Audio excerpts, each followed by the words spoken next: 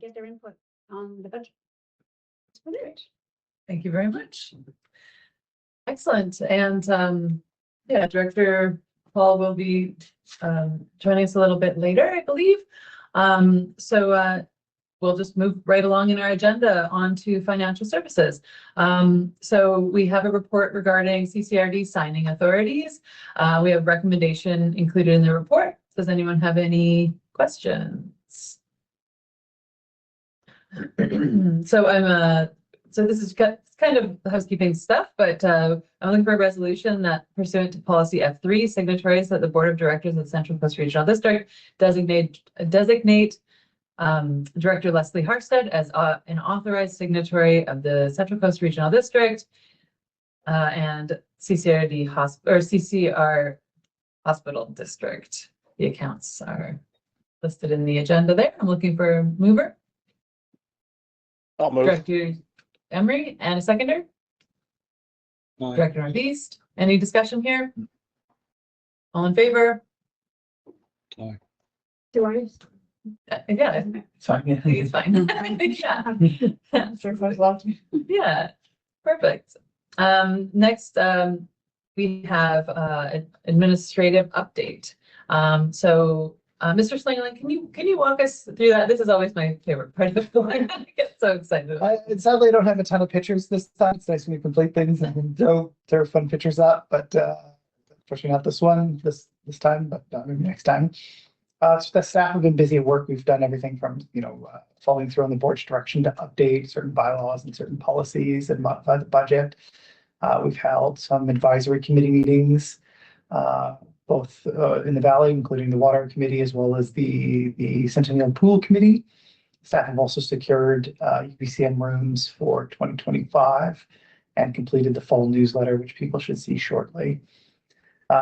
We've gotten some of the work that we've completed is on this agenda, such as some of the some grants, as well as the work plan for the feasibility study for dog control. So that is all there, as well as some analysis on the airport. We've got a water leak that we're currently working on around Brothen Road, so people might see some construction around there. We have followed through on the board's direction and have contracts signed and ready to go for both the pool and the water system. So those projects will be starting soon. We're expecting demolition work to start on the Centennial Pool as early as next week. So people should see construction materials go up and the equipment come into the valley and some work getting done. So all of these things have kind of come to an important juncture, and they're starting. So this is good. As we move into kind of the services, what we have is fortunately the table shifted a bit on my airport data, but as you can see, we've got a bit of a reduction in the monthly flight count. There's some factors there that we can go into on another session. Other than that, throughout the services, people are kind of plugging away and making sure that things are getting repaired and getting ready for the budget season. Emergency management has been busy, same with the fire departments. And we have a new economic development officer who has recently moved to the Valley, and we'll be doing kind of more formal introductions probably at the next meeting. So, that is it. If you have any questions, don't hesitate to reach out. Wonderful. Any questions for Mr. Slingerland on the administrative update? None for All right. me. Okay, great. Thank you very much for that. It's always good to hear what everybody's been up to and to hear that things are moving forward. So next we've got item 8.2. It is an information report from our Deputy Corporate Officer regarding an alternate director appointment being made for Area E. Any questions on that report there? All right, hearing none, we will proceed to 8.3. So next is the dog control feasibility study work program, pardon me. And this is a report from our corporate officer outlining the work plan for the upcoming dog control feasibility study. We have Mr. Malkinson here. Good morning, Mr. Malkinson. Good morning. How's it going? Oh, pretty good so far. How about you? Good. No, doing well. Thanks. Thanks for asking. Perhaps you'd like a quick walkthrough of the work plan, Madam Chair? That would be wonderful. Thank you very much. Perfect. Perfect. So the over the last few weeks, staff have been working with Urban Systems on the design of a work plan for a dog control feasibility assessment within the Bella Coola Valley. Some of the topics that went back and forth, or some of the things that formulated the work plan that was identified, included talking with the Newhawk Nation, discussions with different service providers for maybe some tips and tricks on some common pitfalls for rolling this kind of service out. And we ended up kind of honing in on a scope of work that addressed developing a strategy for getting community input on the scope of dog control services provided, identifying some geographic boundaries for the service area if the board decided that was desirable, discussing a little bit of cost recovery and how that approach might factor into the financial viability of a service once it was implemented, and looking at costing. So looking at would pound services be required, and what would the startup cost be with that? Would dog registration services be required? What would be involved with that? Could there be a collaborative implementation based on the recent dog control bylaw that's been implemented by the Newhawk? And what kind of operators, what kind of operating approach would be cost effective or operationally feasible for the CCRD? And throughout, it was important what we've heard from the Newhawk and different bits of feedback that we've received in the survey that was done a few months back. It offered some encouragement, or some strong encouragement for us to continue those conversations with Newhawk and kind of walk hand in fist with them. So we're we've thankfully had some very willing folks over at Newhawk to keep this conversation going.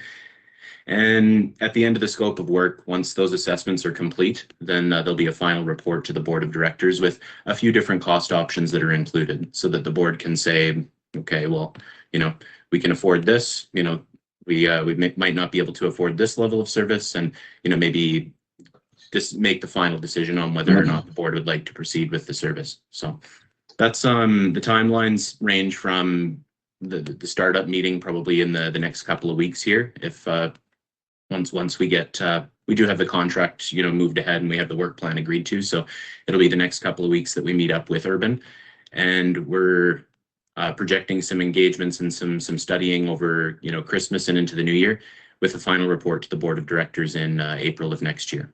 So. Wonderful. Thank you very much. Thanks for running through that with us.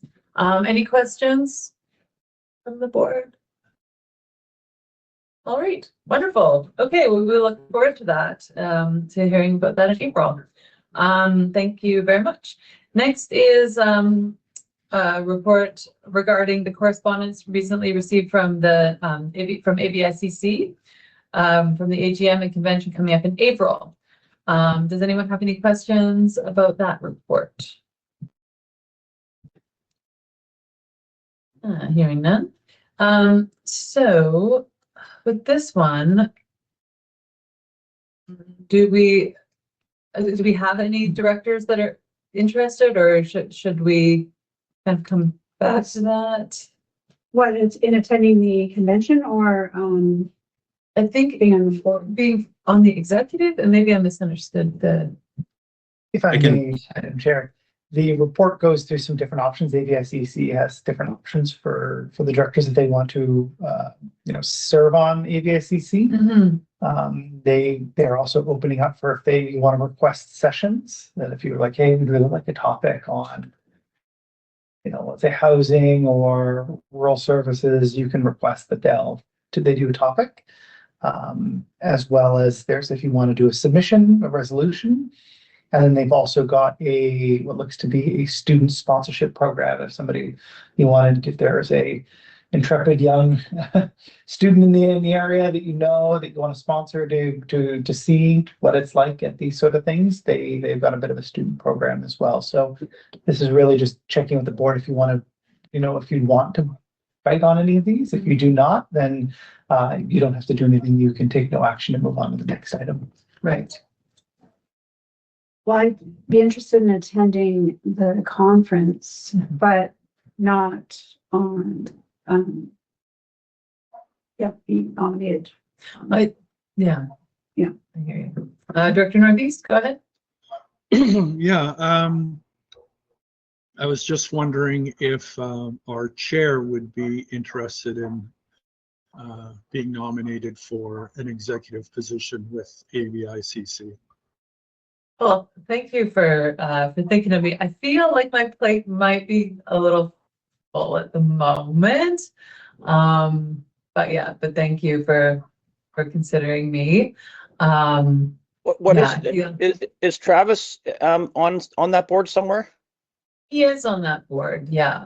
Yeah. I'm not sure if he's looking to run again, to be nominated again. I haven't heard from him in that regard, so I'd be hesitant to nominate him here, but yeah, possibly Director Hall would be interested in running again.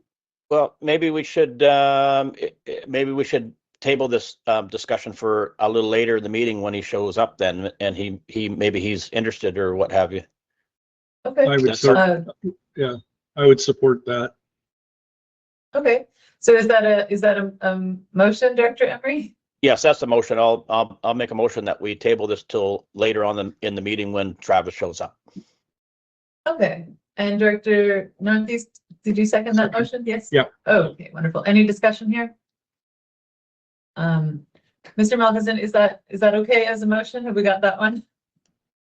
Absolutely, Madam Chair. Yeah, we've got it down. Thank you. Wonderful. All in favor? Aye. Great. Okay, beauty. We will come back to that. Good idea. Okay, so next we have item 8.5. It's a report from our corporate officer with some additional information regarding the local government climate action fund alternatives. Are there any questions about this report? Mr. Malkinson, I might ask you to just quickly run through it. I know we've been through this a little bit, and every time we get a little bit more and a little bit more. And I really appreciate the information that's been provided. And I feel like we're getting narrower here. Thank you, Madam Chair. Yeah, at the last meeting of the board, there was a decision by the board to ask staff to identify, a little bit more additional information with respect to the composting units program and the potential purchase of a hybrid electric vehicle under this program. There's a little bit of supplemental information that's provided in the form of business case during the committee of the whole conversation or the budget conversation. So one of the things that's been identified by identified as a pretty pressing need for the operations department is the purchase or the need for a vehicle to conduct CCRD business, go on repair calls, all of that. It's some of the relationships, or rather the need for the 2002 diesel truck at the airport over the winter months for runway clearing can basically halt or effectively cease some of the operations that Nathan and the ops group there needs to take on. So considering the age of the diesel truck, the necessity or the need for the vehicle is pretty significant, and the staff feel that the purchase of a vehicle that's environmentally effective through this program will minimize the tax implications that might come through trying to finance through taxation or fees and charges, and also offers a environmentally friendly way to fix the gap that operations has found with the 2002 diesel truck. On the composting units, there's you know, an estimate, a couple of scenarios that are included in the report, particularly one with a kitchen composting program and another with an outdoor composting program. And then there's a third, you know, kind of hybrid option where, you know, staff would, you know, identify the purchase of some units to determine what the, you know, demand within the CCRD would be for either unit. And, you know, we move forward on a piecemeal approach from there. And it's from that demand that staff could determine what the, you know, eligibility criteria would be, you know, for instance, if demand exceeded supply, or what the preference would be for either kind of unit, and, you know, the extent to which subsidies would be, you know, required to offset the purchase costs of some of the higher end units versus the lower end units. If the board wants, so there's basically the 911, you know, feasibility study that the board said, hey, you know, let's start moving forward on that. Let's develop a scope of work and see what's possible there. Staff are moving forward on that right now.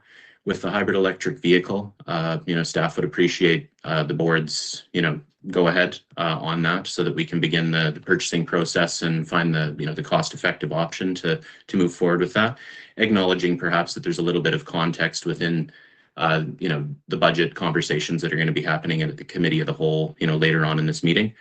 And for the composting units, if the board did have high level notes to give to staff on how that, you know, program should be constructed, you know, certainly we'd appreciate that. If you're still in favor of the program but want us to proceed, we'll move forward developing a scope of work, and we'll basically build it on a, you know, a trial basis, and develop a scope of work based on what interest we get from residents in the region, or across the whole district rather. So that's those are some of the high notes. Happy to take questions. Wonderful. Thank you very much. Questions for our code officer? Well, I guess the only thing about the composting I worry about is that it's going to turn into a bear attractant. Right. So the So indoor you- ones would be better that way, I guess, right? Right. I would have to agree with you on that. If there's something that's breaking it down and as like a bit of an odor protection sort of, might be a good option for rather than the outside ones. Speaking from experience, 'cause my compost just got destroyed the other day. I've had generally everything's been good, but anyways, we had a little issue the other day. But anyways, other questions or comments? Nothing from me. No. And I might be a little late to the discussion with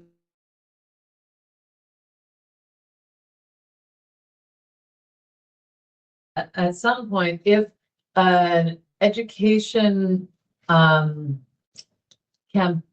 sort of around waste reduction into the landfill would be something that would would qualify under this grant if we did have the funding. I don't know if that's That's an excellent question. That was something that was identified by our operations team. We did offer a whole host of options to the funder to say, you know, hey, would this work? Would this not work? And unfortunately, you know, waste management education campaign, or an education campaign as was pitched, you know, was deemed to not fall within the grant requirements.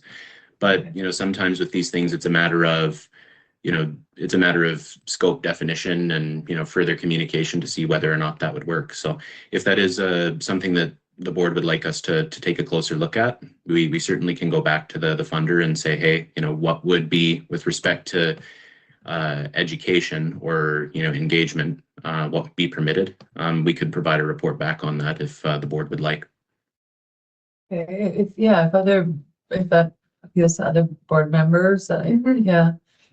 Maybe something along the lines of having a list and description of a few different composters from low to high cost, and just put it out there that if, you know, here's a lump of money that, you know, if somebody's interested, in the CCRD area on a composter that they could pick one, and in the end, if the money's out, the money's out, and just share it between the different areas, the cost. Go ahead. If I may, I mean, I think it depends on what the board is envisioning here. Mhm. If it's something robust where we're having multiple open houses with, materials developed to kind of highlight different things, that would run pretty high, and, absolutely can look at a grant funder. If it's sending out a brochure, developing and sending out a brochure, if you give us enough time, I think we could probably do that without having to, just part of our normal communication run where we're doing a newsletter. Right. That's being developed. And then as that's being developed in the next newsletter, we could kind of get a supplemental brochure done up as well. That could be distributed. Yeah. And the cost on that, if it's just an in-house exercise, wouldn't be exorbitant and wouldn't necessarily necessitate a chunk of grant funding. We could kind of work that into our normal run sort of thing. And then it depends on when you want to release. If you opt on that, then it's when you want to release it. Do you want to release it in conjunction with this program when it goes live? Right. So that it ties in of like how these things help. Yeah. Yeah. Yeah. I like that. That sounds good. I had a question. What's the total amount of this grant? Total amount was $187,474. Okay. But right now the ask is for 137,474, the funds. At the October 10th meeting, there was a $50,000 allocation towards the 911 feasibility. So Right. that brought the total down to 137. Thank you. Okay, so we have a recommended resolution here that the board of directors allocate $137,474 of the remaining funds from the local government climate action program towards the following initiatives: the hybrid electric vehicle for operations and the composting unit program for residents. And I guess we could look at that second one separately. Yeah. Okay. So we have the first recommended motion. If we are ready to put that forward, I'm ready to make that motion. Director Northeast Yep. moves, and a seconder. Seconded by Director Emery. Any further discussion? All in favor? Aye. Great. So the next piece there is that the board of directors, the CCRD, direct staff to prepare a scope of work for a composting unit program for residents, subject. Oh, we could put our conditions in that resolution if we'd like. Sure.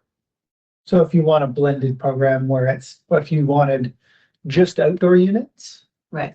then you could say we only want to focus on outdoor units and that they'd be free to residents. If you want to have countertop units, then you could say we want a countertop unit or a blend of both. Mm-hmm. If you envision, a fee for some of the countertop units, as they can be quite expensive, just as a bit of a recoup, just as they don't get all souped up, you can put those conditions in. It gives you a bit of how you want to see this program kind of holding.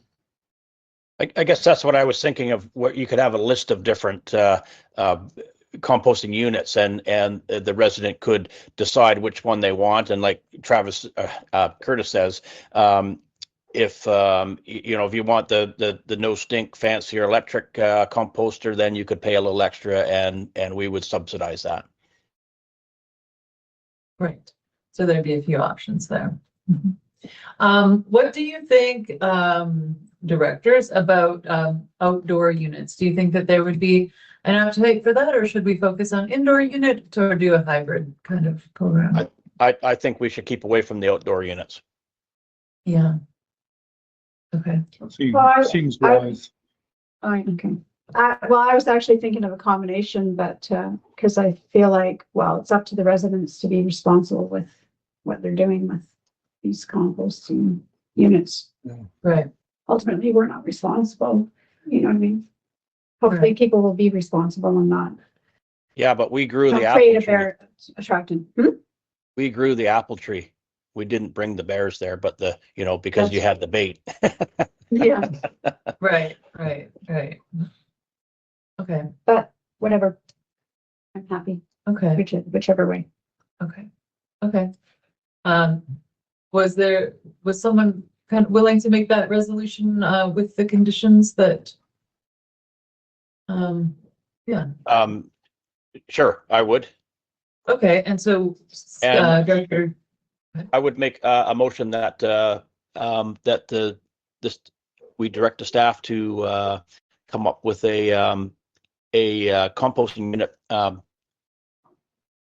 program with indoor units, indoor Okay. composting units. okay.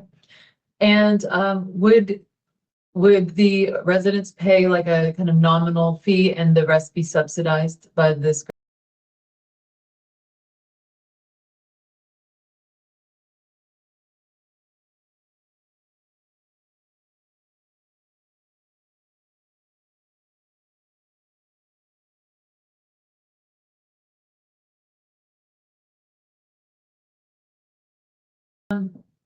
Good for a resolution?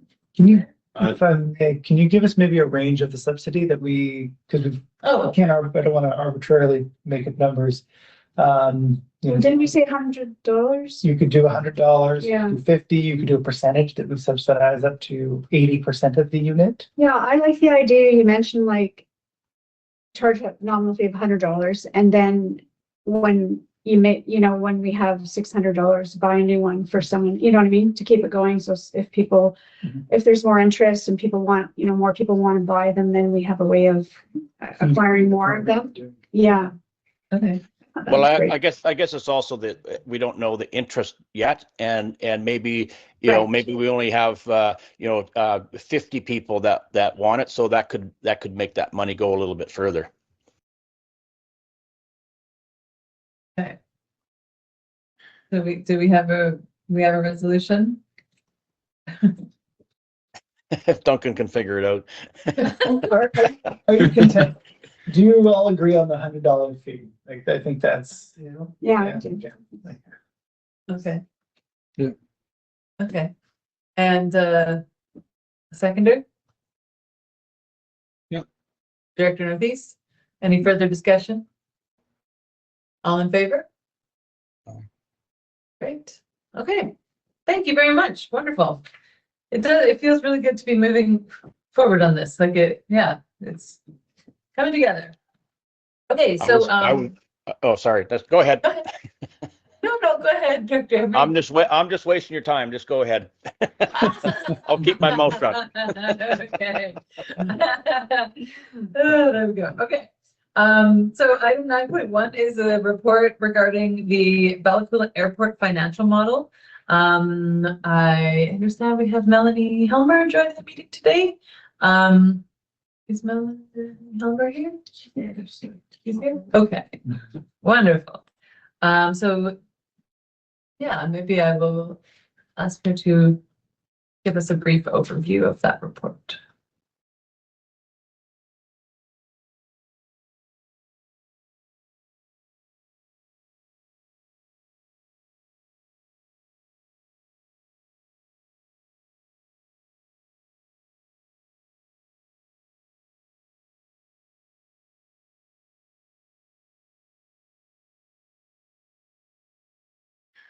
Apologies, Madam Chair. Melanie's just messaged me. She's unfortunately having a difficult time unmuting. I've So, been able to unmute now. oh, there we go. Oh, great. Unlocked it for me, so that's perfect. Wonderful. Good morning. Thank you for joining us. Good morning. Thank you for having me join you, Chair. So And do thank you you for want, this report. oh, you're most welcome. Would you like me to walk through it or just respond to questions? I will ask the board what we think. Would we like a Walk a through. little walkthrough? Yeah, if you could just give us a brief walkthrough, that would be wonderful. Yeah, for sure. So I'm going to skip most of the background other than the fact that it was raised at the October board meeting that there is a deficit at year end. And that's an estimated deficit. It, of course, won't be finalized until year end is final. but that has to be addressed. At that meeting, the board did direct that the fees and charges be increased by 10% and that the balance of funding come from property taxation to address that deficit. So this report does look at that, but it looks at some other longer ranging things that look at the financial viability of the airport to improve that. So we're going to look at fees and charges, taxation, and also the capital side. So for fees and charges, the amounts that the board's directed has been actioned, and that's on a separate report on this board agenda for the board's consideration. And there was, as part of the benchmarking of other regional airports, there's a table, which is table 1, and it shows you what other airports charge for airline arriving fees, departing fees, and also for the passenger arriving and departing fees. And you can see that Bella Coola is lower than the average. My apologies, the 1290 was based on doing a 2023 comparison of rates, and the most recent fees and charges bylaw for the airport was actually 1445 and not 1290. So that brings us to 2890 combined return fee, which is still below the average. So that part is good, at least.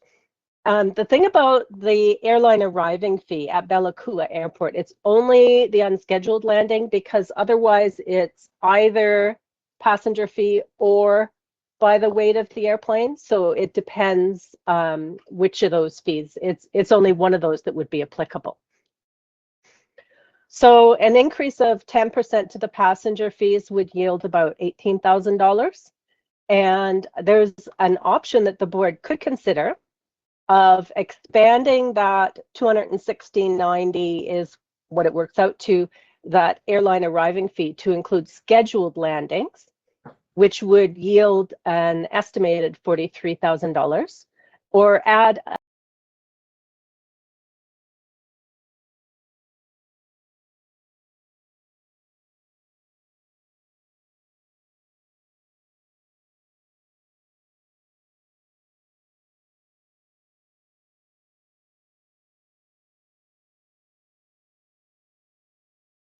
there is a service establishment bylaw, which based on current assessment values provides $218,000 available, and the board has directed that taxation be set for 2025 at an amount to cover the balance outstanding from the fees and charges, which is what's currently estimated in here, and that number could be it's 28,500 currently, but that number could be, as I was saying before, subject to change depending on where the year-end numbers land. There were a number of airports who were able to provide taxation information. The municipal airports, of course, have different financing models than the regional districts. So they just run it through general taxation. They don't have to have every single service balance the way the regional districts do. So not all of the airports were able to provide it. But you can see that other than Smithers, the airports are charging a fee of taxation to their property owners, and they range from $5,000 to Northern Rockies being the highest. So there's quite a range there. And then included is a breakdown of the 28,500 as to how that would roll out across the 3 electoral areas that are impacted. For capital improvements, the Bella Coola Airport Master Plan, there was a link provided for you there that recommends that $145,500 be put aside each year. And that has been actually more like $5,000 for the past 4 years. And none of the years have come anywhere close to the recommended contributions. The airport is, of course, a huge asset for the Central Coast Regional District, an important means of access and egress. So finding a way to keep it renewed and make those investments is quite important. So there's 2 things here. The first, and Ms. Buen brought this up again on the October board meeting, is that there's a grant opportunity that could be accessed if the grant is approved. to help with the runway improvements, which are a strategic priority for yourselves. And there was a estimated $75,000 cost for the upfront cost of engineering and application. That could be slightly higher now because that was in 2022 dollars.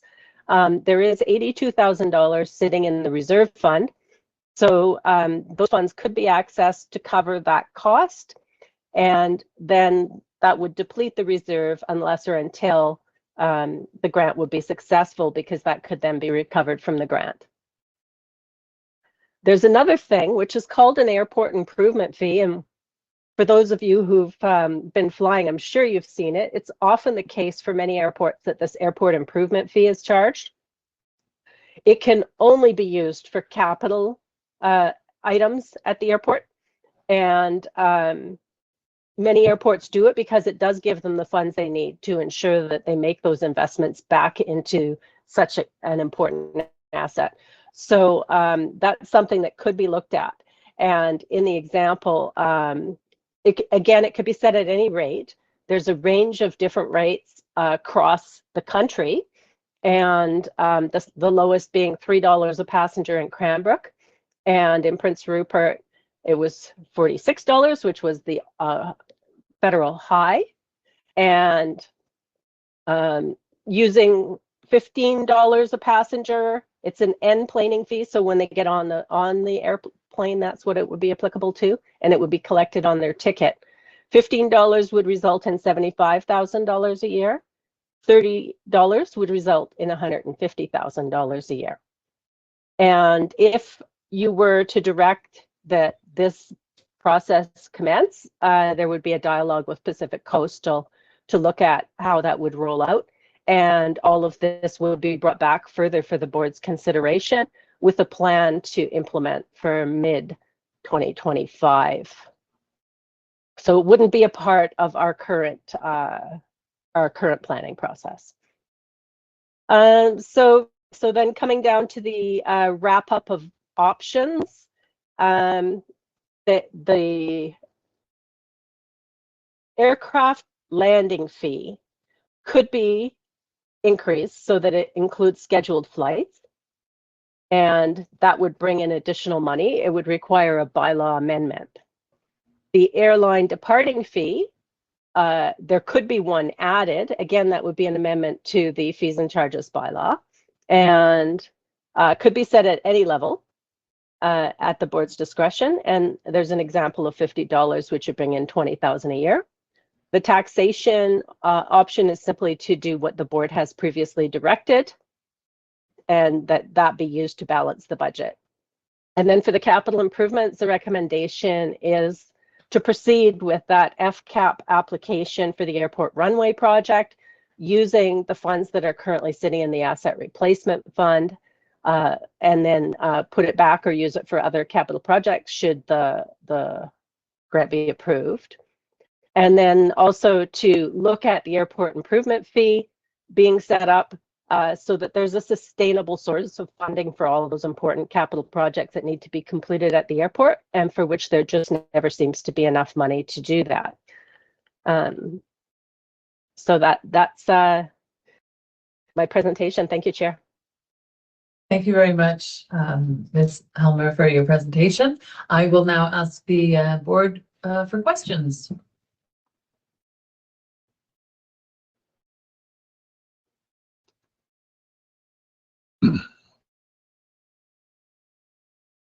If there are no questions, we do have some recommended resolutions based on the report and board direction.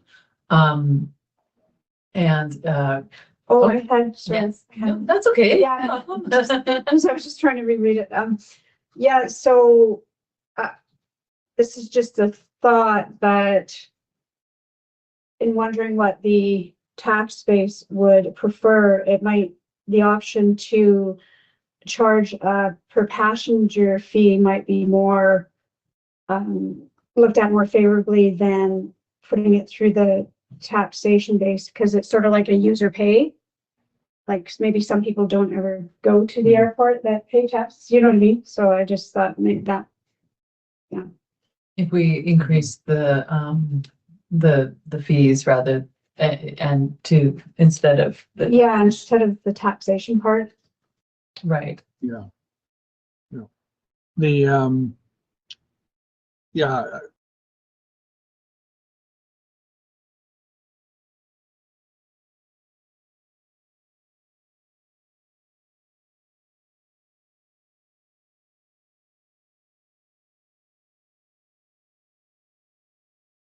puts a little bit more bite on the company, the companies that profit from, and I don't mean that in a negative way, profit by landing and taking off from here. So I would support increases in fees to them. And I would also support a small user-based airport improvement. The only downside of that is some people will ask, well, what are your plans for airport improvement? And I say, if we're prepared to have that discussion or have something already on the books that says, well, this is our goal, these are what we want to do, I would support that. I'm standing, I visit a lot of little airports in my career, and there is definitely a link between capital improvement and increased revenue. And when there's increased revenue, then we all benefit. And so that's my say on it. Go ahead. And for fees and charges, you have option 1 or option 2, but could we exercise both options? Like have a landing fee increase through bylaw and departing fee? Through the chair, yes, you could definitely do both of those options, that it's an and or rather than just an or. You can choose one of them, both of them, or none of them. Okay. The one thing I would draw to the board's attention is that this is the last board meeting of the year. So in terms of having a bylaw adopted for the change to fees and charges and determining the taxes and that applicable, it's the last kick at the can, so to speak, today. And there is another report on the agenda today for the board's consideration to change in fees and charges. So that's the reason why in the general comments, it's recommended that these other matters, which would provide sustainability more into the future, would be looked at for mid-2025. And I see Ms. Bien has her hand up. Thank you, Chair. Thank you. Go ahead, Ms. Bien. Thank you, Madam Chair. I just wanted to add a little bit here as well, that this is raising charges potentially could affect one of our main airlines, Pacific Coast Airlines. So without any discussion with them, there's a risk that they might change their business plan or schedule with us. That would put us a unstable situation again, that we wouldn't have any stable guarantee. Fees and charges, like again, I wanted to emphasize the fees and charges is based on traffic. So if any decision that impact their traffic volume, we'll not be able to recover deficit again. So that's something that I want the board to take into consideration. And also, as Melanie mentioned, that our analysis is based on the information that we're going to implement the change as of January 1st. If the board defer this decision, we have to come back in January, and that would potentially impact on the more increase in rates and charges because we're the delay on implementation of the new rates. May just elaborate a bit on their build out of what Ms. Bune has said is, you know, if you go back to the admin report, you'll see the flights and how they decreased. Mm-hmm. So when we rely strictly and only on without some sort of tax base, which is reliable and acts as a kind of a foundation, we can have situations, you know, similar to what we saw with COVID, where the there's a delay or disruption and there's no revenue coming in and we can't pay our bills, and it can have some impact. Yeah. So a mild foundation tax base. Like, we're not proposing that Ms. Hamer and Ms. Peter are not proposing anything, exorbitant by any stretch. At least provides a bit of a cushion as we navigate these rates and charges. So it's kind of, Yeah, because you had some numbers there about $20 a year for, yeah. it is in the report of $20 a household Yeah. in the service area. And that provides that stability. And then all the rates and charges get the budget in a good place, plus an airport improvement fee means that we're about halfway to where we need to go with getting that reserve account built up in such a way that we protect what really is the CCRD's largest and most important asset that affects everything from tourism to medical appointments to all the things that you know so well.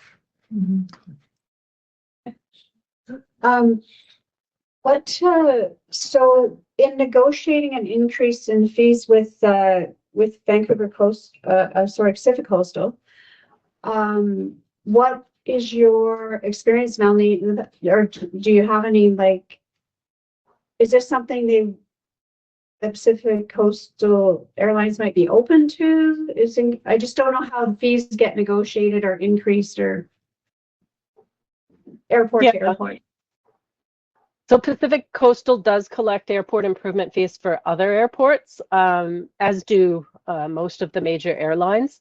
And it's really a question of having a dialogue. I think that the CCRD wants to continue to have a collaborative relationship with Pacific Coastal rather than telling them that something is fait accompli.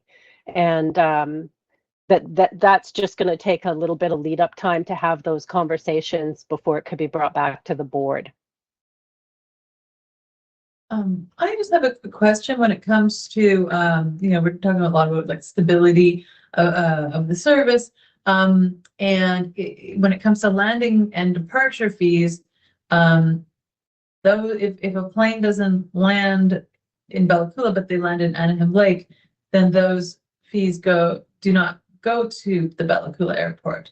However, if someone pays a airport improvement fee on their ticket or those fees on the airport improvement fee, would it come to the Bella Coola airport regardless of whether that passenger landed in Bella Coola? Thank you, Chair. So the airport improvement fee is for people getting onto the plane. So anybody that gets onto an airplane in Bella Coola Airport would pay that fee. It doesn't look at who gets off of the planes, only who gets on. Okay. What if they're getting on? Okay. So when it comes to planes being diverted due to weather to Anaheim Lake, with that, and they do not board the plane in Bella Coola, but that fee has been collected with the ticket. Oh, I see. Then does that make sense? Does the money still go to the Bella Coola airport, even if they don't get on the plane there? At that point, the ticket's already been paid for and the fees are being collected. So if they bus, to answer your question, Madam Chair, if they've already paid that when they bought the ticket. Right. So it'll be something that I imagine we'll still be collecting, because it wouldn't be something separate where they buy the ticket and pay the fee separately. It would be built into the ticket at the time of purchase. That would be included. Okay. That's how we would try to work with Pacific Coastal to get that in. Okay. Yeah. Or else it would be given to the Anaheim Lake Airport. Right. Which, is Because if you're landing there instead of landing in Bella Coola, well, then obviously they would want a fee of some sort. go ahead. It sounds like we only get the money from the airline if they end up landing in Bella Coola, for example, from Vancouver, but not if they end up diverting. But is that shouldn't the negotiation be based on the plan to let, you're scheduled to land in Bella Coola?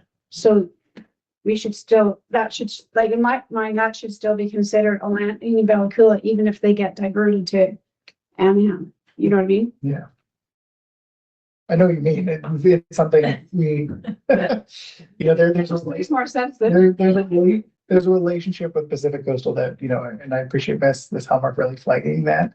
We want a collaborative relationship because that's how these Yes. things roll out in a really smooth fashion and as intended. So giving space for that dialogue so that we can kind of find a system that works for them as well as works for us. That leads to a really good, smooth relationship with fees that are predictable is really kind of the big part. Okay. Another question. Yeah, so are we under pressure to get this all figured out at this meeting? Like okay, so because the downside is if we don't, what? We were basing the financial calculation on a certain timeline. Oh, I see. So that if we don't call, so these fees are spread out to kind of create a balance for next year. So if it gets punted and then the board addresses it in January, then implementation isn't happening until around March. So we need more money to cover that stretch. So the fees would need to be adjusted. But there is a pressure to at least do the recommendations. The board is knowing that, you know, if they want to revisit this or make further changes, can direct those. And what we can do is include those in our dialogue for future implementation, whether that be next year or mid-year or something along those lines. Okay, thank you. Great. Okay, any other questions? We have a recommended resolution. It's quite lengthy. It is before you. Are we ready to make that resolution? I know we did discuss the taxation piece, and that is a like stable funding. And I believe that was that a motion in our last budget meeting or last meeting with the budget presentation? Yeah. Okay. And will it come up again later in our budget presentation today, or this is kind of the finalizing?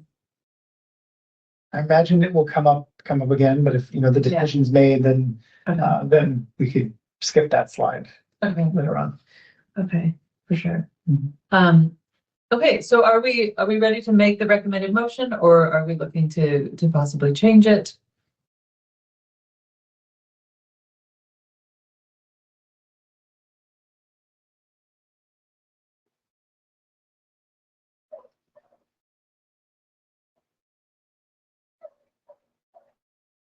Good to know. Okay. Thank you. Yeah. I have it moved by Director Harsted, and I'm looking for a seconded by Director Northeast. Any further discussion? All in favor? Aye. My apologies, Madam Chair. Oh. Which items were moved there? I must have had a blip. Oh, no, that's okay. We just moved the recommended resolution there on the airport, Bellacula Airport. And Madam Chair, did you do the did you do all of the provisions included in the resolution or the recommendation? Like the Yes. Would you do the and? We did all of it. Okay. Thank you. Sorry.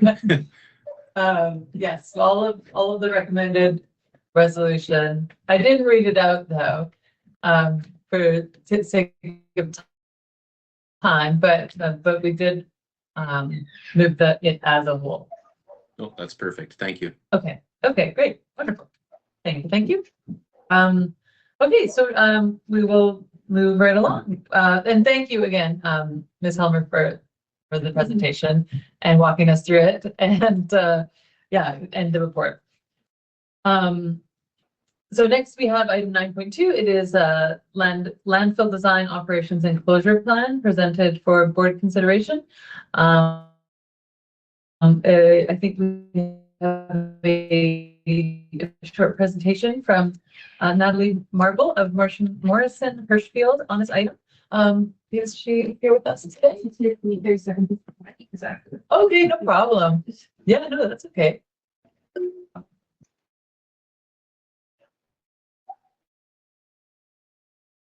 Good morning, everyone. Oh, good morning. Thank you for joining us today. Thank you. Yes, we are now actually Stantec. Morrison Hirschfield was acquired by Stantec earlier this year, but we are fully transitioning in January. So you'll see we still got MH on our presentation here, but as of January, we'll be fully Stantec. Okay, great. I will share my screen here.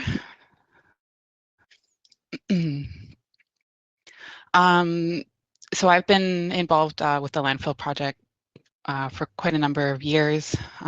Probably visited the site, I think it was back in maybe even 2017. And we've supported the CCRD on a number of different smaller projects for the landfill. The design and operations plan is a requirement of the Ministry of Environment and Climate Change, and supports the near term, the current operations of the landfill, as well as planning for future operations and ultimate closure for the site.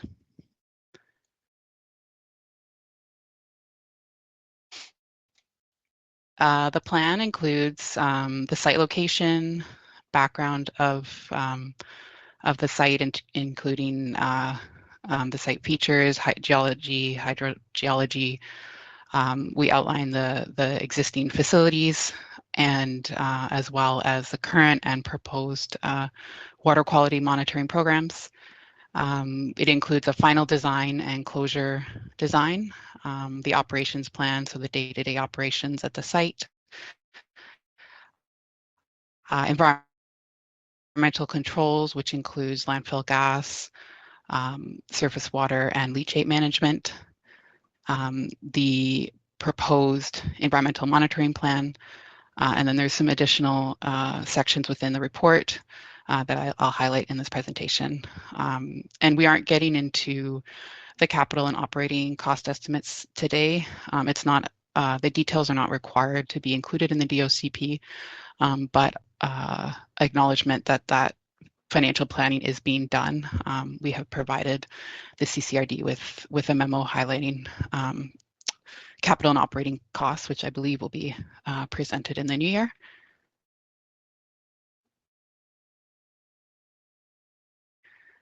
So as I'm sure as many of you know, the Thorson Creek landfill is located adjacent to Thorson Creek. Also, I believe is called New Hawk Creek. The landfill is shown here on the right. The current footprint of waste is outlined in the red dashed line here. The cover, daily cover material is being excavated from a future borrow area right adjacent to the landfill. And there's also a transfer station for public use and commercial use. So we don't have customers driving straight into the landfill.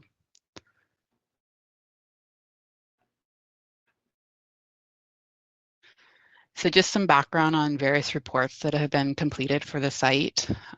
There is a hydrogeological and geotechnical study done back in 1993. Many of the findings there are still valid. The first solid waste management plan for CCRD was completed in 1996, and a permit issued by the province in 2004. The permit was then updated to an operational certificate in 2006, which is currently still in use. I did want to note that there has been a draft updated operational certificate that's been issued, but it hasn't been finalized. In 2017, we, as Morrison Hirschfield, supported on the CCRD's solid waste management plan prepared by Carrie McIver and Associates. So that's when I visited the landfill. We provided a review of the landfill operations that then informed the solid waste management plan development. We also provided a landfill conformance review, a lifespan analysis, options analysis for the landfill, and a liability assessment in 2020.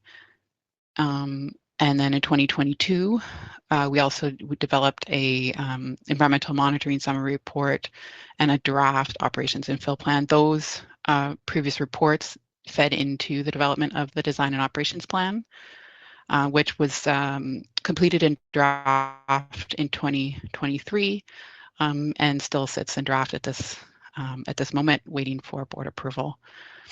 And then in 2024, we also completed asset retirement obligations, which is related to the landfill liability for the CCRD.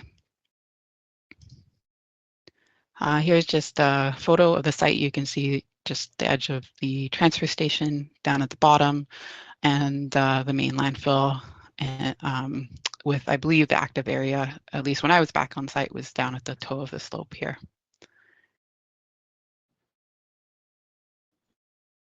So yeah, it looks like based on the site features we have included in the DOCP, the active areas continues to be at the toe of the slope. There, I understand, are still 2 active phases. One were for construction and demolition waste, and the other for residential and municipal solid waste. There are also septic disposal pits on site. And then some other features include the borrow area, which I mentioned previously, and some materials like tires are being stockpiled on the crest of the landfill.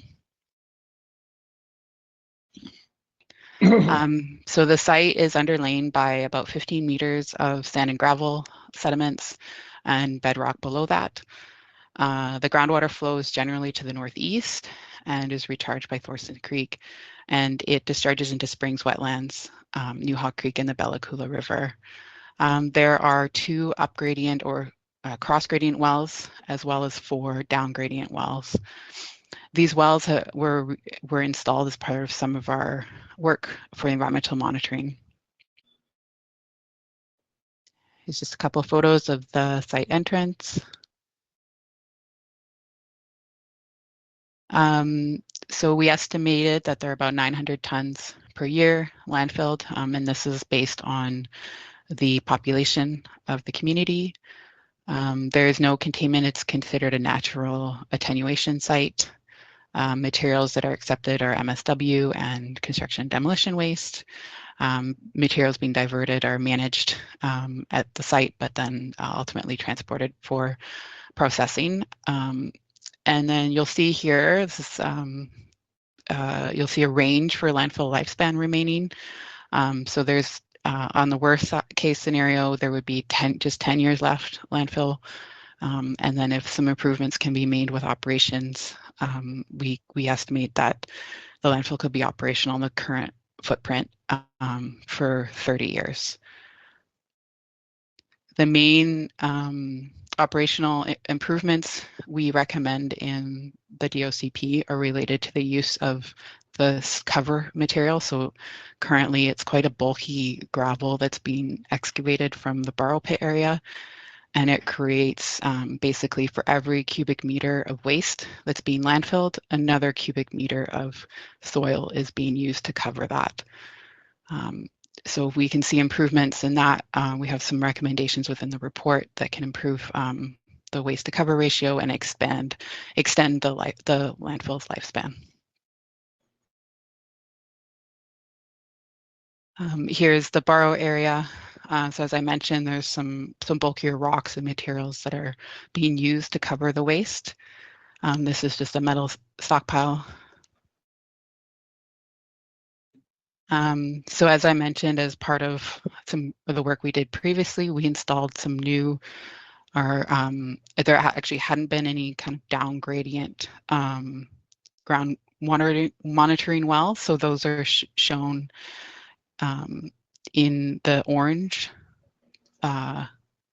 These are the new monitoring wells that were installed, and the yellow were the existing. So this is a water well right by basically at the end of the landfill, up gradient of the groundwater, and this is I believe it's a water supply well that's being used at the transfer station. We wouldn't expect to see any landfill impacts at either of these wells, and we would look to see any impacts from the landfill at both the the new groundwater monitoring wells that are down gradient, as well as at some of the surface water locations down gradient of the landfill. And we completed one round of sampling. As part of the operational certificate, there's a requirement to complete water quality monitoring twice a year. And this is reflected in the design operations plan as well.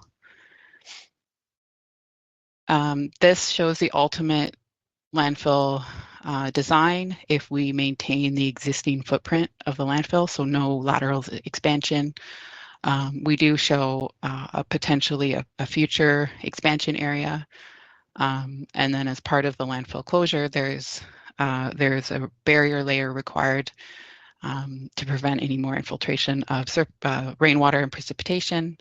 And under that barrier layer, there would be a landfill gas collection or venting layer with some perforated piping.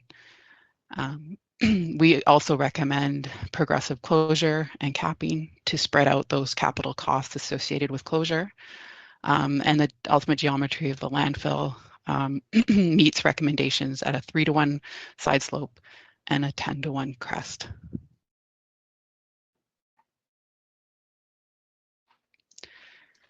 Here's just a couple photos of the municipal solid waste active area. I can't recall exactly when these photos were taken, but you can also see some of the larger materials that are being used for the cover. And this slide just summarizes the current operations plan. I understand that the tipping fees were adjusted in April 2023 through bylaw 523. I've just summarized a few bullet points here on the current tipping fees, and these are paid on a per volume basis as there is no scale at the site.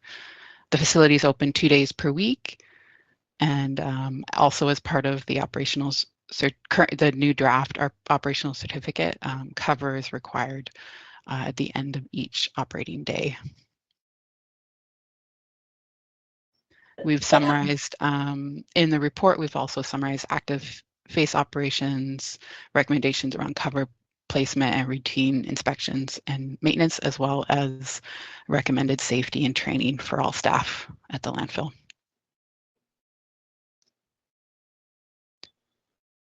Here's just a couple photos of some of the C&D waste. And then, as I mentioned, there are some environmental controls that are summarized in the report. The surface water management plan, there's no significant drainage issues at site currently. The goal is to direct any surface water away from the active face. And once the landfill is closed, there will be ditches along the landfill's toe and crest, and potentially a sedimentation pond if required. The landfill gas management plan, it's not currently being monitored. It's assumed to be relatively low given your annual tonnages going to the landfill. And we do recommend that once the landfill is closed, that there is some monitoring done for the first 3 years after the landfill closure, and that the on-site enclosed building should have a methane gas sensor. Contaminating lifespan, we estimate as 50 years after final closure.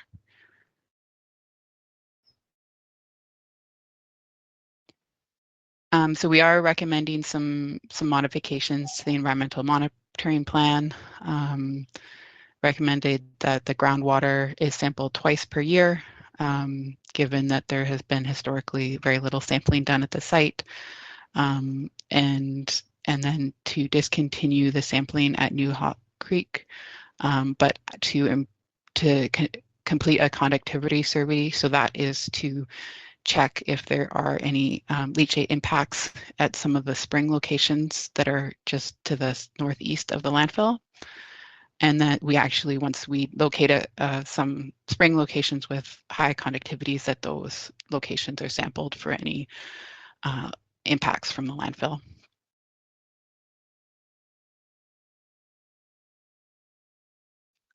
Here's a couple of the pieces of equipment that are used to operate the landfill. Um, and then just to summarize, there are some additional sections within the DOCP. There's a fire safety and emergency response plan, the contingency plan, if something were to happen where material could no longer be landfilled at the Thorson Creek landfill, that collected waste would be sent to the Caribou Regional District's landfill.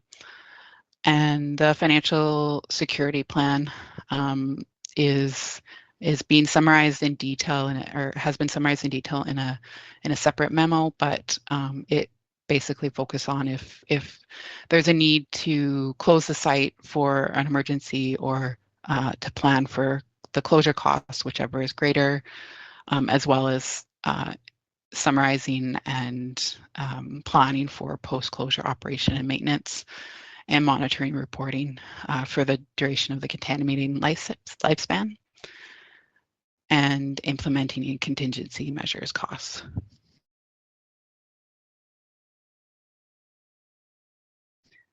So as I mentioned, there's a few recommendations that we have within the DOCP. We do recommend that one active face is used at the landfill instead of two. A scale, understanding that there are costs associated with a scale, but at least more detailed records of materials entering the landfill. And then, as I mentioned previously, the lifespan of the existing site is quite dependent on the amount of soil that's being used to cover the waste on a daily basis. So if there can be some improvements with that, we can extend the landfill lifespan significantly. And one of our recommendations is to look at an alternative daily cover. So that could be a geosynthetic cover or a steel plate cover that's placed on the waste at the end of each operating day and then removed at the start of the next operating day.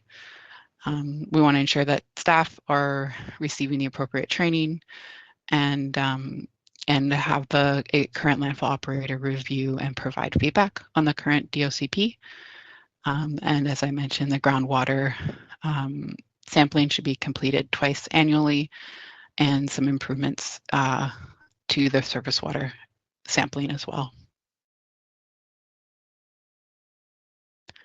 And that's it for my presentation. Happy to answer any questions. Great, thank you very much for your presentation. It's a lot of information there, and I'm going to open it up for the board for questions. I have a question. Go ahead. In your options and implications for option 2, it says the landfill will not be in compliance with the operational certificate 4223. What would happen if we weren't in compliance?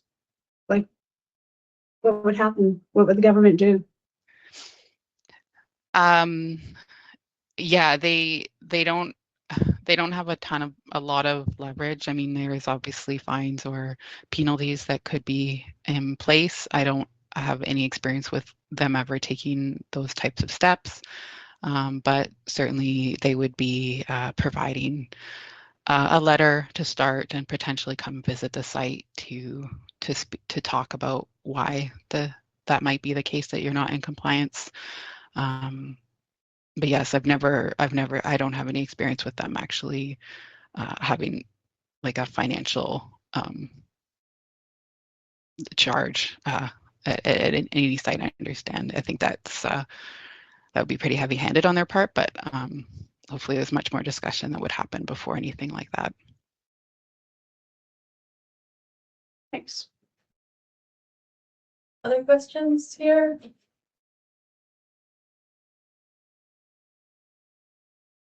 So we have a recommended motion that the Board of Directors of CCRD adopt the Thorson Creek Landfill Design Operations and Closure Plan, and that the board direct staff to submit the design, operations, and closure plan to the province as required to maintain the center.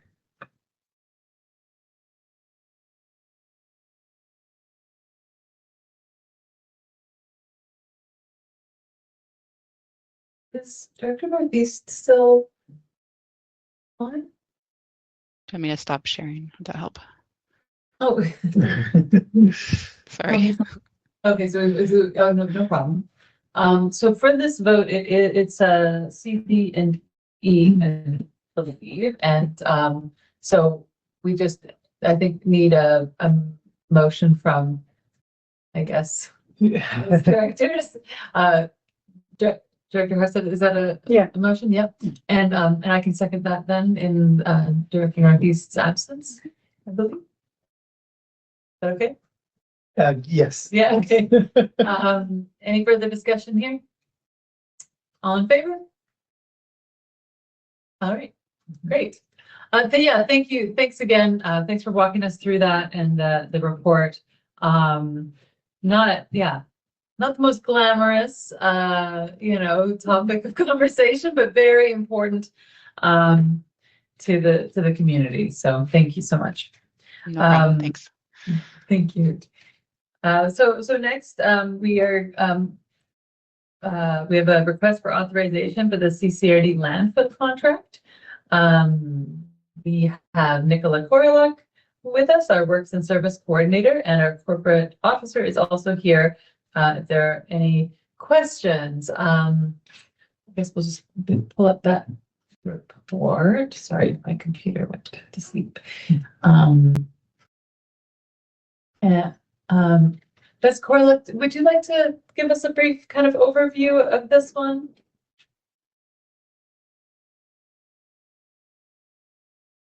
I can do so. Thank you. Good morning. Yeah. So essentially and I will refer to Mr. Mackinson to help with the legal aspect of it. But the recommendation that we're putting forward is that we renew the current landfill operators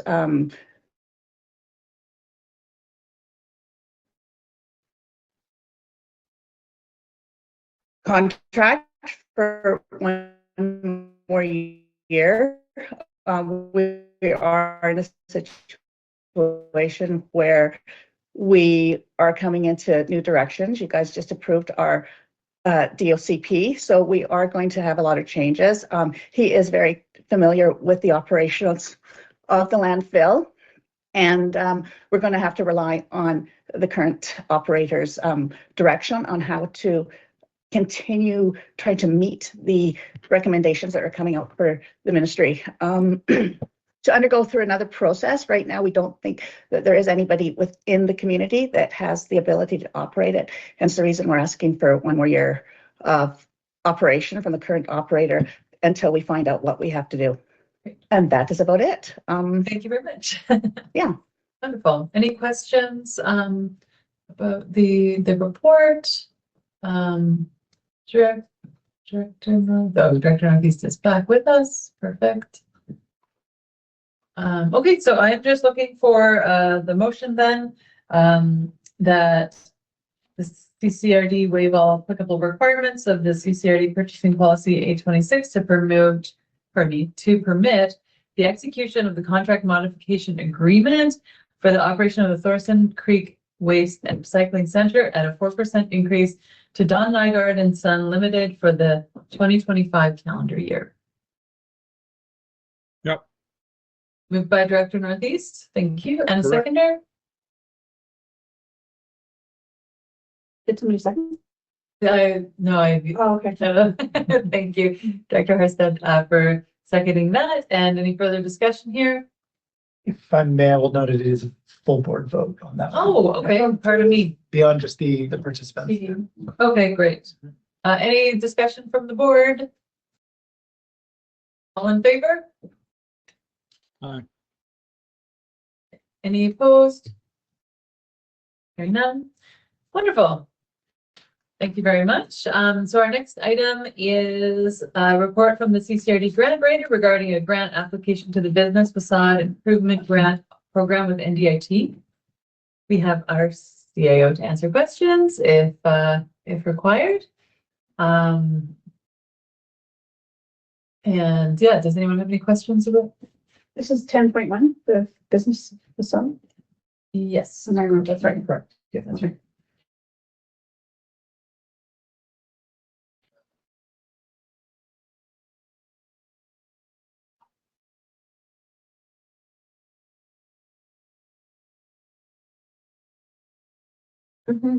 Yeah. That, yep. So that's great. our recommended resolution here is that the Board of Directors support the application to the NDIT for a grant of up to 20,000 for the Business Facade Improvement Grant, and that on successful receipt of the grant funding, that staff be authorized to execute the agreement and administer the program. So All moved. right. Moved by Director Northeast, seconded by Director Harstead. Any further discussion there? All in favor? Great. Any opposed? Hearing none. Wonderful. So that brings us up to 10.2. It's regarding the report regarding interim housing needs report for the CCRD. So this was drafted by Mr. Sutherland in collaboration with Urban Systems. We have Alison Rustan from Urban Systems joining the meeting. If we have any questions about the report. Thank you for joining us today, Alison.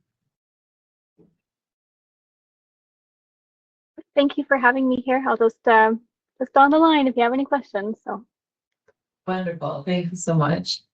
Do we have any questions about the housing needs report? Alice, maybe you could just give a brief overview of the findings.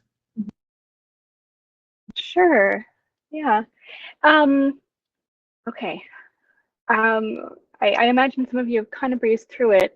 It's going to look very different from the previous housing needs assessment, completely different methodology. And also important to point out, this is an interim housing needs report. So the requirements are quite slim. They required 3 things, which is a statement on transportation and housing, a statement on what's been done since the previous one, and a and the housing needs assessment, essentially, which is the calculations. And it's quite a strict methodology this time around, and it's quite optimistic. So you might be blown away compared to the last time when I think the projections called for maybe 10 homes, just because of the historical growth. This time there's a lot of different components there, which you can see in the housing needs portion. It includes extreme core housing needs, which I think are very low in the CCRD. Homelessness, which is also quite low. And also kind of a buffer to kind of make the market more flexible. This is a lot of demographic kind of stuff here in the beginning, just to provide a bit of context, but maybe we could just breeze down to section 4. Okay, section 4 anyway. Yeah, there we go. So yeah, so the components are essentially the extreme core housing needs. Thank you. Yeah, the homelessness, suppressed households. That was kind of an interesting one.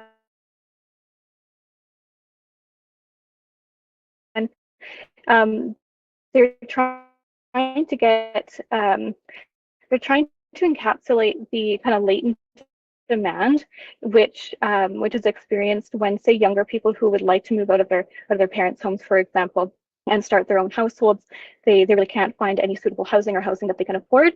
It can also happen to older people, or really anybody who's just struggling to get into or back into the housing market, even into a rental. So, and then the key of it, or the crux of the housing projections, is the anticipated household growth.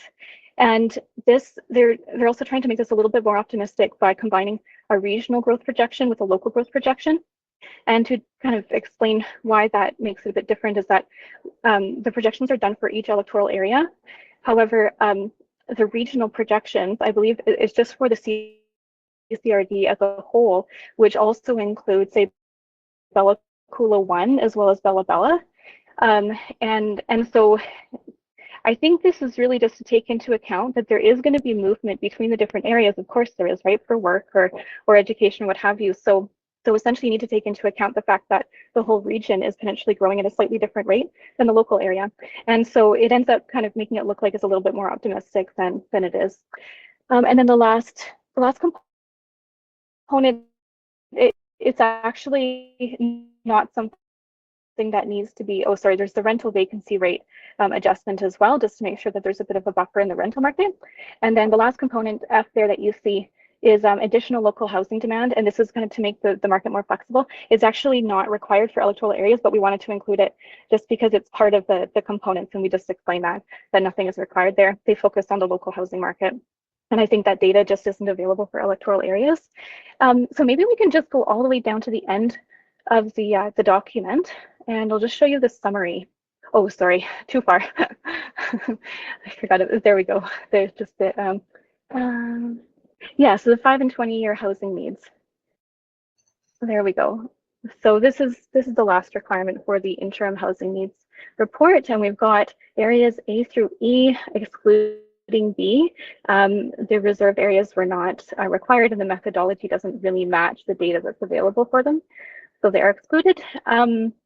However, as I've said, it is kind of taken into account in the overall growth. So essentially, we've got the 5-year and the 20-year mapped out for each one.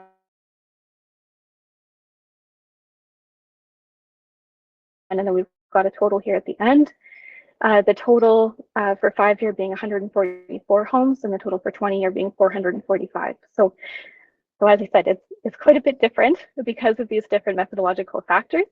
And I think in a way it's optimistic, and although it does need to be taken into account when you do your OCP and zoning bylaw update, although I know that that's in progress as well. So I'm not exactly sure how this is all kind of putting together, but Chris Rumpel would know better than I am. I know, but essentially the purpose of it is that they just really want to make sure that that every jurisdiction is thinking in terms of probably the maximum housing scenario, thinking about, you know, where can density go, and which they're trying to push around kind of transportation hubs and that kind of thing. So that's basically how that worked, and those are the numbers that we got. So any questions? Questions from the board?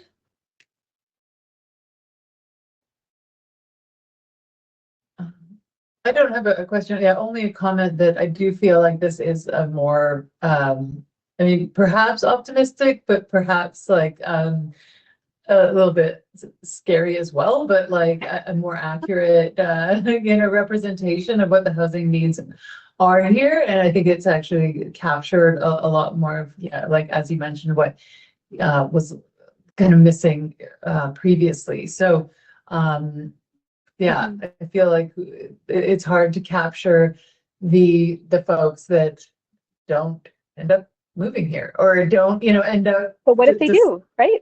Right? Yeah. Yeah. That's right. Yeah, exactly. And so yeah, while it might be optimistic, I think they are including some really important factors for sure. Oh, one thing to mention about the people experiencing homelessness is that I think because there wasn't really information available for CCRD, they actually combined CCRD with Mount Waddington. And Mount Waddington, of course, has quite a few more urban areas. And so I believe most of the homelessness count was actually from that regional district, but just the way that they did those calculations, then they just do kind of a proportional distribution of, and kind of make estimates based on how many people are in, say, electoral A or electoral C. So, so that's new too, but it didn't really result in very, very many homes needed. So. Yeah, thank you very much. Other questions or comments from the board?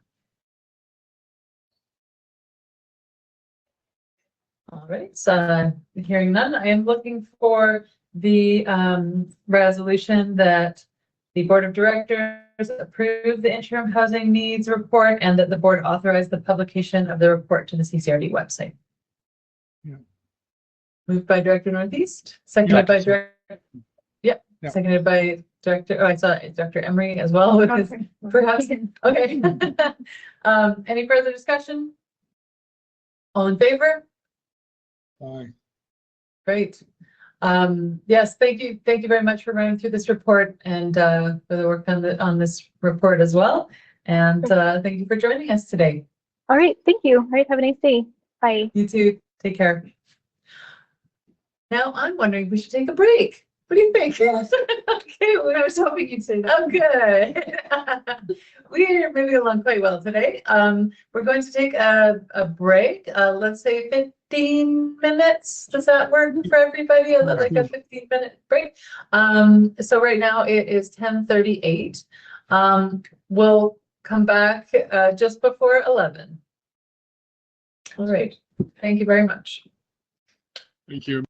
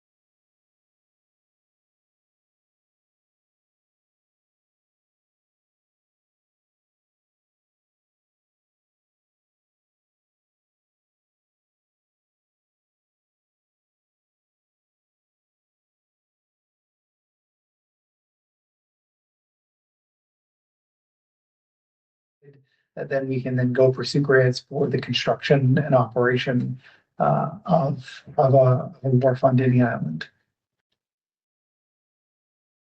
Yes, it says 20% must be provided by the applicant.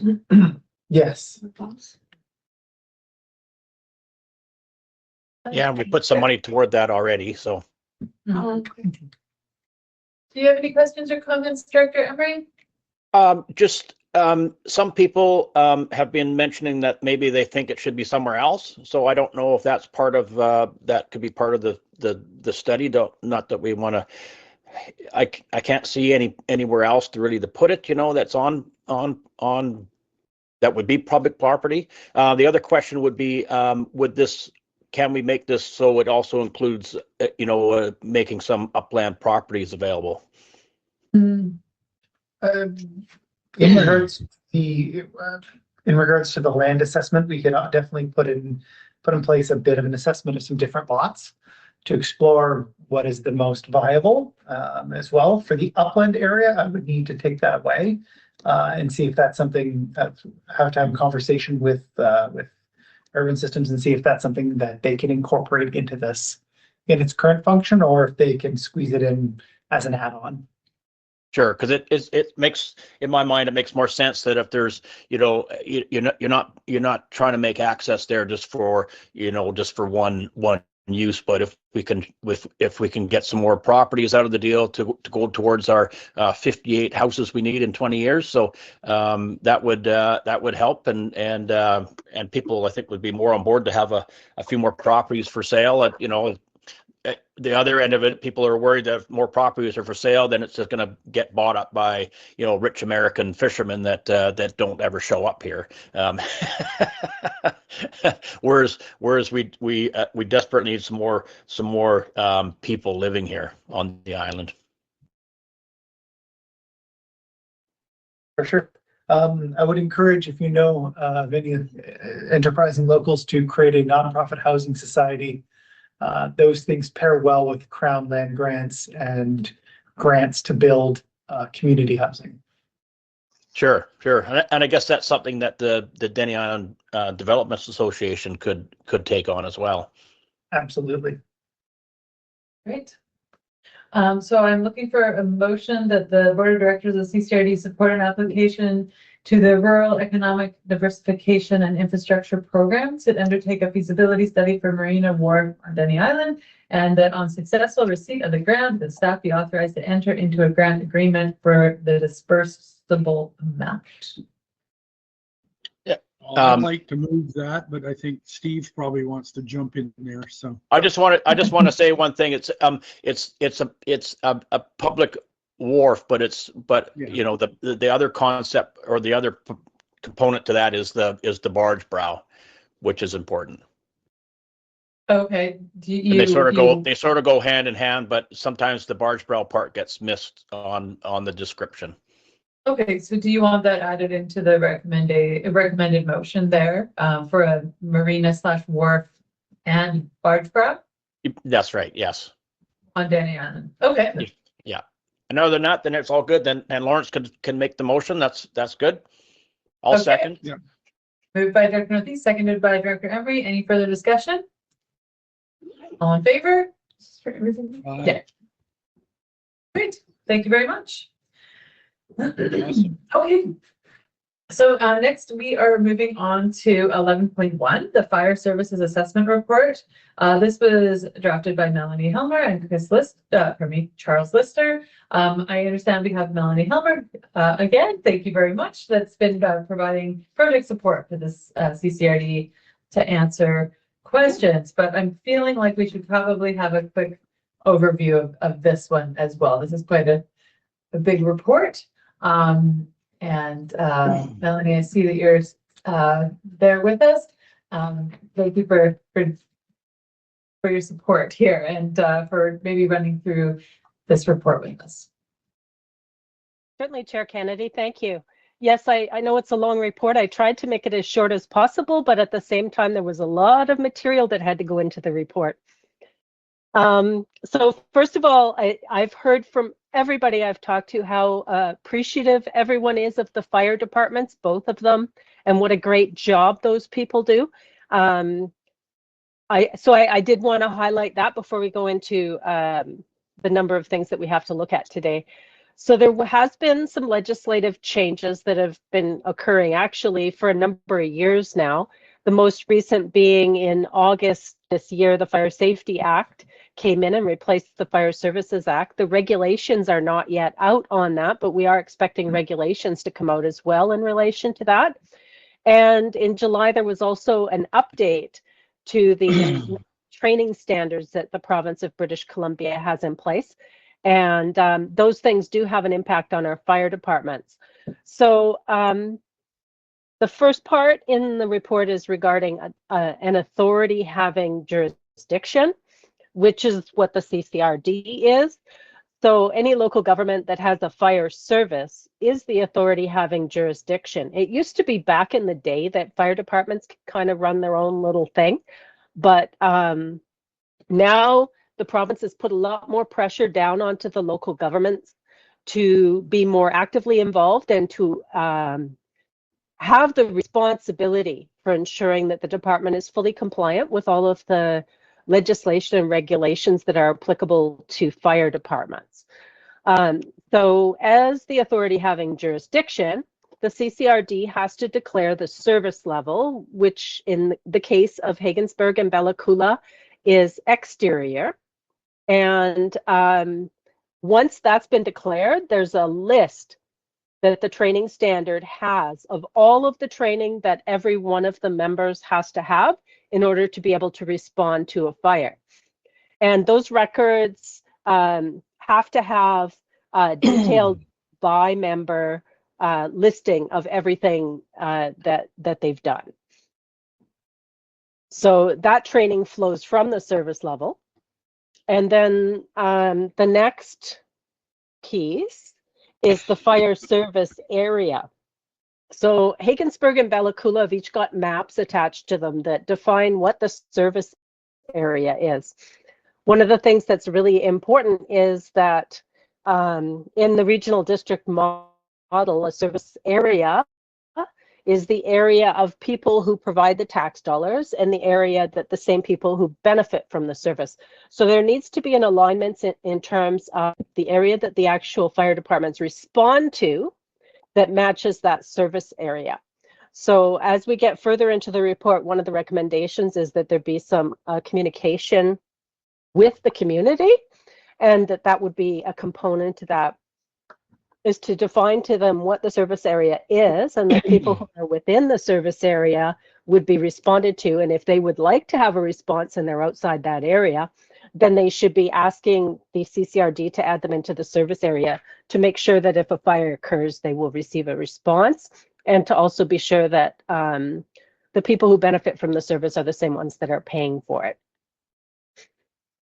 So the next component is simply the need to have some dialogue with New Hawk about what their plans are with their fire hall, with it being closed, with the premise of mutual aid being for fire departments that each department responds to their own fires, and mutual aid consists of one of the fire halls reaching out and saying, we've responded and we need you to assist us with this response. So what do they think their plans are, and what would they like to do with fire services for their nation? And how does that interplay with where the CCRD is headed and what the CCRD wants to do to find a good path forward for both parties? The fire underwriters, they're called FUS. It's Fire Underwriters Survey.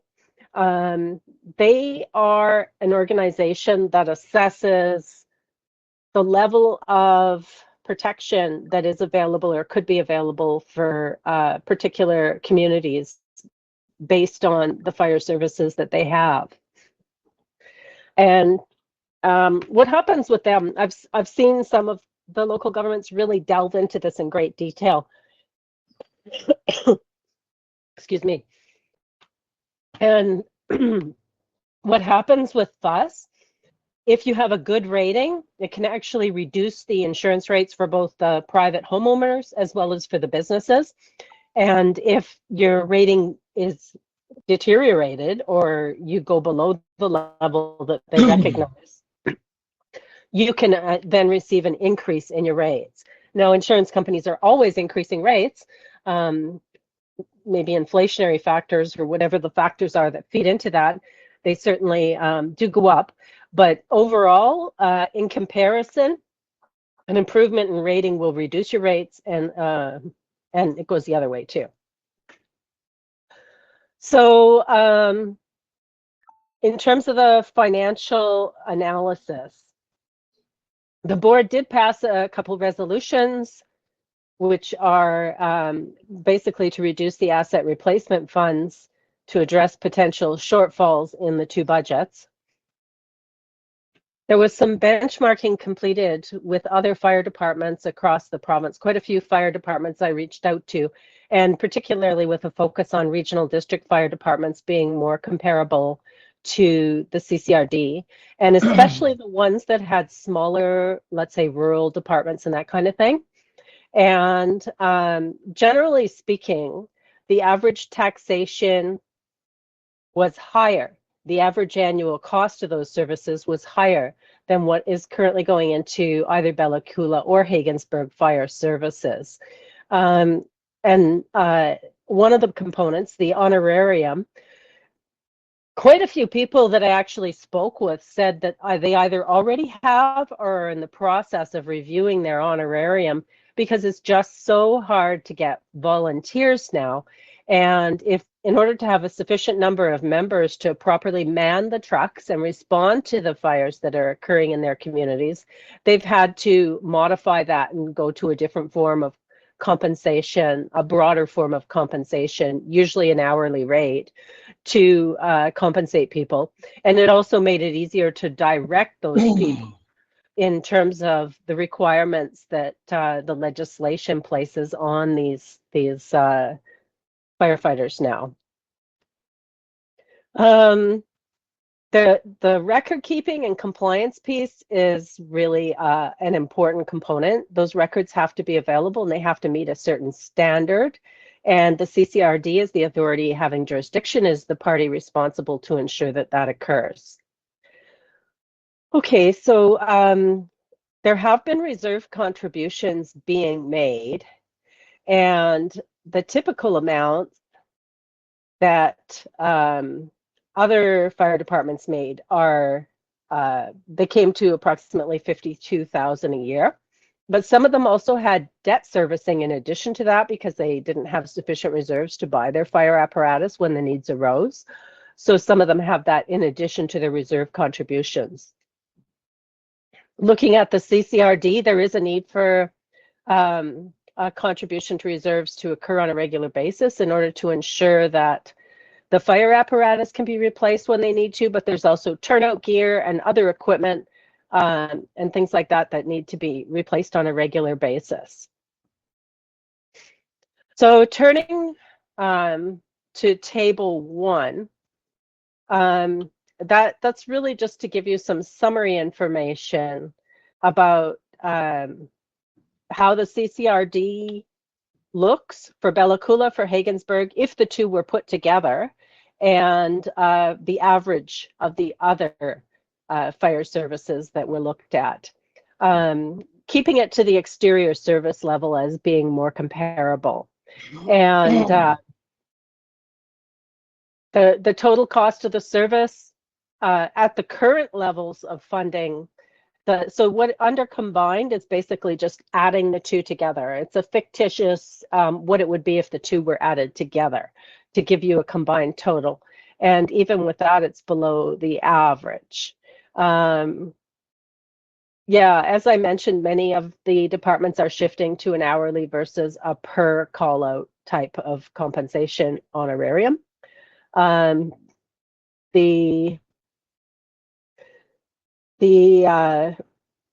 requisition per property protected for both fire departments falls below the average, but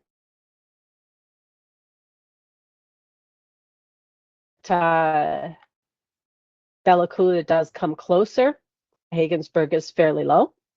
So if we start with the Regensburg Fire Department, there's a listing there of what the department currently consists of, as well as what the FUS requirements are. The basic thing with FUS is they like the fire apparatus to be less than 20 years old. For small communities where there's very little use of the apparatus, they will extend that if you have an annual research and regular maintenance done. They will extend that up to 25 years in some cases. So we would hope that they would do that. And that's part of the premise we would be operating on for all of the scenarios that are outlined. There's a carrying capacity requirement, and there has to be an ability to get the water to the fire, basically. So the 1986 fire truck is quite old.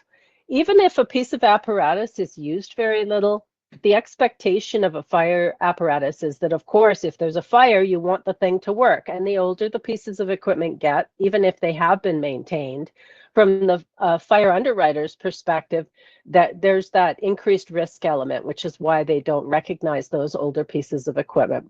So that particular fire truck should be replaced and retired as soon as possible. And Mr. Lister looked into the cost of replacing it, and he estimated that that replacement cost would be about $750,000. The other truck is 21 years old, so as long as it could be given the ability to go up to 25, then with regular maintenance, and as long as it continues to meet its certification, that one doesn't have to be replaced immediately, but it would have to be done soon. So apparently at this time, that department has 10 members out of the 15 that are required. It has one apparatus which could continue to operate.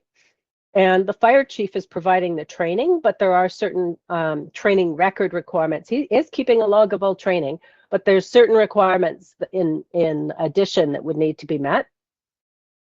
And then there's a bunch of turnout gear, tools and equipment and stuff like that that would need to be assessed that Mr. Lister would like look into further in order to find out where they're at and collaborate with the chiefs on what's been done and what needs to be done further in the coming weeks and months. So following the board's direction from the October 2024, the 2025 budget for the Regensburg Fire Department was updated, and the largest financial impact is the depletion of the surplus. So that's been being used to balance the budget up until now, but without continuing to have surplus carryovers, that has a huge hit in terms of the financial requirements of the fire department. This year, there are grant opportunities, and certainly those grant opportunities can be pursued by staff to the greatest extent possible to assist in either reducing the impact of taxation or gaining additional equipment that could be desirable, or providing for an increased contribution to reserves. So the service area, that comes up again for Regensburg is something to look at, is whether any property owners who are not currently within the service area would like to see their property receive a response if there is a fire. And if that is done on a petition basis, it doesn't require approval by the inspector of municipalities, making for a much faster process for the CCRD to incorporate those properties. So the estimated, looking at table 3 here, the estimated column, 2025 budget is based on the revised numbers that came out of the October board meeting, and also the updates that have occurred in terms of getting closer to year end, with those numbers not being, of course, final, the same as the earlier discussion on the airport. We won't have those numbers final until the year end is final, but they have been updated. Estimated is where we're estimated to need to be for Regensburg to continue to operate as a separate fire service and to meet all of the requirements including being able to replace the fire truck, which is a big thing. So I have removed the grants and special projects because those will be evaluated on an annual basis, and they're offsetting in terms of revenue and expenses. The operating expenses have been increased over between the current column and the estimated column. To incorporate training at 1,000 per member, you need to have at least 15 members in your department in order to have the sufficient bench depth to respond. And then the asset reserve monies to be at least $100,000 a year to meet the cost of replacing both the fire apparatus as well as the equipment that the firefighters need to be able to respond to fires. Okay. So turning to the Bella Coola Fire Department, both of those fire trucks are over 25 years old, and there is some money in reserve funds there, but not as much money as Haggensburg has. And if the Bella Coola Fire Department would like to continue to operate as a separate fire department, there would need to be a replacement of the apparatus. Both of them would need to change. If they were not changed right away, then the department would not meet any of the FUS requirements. There could be some insurance implications to that for sure. A bylaw amendment would be required to increase the maximum taxation of the service establishment bylaw to cover the increased costs and the debt repayment that would be associated. So the department has currently 5 members. It would need an additional 10 members. Both apparatus are out of date. That would only be accomplished a replacement of either or both pieces of equipment through long-term borrowing, and contributions to reserves for replacement of apparatus would still need to occur after those are purchased. And as long as we continue to operate the apparatus, they require new tires. Actually, so do the Haggensburg fire trucks. So this, in the same fashion, everything was updated after the board's direction. If we look at the estimated cost, there's a huge tax increase that would be required. Replacing both pieces of apparatus at the $750,000 per apparatus number that Mr. Lister provided as an estimate. That's a lot of money, $750,000 each, $1.5 million. And the borrowing costs associated with that is $123,000 a year.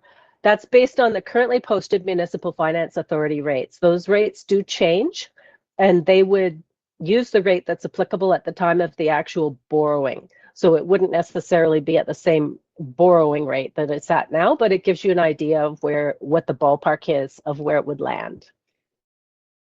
And if only one truck was purchased and then the other one added later, that debt repayment cost would, of course, be half. Contributions would still need to be made to reserves, though, for the turnout gear and the other equipment besides the apparatus themselves. And then the same thing, if there are areas that would like to see a response, should a fire occur, but they're not within the current service establishment boundaries, then those areas should be added into the service. And if they are not added into the service, obviously they should not receive a response if a fire occurs there, because it's the people who are paying for the service that are supposed to receive the response. So in the estimated column, you'll note in particular that local taxation goes up a crazy amount, almost 5 times as much. Again, I pulled the grant out on both the revenue and expense side, and left the other expenses substantially the same. The contingencies are higher just to cover some of the assessment and testing that Mr. Lister would like to do. The operating expenses have gone up to provide the additional training per member, as well as any gear and equipment they might need and staff time. And this is on the premise that there would be a debt repayment for both vehicles, so the asset reserve contribution is significantly lower to only provide for the other equipment and the turnout gear as opposed to the apparatus itself at this time, because there's already such a huge hit to taxation.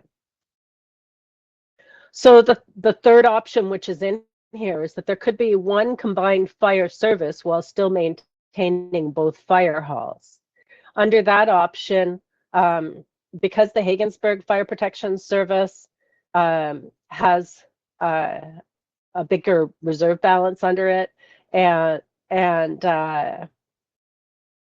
it would be an easier process in terms of legislation. That one could be used as the service establishment bylaw that we would bring the other service under, but it could be given a new name. It could be called anything that people would like. Maybe even the public could be asked for their thoughts, should the board look at proceeding in that direction.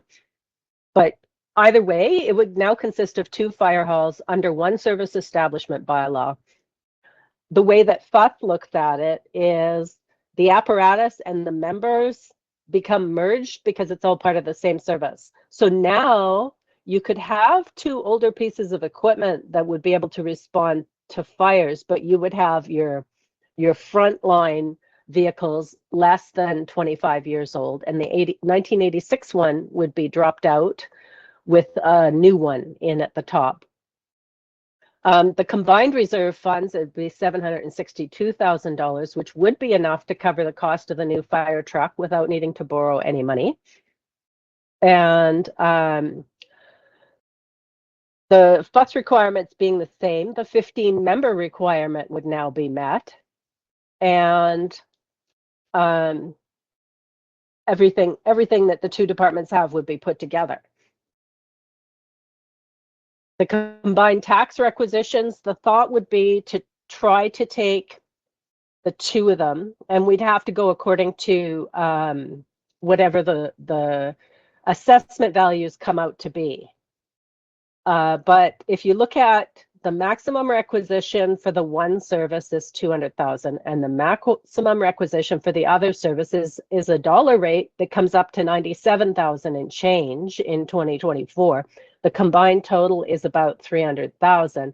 We would just combine the maximum requisition, combine the map, which would show the service protection area being both, what's currently both fire protection areas, as a combined one, and all of the numbers would get rolled together. The combined taxation to do all of that is still really huge. It's estimated to be $284,000, which is a little higher than the average benchmarking, but mostly because of the age of the apparatus and the need for replacements.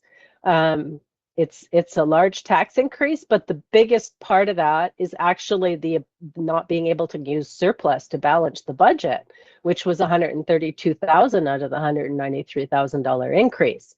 $62,000 is meeting the legislative requirements, making increased contributions to reserves and such.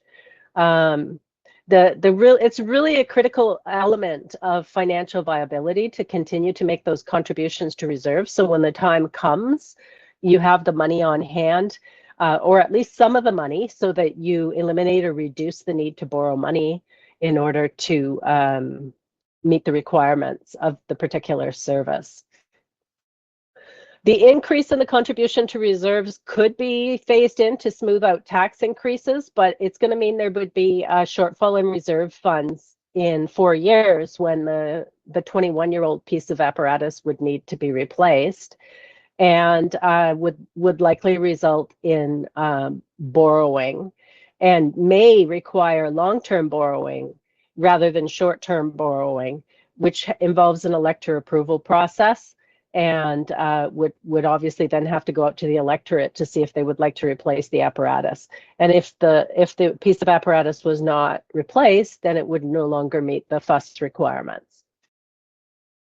The boundaries of the service area, again, even if the 2 services are put together, if there's anybody anywhere in C, D, and E that would like to be receiving response that could reasonably be responded to by the hall, then that should be looked at, and those people should be brought into the service as members of the service area so that they do receive the response should a fire occur, and so that they can contribute their fair share of the tax dollars towards the service. So the estimated surplus you'll see is gone in Table 7, and that is the biggest hit that goes into that $284,000 of combined taxation. It does still fall within what would be the combined maximum requisition limits if the two services were brought together. Again, both grants have been pulled out on both sides. The capital works piece has been pulled out because it's going to be funded from reserves in future years. The contingency is higher again here for assessment testing and all of those things until all of that can be completed and brought to make sure it's where both the fire chiefs and Mr. Lister would like it to be. The operating expenses have been increased to provide training of 1,000 per member. If more members were brought in, those costs would go up. There's also an increased staff time component in all of the scenarios to meet the requirements, in particular the training requirements that are required by legislation. And then the asset reserve contributions are a little bit higher than what the combined total is currently, but less than the two of the departments would be individually because of the ability to pool the apparatus and some of the other stuff. So the legislative process, in order to combine the services, the one service would be capped as the service. There would be an amendment bylaw to bring the other service under it. The electorate would need to be told this is what the CCRD is proposing to do. It does not require approval of the electors. Approval can be granted by 2/3 of the participants, being areas C, D, and E, consenting to the change. The other options, like what you normally see for an amendment, a petition, an assent voting, or an alternate approval process, is not required in this case unless the minister were to order that. And provided the electors know the change is coming, and with the intent of combining the two maximums rather than making a bigger increase, it's not likely that that would be required. So the process would be before it goes to the board as for first reading, there would be a communication out to the electorate that shows them what this looks like and what's going on, and also to give the other people who are not in the service area the ability to say, hey, we'd like to petition to join that service area. And that part would be a petition, they could join. And then the bylaw would be brought before the board for first reading. And if there are changes to the boundaries, that could be made at that point. The board would direct the changes that need to be communicated. It could go back for second and third reading. The directors for area C, D, and E can say if they consent, and providing at least 2 out of 3 consent, then that would be fine. It would go off to the inspector of municipalities, which could take a couple months in order to get a review.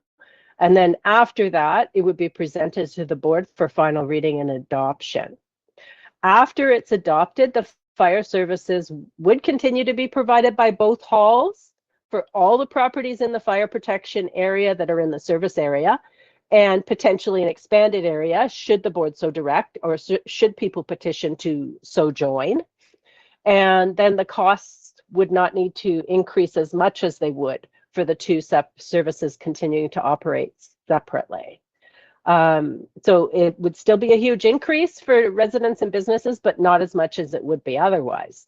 All of the existing assets and liabilities, there's no debts, but they both have reserve funds, so that would all need to be looked at. And whatever's under the Bella Coola bylaw would have to be transferred into the Hagensburg bylaw, whatever we might now call it, and would include all 3 electoral areas. Then when everything is completed, the Bella Coola bylaw could be repealed. That would wind down at a later date. So the options before the board, if the board thinks it's too expensive to provide the fire protection service, the board could direct that the process be started to wind down either service or both services. The board could direct that both of them be maintained as separate independent services, but there's increase to taxation to meet the new requirements. There's new apparatus that would need to be acquired with associated borrowing. And then bylaw amendment potentially. So we make sure that the people who would like to receive a fire response are actually within the service area. And also an amendment to increase taxation, the maximum taxation in the service establishment bylaw. The board could direct that the process be started to amend the service establishment bylaw to bring the two fire halls into a single service and to acquire the new tanker apparatus and include a change in the bylaw amendment via petition to ensure the service area matches. The board can direct that staff, that New Hawk Nation be contacted to determine their interest in exploring fire services and what that might look like, and also direct staff to, at a future point, review the honorarium policy and bring it back to a future meeting. For any of the options, there's going to be some staff time involved. There's going to be some communication out to the electors in C, D, and E. That could be done similar to the communications that go out for newsletters and such, to let people know that, hey, this is what we're looking at, and here's what would be involved. Residents are going to see a tax increase under any of the options that involve the continuation of the fire services. I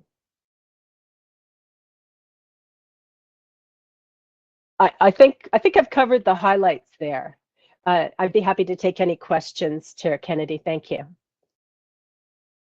Thank you very much, for running through that report with us. I'm going to open it to the board's questions now.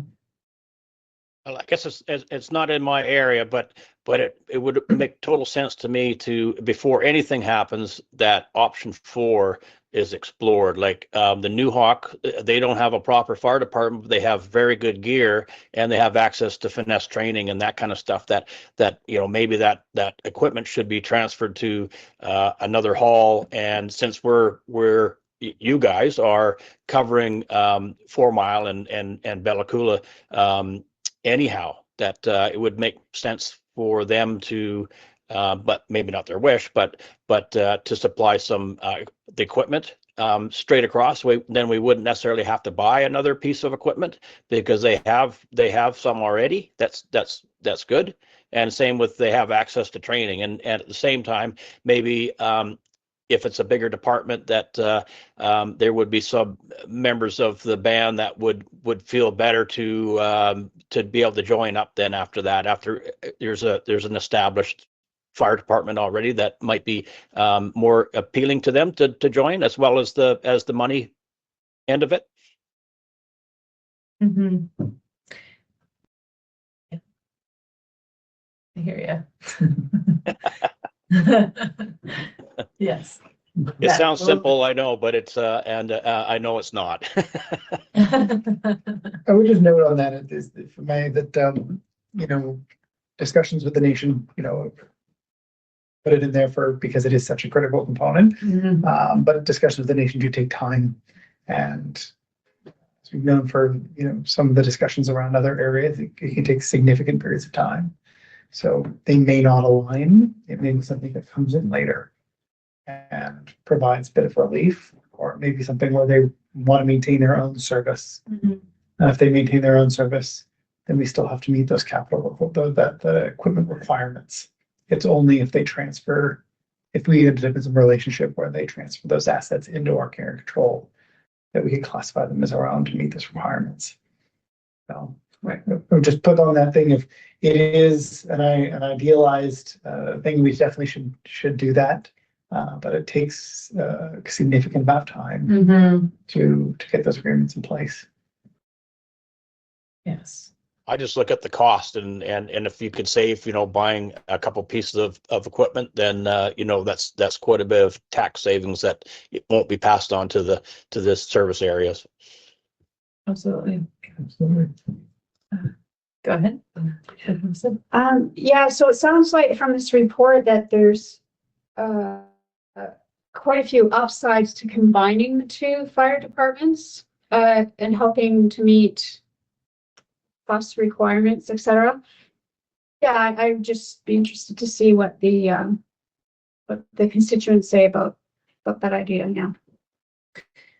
Yeah, and the firefighters. Yes, and the firefighters. Absolutely.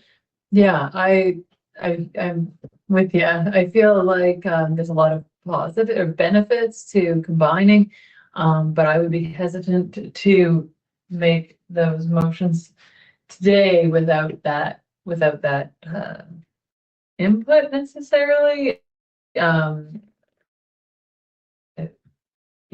and yeah, to combine them, as Director Emery was saying, and also beginning those discussions with the New Hope Fire Department or New Hope Nation as well, and because this is huge, and I don't think that there is a huge appetite for tax increases. There's not a huge appetite to not be covered for fire. So it's a tough one, to take, but perhaps we can, look at doing some of these recommendations sooner rather than later. And if we can buy a little more time, perhaps with some, then maybe we can do that as well. Mm-hmm. As I agree with Director Emery that like the fourth recommended resolution, that the board of directors of the CCRD direct staff to contact the New Hope First Nation to determine if an interest in exploring options for fire protection in a manner that's collaborative and mutually beneficial. Mm-hmm. I feel like we should begin that process. Yeah. But I know that it does take time, and I don't want to hold off on everything and end up in a worse situation than we are. And I feel like we can kind of look at the last one as well. The honorarium piece. But I guess the question is what can we ask for more information on and more consultation on and move to the next meeting, and what can we get done today?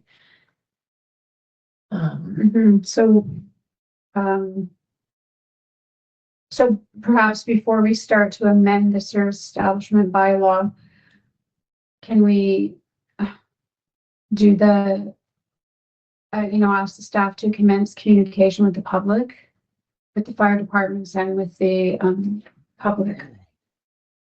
And so we can, and then just put off the first part of that recommendation till next time, till we can get some feedback.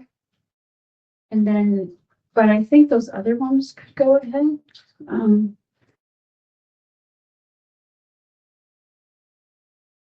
About acquiring a new tanker apparatus, because it sounds like it has to be done, if I'm not mistaken.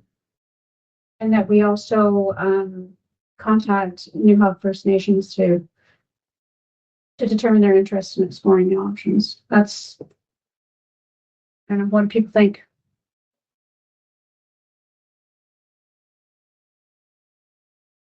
Does that seem reasonable, or? Seems reasonable to me. Yeah, I'm fine with that. I don't want to, I think Chair Kennedy said it really well. I mean, nobody wants to see a huge tax increase, but nobody wants to see our fire services suffer. And I must say, this is a very good report. Thank you for putting it together. Mm-hmm. I think, I think that the need is clear to combine the two into one. We want to be respectful of the service that people have provided over the years. But there's no harm in holding the door open a little bit for some scrutiny, some public scrutiny on what we're planning on doing. So I guess that's my cautious way of saying I'd like to move forward on what we're looking at here, including and especially point number 4, and ask the staff to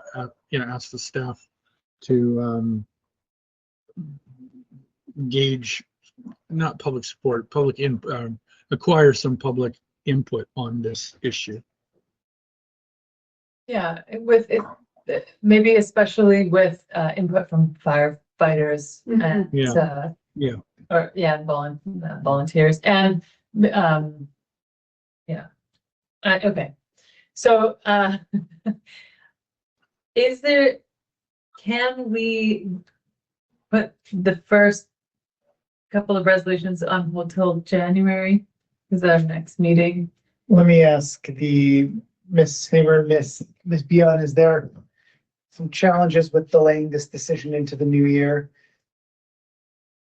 Hi, Madam Chair. Not in a financial perspective, because this process, we're kind of out of already timeline in order to implement it in terms of taxation for 2025 anyhow. So this decision we financially could affect in terms of taxation and everything for 2026. So financially, I don't have any concerns around a delay. That's great. Yeah. So perhaps, and then just for clarification on, I think it's the third one, that the CCRD acquire a new tanker apparatus for the Hagensburg Fire Hall. Is that contingent on what we do with 1 and 2, or is that regardless, we need to probably move ahead with that? Through the chair, it would be recommended that you proceed with that purchase either way. There's not quite enough money in reserves at the Hagensburg Fire Hall in all likelihood to buy the fire truck yet. However, if you look at the money that's going to go into it in 2025 as well, and fire truck, to get a fire truck, your lead time is usually like at least 18 months. So by the time the fire truck arrives, there'll be an opportunity to potentially have other funds available, and it's not too much of a shortfall. And 750,000 is Mr. Lister's estimate. You know, I'm sure he's going to beat the bushes and see if he can find the best deal available, or the fire chiefs will, whoever's involved in that acquisition process. So I think that you could proceed with number 3 either way, and that would be a good sound move. Okay.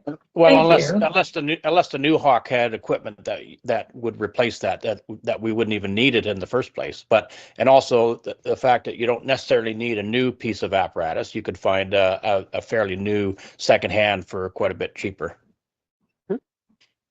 Okay. So would that resolution cover a secondhand one, or does new mean new to us, or new like brand spanking new? The resolution would cover new to us. Yeah, I think so. Okay. Cool. So perhaps if we did move that resolution, and the talks with New Hope Fire were, let's say they were interested in combining and that new apparatus was acquired through those means, perhaps 3 would still be satisfied? Yes. Yes. Okay. Well, that's good. Okay, so I guess I'm right now open to more discussion, or open to perhaps I guess can we do those 3 resolutions together, or do we need them all separately? 3, 4, 5, basically.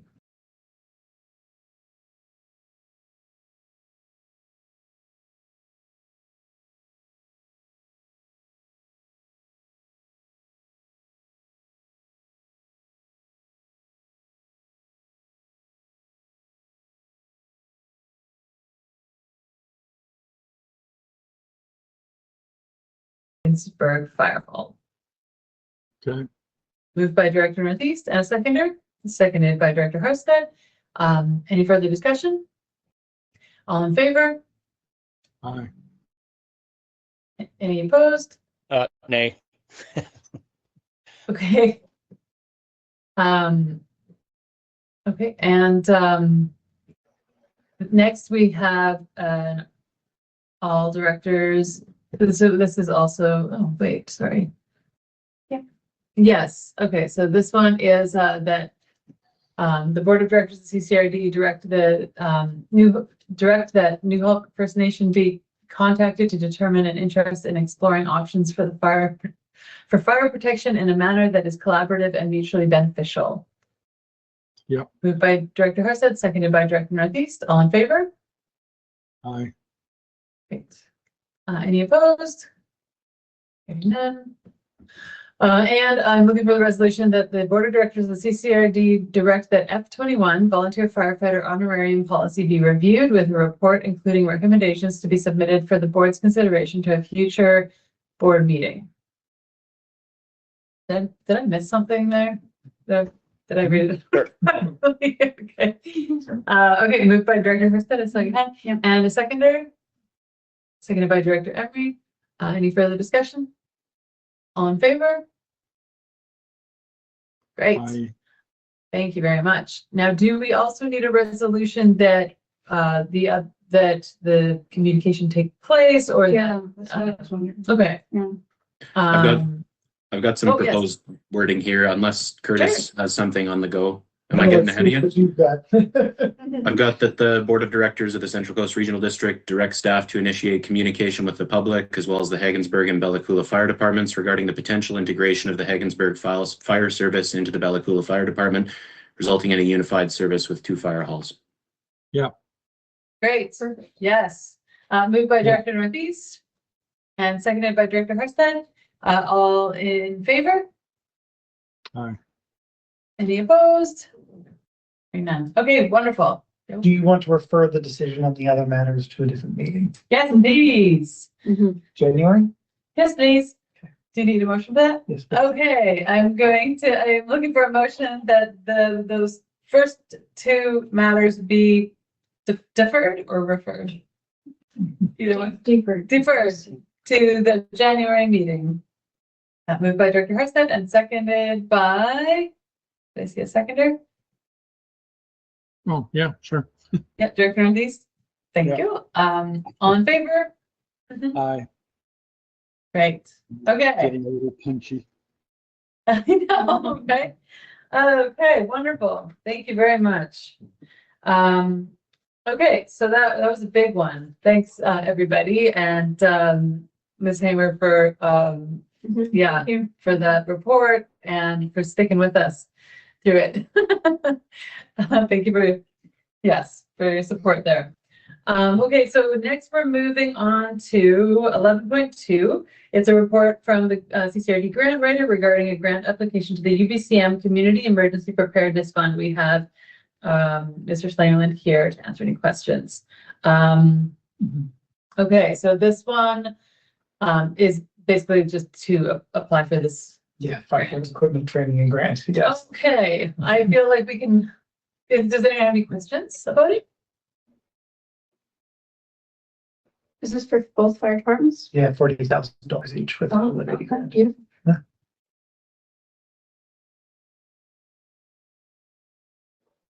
Yeah. You're ready to move that recommended motion? Yes, I'm. Okay, Director Hurstead and a seconder for the recommendation, Director Northeast, all in favor? Any opposed? All right, perfect. Now we're moving. Madam Chair, Oh, yeah. just before you jump out of reports, you resolved earlier in the meeting that you wanted to come back to the AVICC report when Yes. Director Hall was in attendance. I'm not sure when you'd like to bring that up, but I just wanted to flag it before you left reports. Okay, let's do it. Let's do it. Let's do it. Okay, I'm just gonna flip back to that part of my agenda. So yeah, we're going to go back to the AVICC report. It is 8.4. So we've got correspondence from the Association of Vancouver Island and Coastal Communities. And so we have options for, as mentioned before, if anyone would like to be nominated for the executive.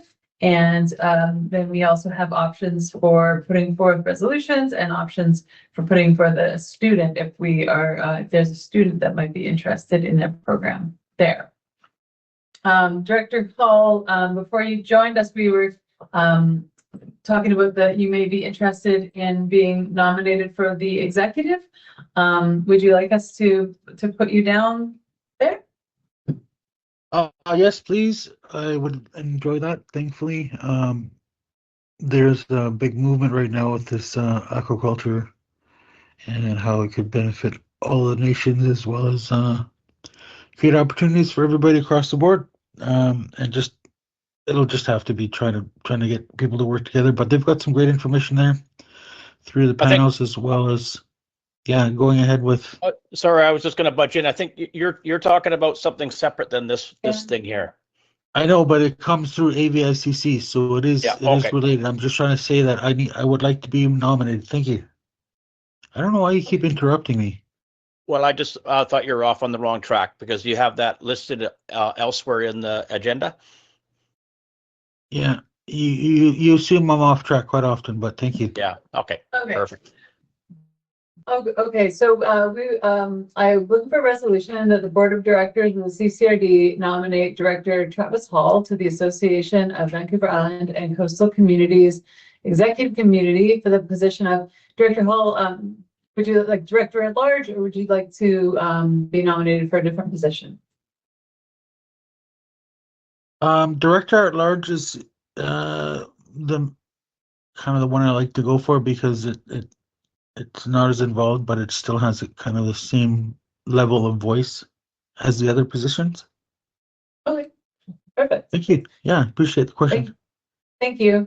And that directors, I can put my name there. The director is Jamie Kennedy, and I need another nominator, Director Harstead. Nominate and support Director Hall in this effort. So Director Northeast moves. And a seconder? Seconded by Director Embry. Any further discussion? All in favor? Great. Wonderful. Okay, yeah, that's great, Director Hall. And I look forward to supporting your bid for Director at Large. We also have the other few items. If anyone wants to bring forward session, offer sessions, if we want to bring forward some topics, or if we have resolutions. Now, what's our timeline on that? Sorry, I don't remember what the report said. Madam Chair, you have a decent amount of time to submit. There's different deadlines established for the individual items that are included in the report. I believe for submission of resolutions, I think your earliest deadline is for submission of sessions. That deadline is fairly quick to submit. I think that's what necessitated this report going forward now. For resolutions, though, you've got a little bit more time. I think late January, early February. Okay, perfect. I have a question. Yes, go ahead. These sessions, would we be submitting something to say we wanted to put on a session there? Or Yes. it would be okay. Yes, that's right. Yeah. Director Hall, go ahead. Yeah, I just wanted to speak to this student section. I made mention of the difficulty just for us to attend, and that they try to extend some additional funds if we do have a student to put forward, and it's going to be at the next meeting for a decision. I just want to encourage young people to be involved, and it'll be a nice way to get somebody involved if they do that as well. Thank you. Cool. Thank you very much. Okay. So yeah, if I'm not hearing that we have sessions that we want to facilitate, but if we do have resolutions, perhaps we can bring them forward for the January meeting. Maybe, yeah. Okay, is there anything else that we need for the ABICC report? I think we've got everything. Okay. So then we will get back to the committees and commissions. So we are on item 12.1. We have some minutes presented from the Centennial Pool Advisory Committee. There are some recommendations from the committee in these minutes, but they relate to appointments. So they will be brought forward in camera. Does anybody else have anything that they would like to consider at this time?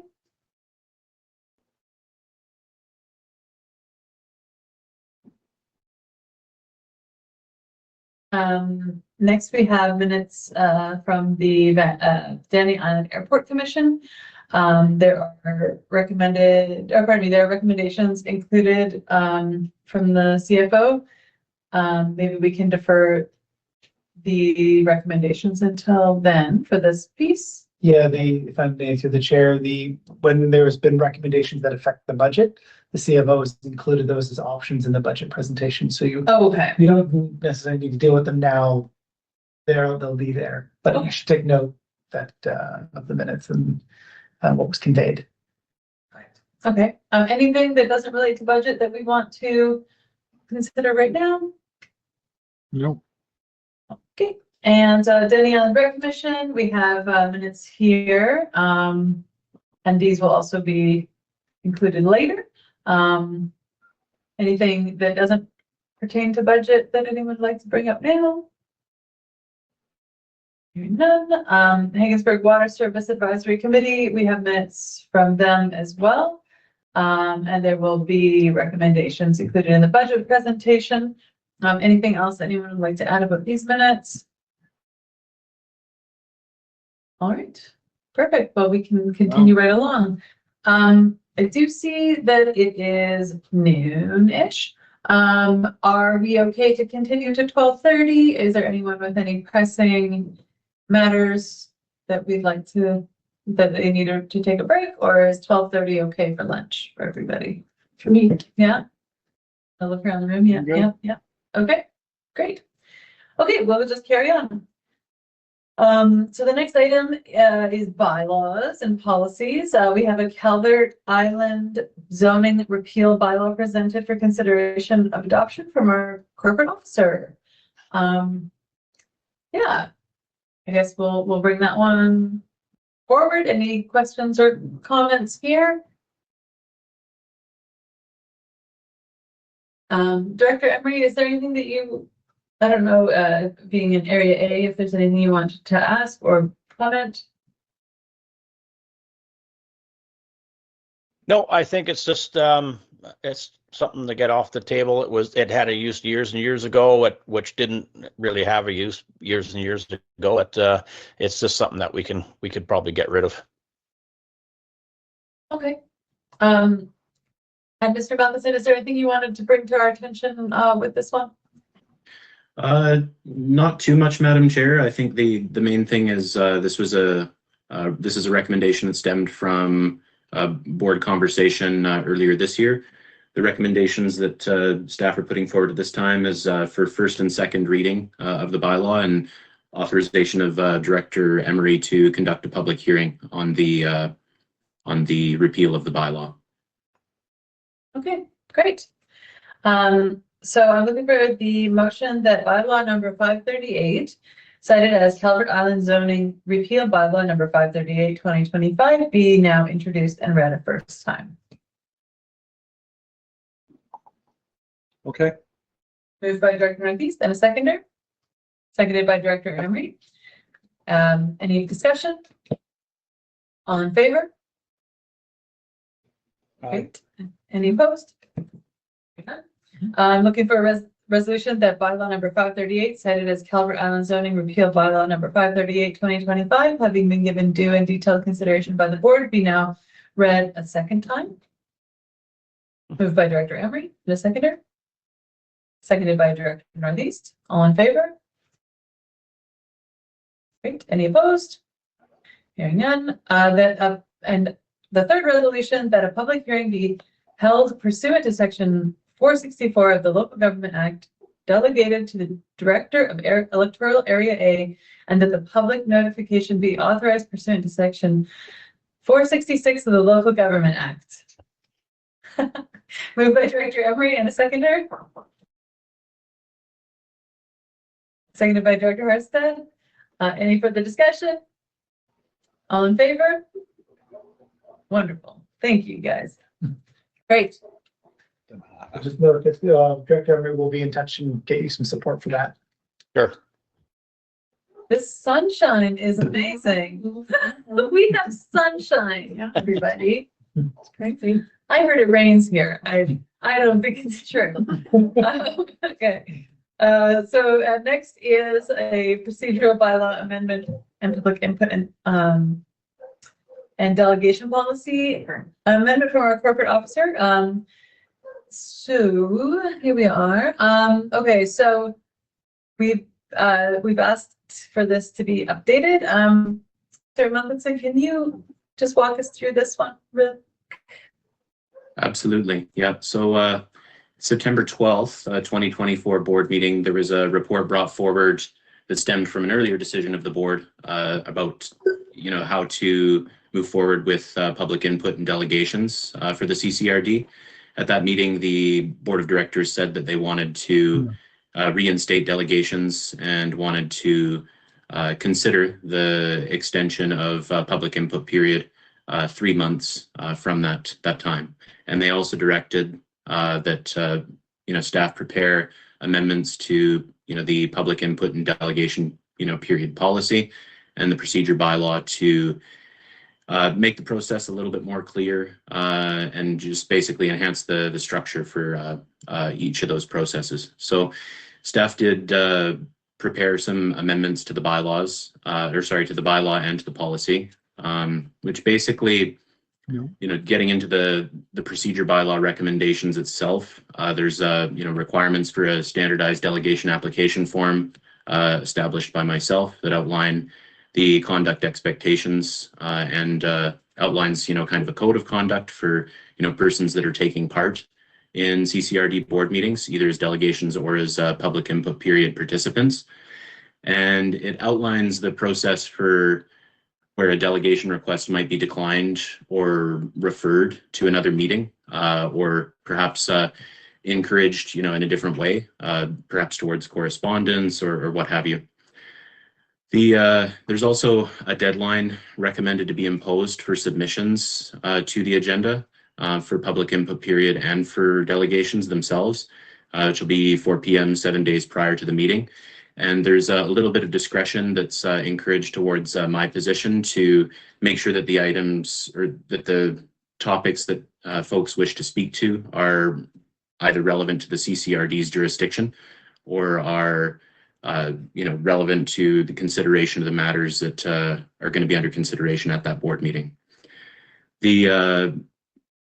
Some of the other general provisions that are included in the bylaw basically state that delegations are recommended to have a limit of 1 presentation per person or organization every 6 months, and that the delegation or that permission of delegations be to a maximum of 3 per meeting and 5 public input speakers per meeting, which basically rounds out to about an hour per meeting. So that's, to consider the time constraints, ebb and flow of meetings, we're recommending that be tightened up slightly. And then with overflow options identified in the bylaw. So, perhaps, if there's 5 delegation requests, those individuals be referred instead to the public input period, or they be encouraged to write letters, or they be encouraged to provide feedback in other ways to the board of directors. And lastly, if individuals are declined to take part in delegations or public input period, there's an appeal process that's laid out where the CAO or the chair basically decide on the decisions that my position is required to make under the jurisdiction offered under the bylaw. The idea is basically to create a predictable. The idea behind these is to create a predictable meeting for the board, and so that the board kind of can expect what timelines and what kind of things it's going to encounter during the meetings, and to make sure that there's aligned towards a respectful environment for everybody that attends a meeting. And then we get into the delegation and public input period policy. This was amended just to make sure that it was in support of the bylaw changes that I previously just noted. So it basically outlines the submission requirements that are recommended for delegations and public input period. And it also requires some more detailed information from persons that wish to come as delegations or participants in the public input period, so that again there's that predictability and there's that greater communication before a meeting about what constitutes respectful conduct during meetings, and that folks are when they're engaging in presentations, that they're being as respectful as possible. I think so. If the board does like the general tone of the bylaws, if the board likes the policy and everything's good, the section 124 does, of the community charter does require that we give notice before adopting any amendments to the procedure bylaw. So the recommendation that's before the board today is for first and second reading of the bylaw, and that staff provide public notice of the bylaw amendment, and that the public input period policy be approved on the final reading and adoption of the procedure bylaw, which will probably be sometime in January or February, depending on what kind of feedback the board has at this time. So thank you, Madam Chair. Thank you very much. And questions or comments from the board here? Director Arthur. Yeah, so is there an existing bylaw and or policy around this subject matter? Yes, there is. Yeah, the origin of this, the recommendations that are included here stem from, I think, some meetings that were held in January and February. A decision of the board at that time to basically, hold off on public input and delegation periods for a period of 6 months. And on the expiration of that 6-month period, staff brought forward a report to the board saying, hey, do you want to continue this practice or not? One of the recommendations that we got from the board at that time was yes for delegations. We'll hold on public input period for 3 months, and we also want to see, to paraphrase, we want to see the screws tightened up on the procedure bylaw and public input period. So that's what we're recommending today. And there's already a bylaw in place, and yes. Do you happen to know what that bylaw number is? 516, I believe. Okay, so this 541 would replace 516? It would replace 519, but sorry, I got the number wrong. It is 519. But okay. Yes, 541 is proposed to replace 519. So there's stuff not covered in the previous bylaw that is covered in this bylaw, or is there a change? That's correct, through your worship. The recommended changes basically are around clarifying the advance registration requirement for delegations and public input period participants, the limitation of 1 presentation per person or organization every 6 months, some requirements, enhanced requirements for my position to identify the code of conduct for persons that are participating in meetings. All of the items that were previously referenced are constitute the changes that staff are recommending today. And how did you come up with this number, like every 6 months, once every 6 months, and how does that? Like, how did you? I think it was more just to prevent exceptional or very frequent requests. The idea being that if a person does want to present to the board, they certainly can, but it's just a matter of preserving the flow and ebb of board meetings, and making sure that there's space for other members that wish to present. Okay, and then my last question is what reasons would a group or individual be declined for if they applied? What potential reasons would they be declined for? There's no content kind of lenses, or there's no content filters that are included or proposed in this bylaw. It would largely be if an individual did not fill out the application, or if a person had already, presented in a prior meeting, or if they proposed to make a presentation to the board on an issue that's not relevant to what the CCRD does, then staff would be able to decline the application. And I thought of one more question, but I can't think of it. If I may, Yeah. we're only proposing first and second reading. So Right, it's not fully wrapping up this process. right. So it will be back before you again after we do public notification. So, don't feel right now that if you forgot your question, Right. it will be in front of you again in January. Mhm.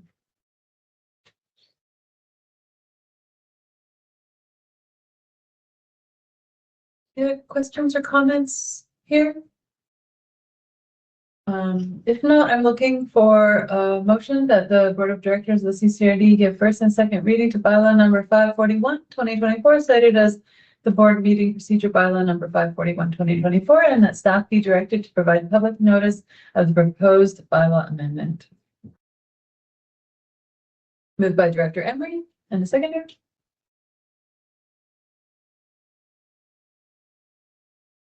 I think a cat is getting involved.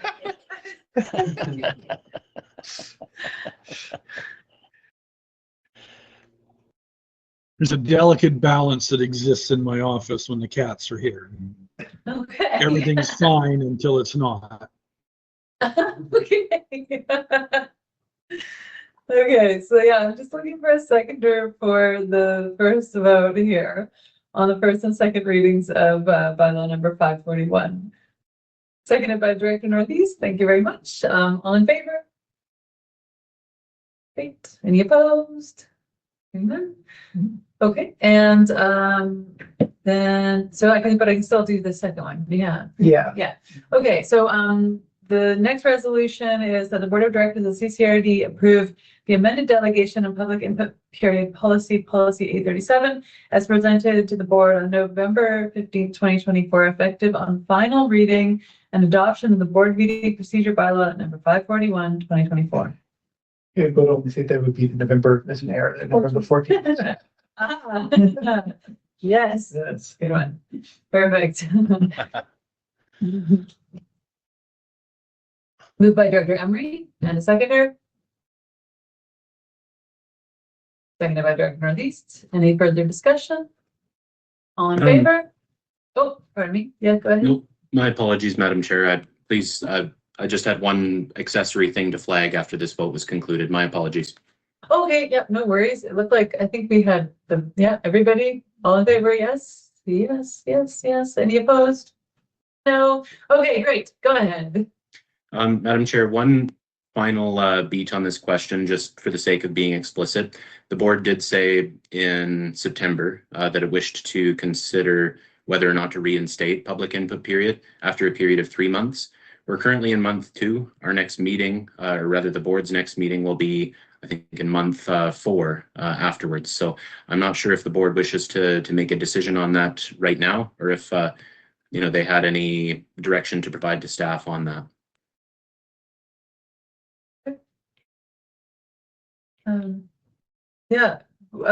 Any input, discussion on just bringing it back as it stands and seeing how it goes? So we'd bring it back for the January meeting? The public as input? it stands, yes. Yeah. Okay. So do we need a motion to do that?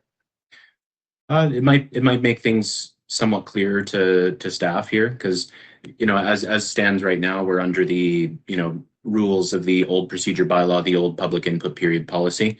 If the board directed it be reinstated for the January meeting, then until that bylaw is adopted, or if that bylaw, I should say, is adopted by the board at that meeting, that the procedure bylaw in this proposed policy, then the public input period policy and the delegations process followed for that meeting will be under the old rules. So you could decide to not, proceed with public input period and perhaps delay the implementation of that until February, or you could say, let's go and we'll see how things happen during the January meeting.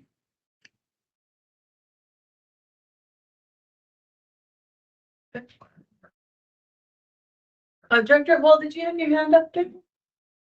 Yeah, I was going to say, I think that it should come back. Public should have an opportunity to have a voice here. Sorry, I didn't quite hear the last part of what you said. Sorry. Sorry, I was muffled there. I just think that public should have an opportunity if they feel passionate enough to bring it through the process to have that opportunity. Okay, great. So then we need a resolution to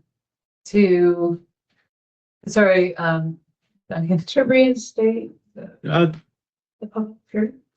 Yeah, that's that works, and it could be effective either February or it could be effective either January. And you say January? Okay, so I have a motion to bring it back for January. I'm looking for a seconder. Director Northeast, any further discussion? All in favor? Sure. Any opposed? Hearing none. There we go. Great. Okay. Now Bella Coola Airport rates and charges bylaw number 540. So this has been drafted by finance. So now with this piece, I feel like, have we gone through a lot of these, like or like in the last part about the airport, or do we have? Sorry. Like, Madam Chair, I think this is, and I'll let Ms. Bien correct me, I think this is part of the initial resolution is to update some of the fees and charges. okay. So this is, I think we need to do this today as it ties into our fee collection, to our budget projections. If it gets delayed, then we'll have to come back with higher fees and whatnot. So we're looking to get this, at least this portion done now, and Ms. Bien can correct me so that we can engage in the dialogue, give notice. We've got some time, and we can factor into our budget projections. Have I misspoken at all, Ms. Bien? May I, Madam Chair? That's correct, Mr. Steinerson. He captured everything, but I open the floor if you have any questions. Okay. Yeah, does anyone have questions about the Bella Coola Airport rates and charges bylaw? If not, I feel like we could make the resolution that bylaw number 540, cited as Bella Coola Airport rates and charges bylaw number 540, 2024, be now introduced and read a first time. Moved by Director Harstead, and a seconder. Seconded by Director Northeast. Any discussion here? All in favor?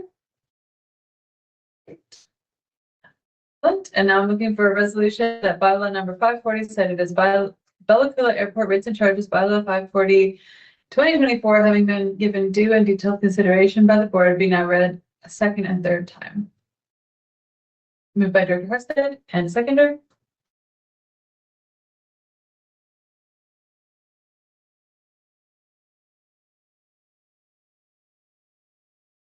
Director Northeast.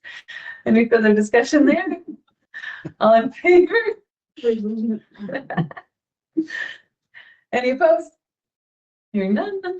And now I'm looking for the third vote, that bylaw number 540, cited as Bella Coola Airport rates and charges bylaw number 540, 2024, having been reconsidered and having met all prerequisites for final adoption, be now finally adopted, sealed, and signed by the chair and the person responsible for corporate administration. Moved by Director Harstead, and a seconder.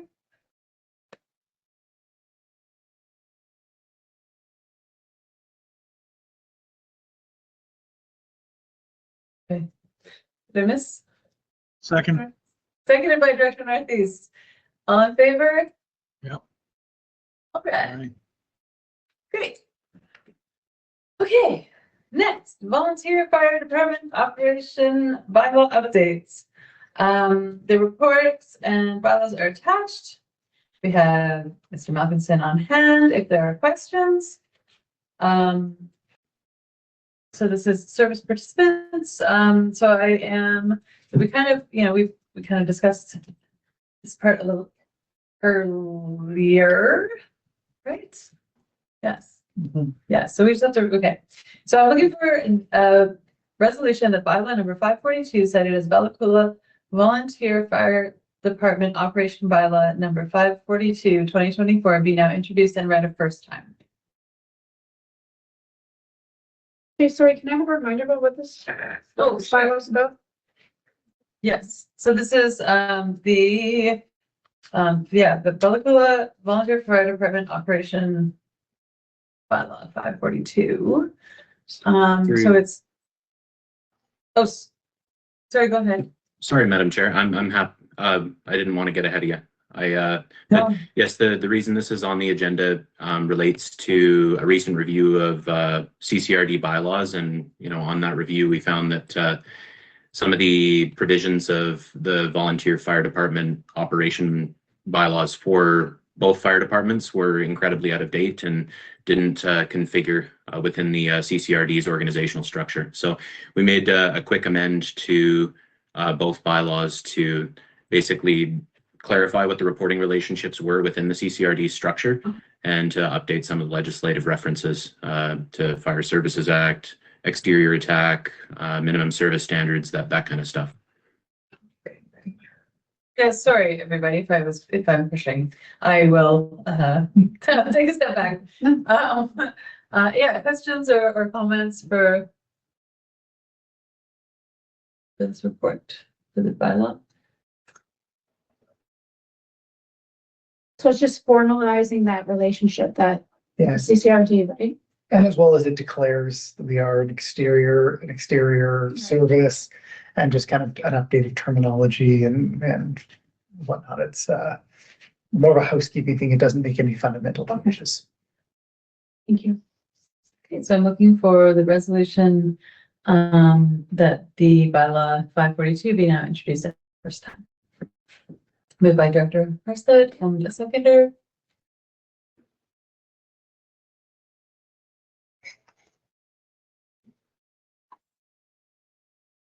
Seconded by Director Northeast. Yeah.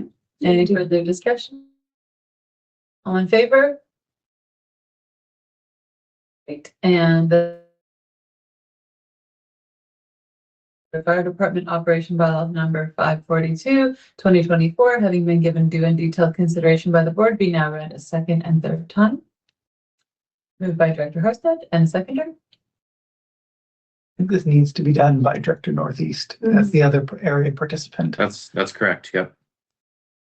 You seconded, Director Northeast? Yep. Great. Any further discussion there? All in favor? Any opposed? Hearing none, okay. And I'm looking for the resolution that bylaw number 542 cited as Bella and Volunteer Fire Department Operation Bylaw number 542, 2024 be having been reconsidered and having met all prerequisites for final adoption, be now finally adopted, sealed, and signed by the chair and person responsible for corporate administration. Moved by Director Harsted and a seconder. Seconded by Director Northeast. Perfect.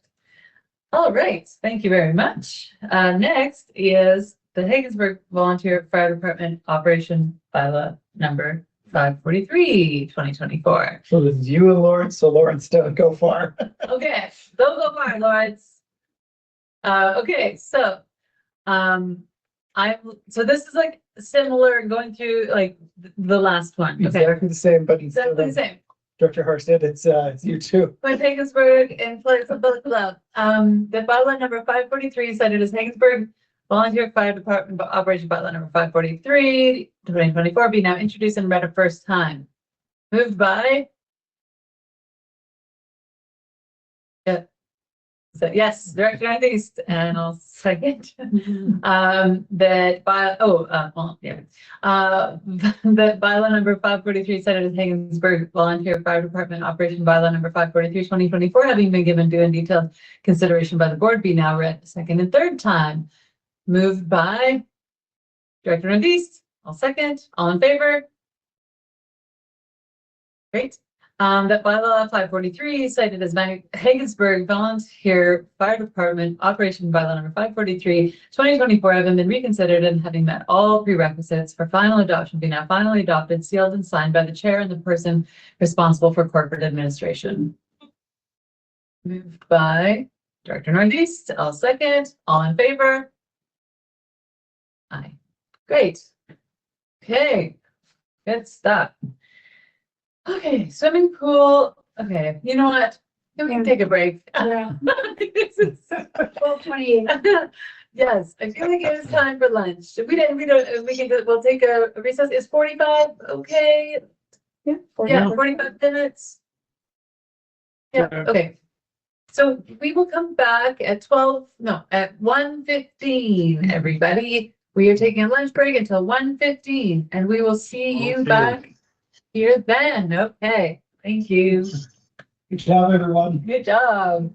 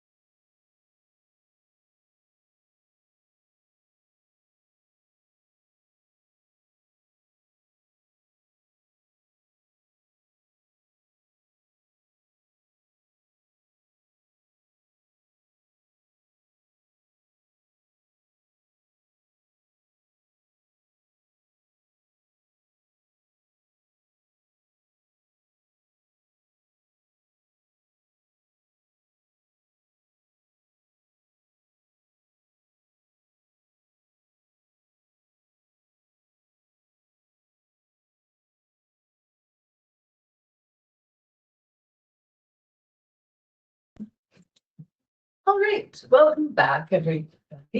Everyone had a nice break. Well-needed and well-deserved break. We have moved on to 13.5, the swimming pool establishment amendment bylaw 539. This was drafted by our CFO, Yan Yin, who is on hand to answer any questions if we have any. Ms. Bien, would you mind just telling us about the changes here? Sure, Madam Chair. So the last board meeting, the board made some significant decisions trying to, in an effort to, continue working on the Centennial Pool renovation project and secure the funds to complete. One of the resolution was passed along with other resolution at the time is that the board directed staff to prepare bylaw to increase tax requisition by 25% for Centennial Pool services. So I want to speak to a little bit. The board have ability increase tax limit requisition limit by up to 25%.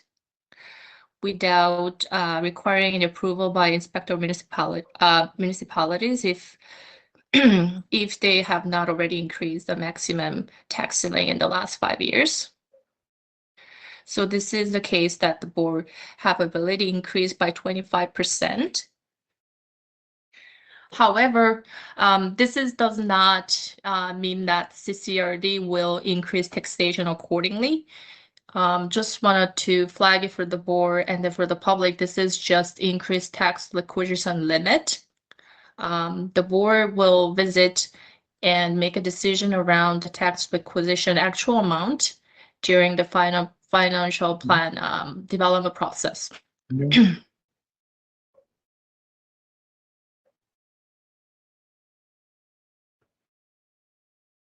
So the staff recommended to we'll bring it back report probably in a future meeting to nail down how we're gonna pay off all those short-term financial borrowing for the Centennial Pool. And this is one way that the board have ability to recover the costs through taxation if we have enough room to proceed with it the following 5 years. If you have any questions, so this is just increase the limit. Emphasize one more time, this is nothing to do with actual tax requisition amount for Centennial Pool. Great. Yeah, thank you for clarifying that for us. Does anyone have questions or comments for Ms. Pian on this on bylaw number 539? If not, I will ask for a resolution that bylaw number 539, cited as CCRD swimming pool conversion and service establishment amendment bylaw number 539, 2024, be now introduced and read a first time. Yep. Moved by Director Northeast and seconded Director Harstad. And comments, discussion? All in favor? Aye. Great. And I'm looking for a resolution that bylaw number 539, cited as Central Coast Regional District swimming pool conversion and service establishment, amendment bylaw 539, 2024, having been given due and detailed consideration by the board, be now read a second and third time. Moved by Director Harstad, seconded by Director Northeast. Thank you very much. All in favor? Aye. Great. And bylaw 539, cited as CCRD swimming pool conversion and service establishment amendment bylaw 539, 2024, having been reconsidered and having met all prerequisites for final adoption, be now finally adopted, sealed, and signed by the chair and person responsible for corporate administration. Moved by Director Harstad, seconded by Director Northeast. All in favor? Great. Okay, thank you very much. Next, we have notice of motions. Director Emery, yours is up first. Would you like to speak to this notice of motion? Oh, you're muted. Huh? Oh, that's so terrible. You can't even get the voice.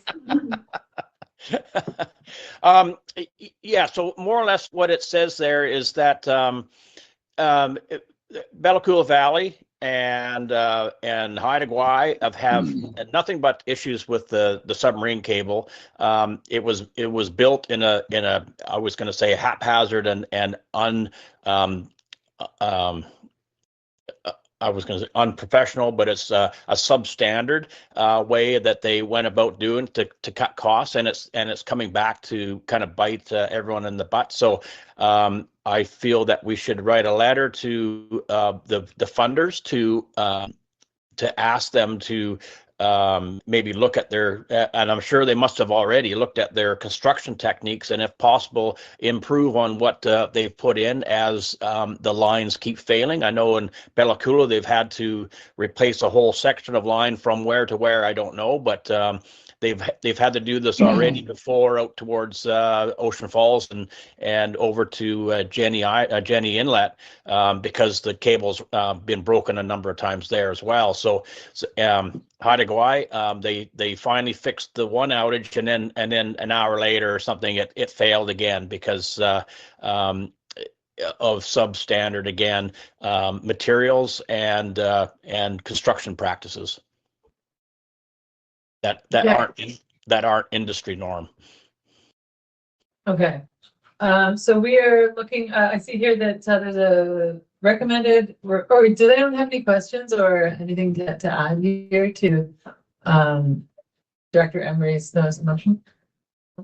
So the motion that is in front of me here is that the CCRD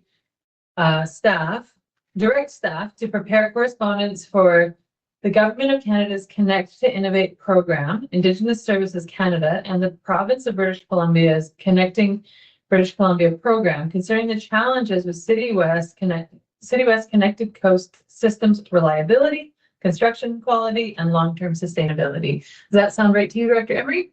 Yes, You're moving that? I would so move. And I'm looking for a seconder. Seconded by Director Harstead. Any further discussion? All in favor? Great. Okay, thank you very much. Okay, next we have Director Hall's notice of motion.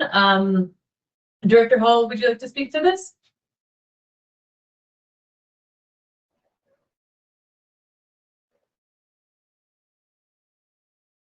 Yes, sorry, I was having trouble unmuting that thing. So this Shellfish MAC, it shows here who makes up the group. The interesting thing is that most of the composition of this group is either paid for by DFO directly, the companies that they're associated with. I don't know why DFO or the government doesn't have funds for this position, and the position previously, of course, was of somebody who was on the island who's much closer. So they do have 2 meetings a year. I just wanted to potentially put this as continual business for CCRD for the time being, considering its importance and the desire, at least from 2 of the nations that I'm aware of, that want to get into both aquaculture, clams, and aquaculture kelp. So just want to put that forward and hopefully get some support with maybe me working on some of this with bringing the information to those that need to hear it who are interested. Hermit Office has an arm, but I don't know why they haven't engaged with this organization. We have talked about the TOR of this organization being a little bit too stringent, and it sounds like it was a bit challenging for nations to become a part of it unless they're already affiliated with certain companies that are in the industry. So I just wanted to put that forward, and yeah, I can present more thorough report now that I've received the documents of the meeting. And the next in camera, I'll make a presentation of that, just because due to the process, a lot of the information is still confidential. Yeah, that's all I had to say. Thank you. Thank you, Director Hall. Go ahead. Ms. Bien, could you walk us through where funding would come from? Is there room in Director Hall's travel budget, and where is the contingency at? Would that need to be allocated? Sure, may I, Madam Chair? If this is decision, Director Hall wish to proceed in 2025, then this could be a part of the budget discussion for next year. But if he wish something that he arranged travel or reimbursement for this year, then the board might have to consider utilize contingency at the moment. It depends on how much travel expenses or remuneration we're looking at, but most likely we have to access through the contingency in this year. Does anyone have any questions? Just to add to that, with regards to this year, I was able to secure place to stay that they didn't charge me at the B&B, because he's a good friend of mine and just allowed me to stay for the meeting. Yeah, just thought I'd share that. And when is the meeting, Director Hall? Sorry. The meeting's already occurred. It was on Tuesday. Oh, okay. Yeah, it was very last minute notice. The nomination was literally the last in-person AVICC. And I'd actually tried to get on this board like several years ago through CCRD, but the individual who was in this role for local government was in the role for several years, and I didn't want to interrupt his the important work that he was doing with the organization, so I didn't request a nomination at the time.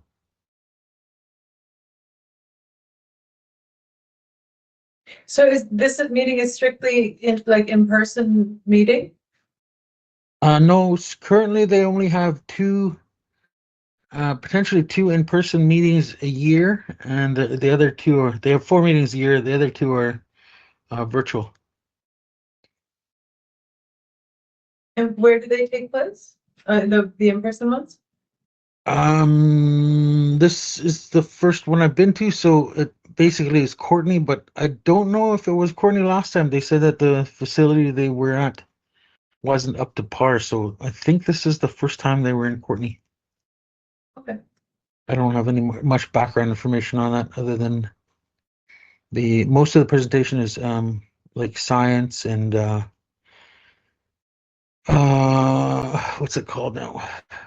The discharge, stuff that goes into the ocean from these companies that are producing shellfish. I'm just trying to think of what, like, as far as shellfish and aquaculture go, do we have much of that like in our region? Is it like in area A? Do we have a lot of shellfish aquaculture?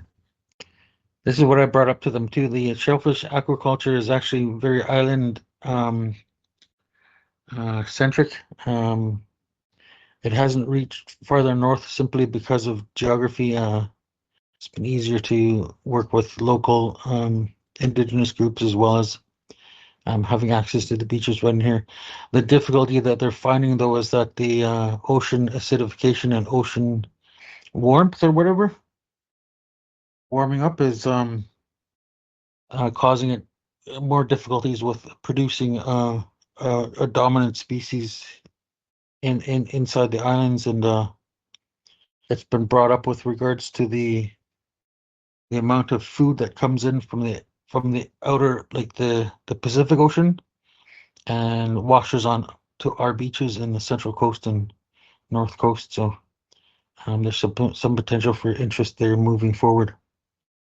And the Helsing Nation itself has expressed interest in this several times, and yeah, there's just too many moving parts. There's too many stakeholders, and the industry is monitored by DFO, which has been spread thin in the past, and that's been part of the what's been stifling some of the growth that's necessary, just because you don't have people there to monitor the beaches and monitor the companies that are wanting to access those beaches. They apparently have a full staff now, though, and going forward, they can assist with the licensing process and whatnot. And yeah, there's a lot of growth. Any other questions for Director Hall here? I was just going to say in the outer coast, those map guys, they have a few projects, and one of them is they're experimenting with growing gooey ducks in a couple different places around here. One being just down by Hunter Island. They've had some setbacks, and I think last year they lost all their spat, and so they're behind a year of actually planting the seeds, and so this year they managed to do that. So I guess they're moving ahead with their experimentation, and as far as I know, the band still in Bella Bella still hasn't started their clam digging from after the Nathan E. Stewart went down.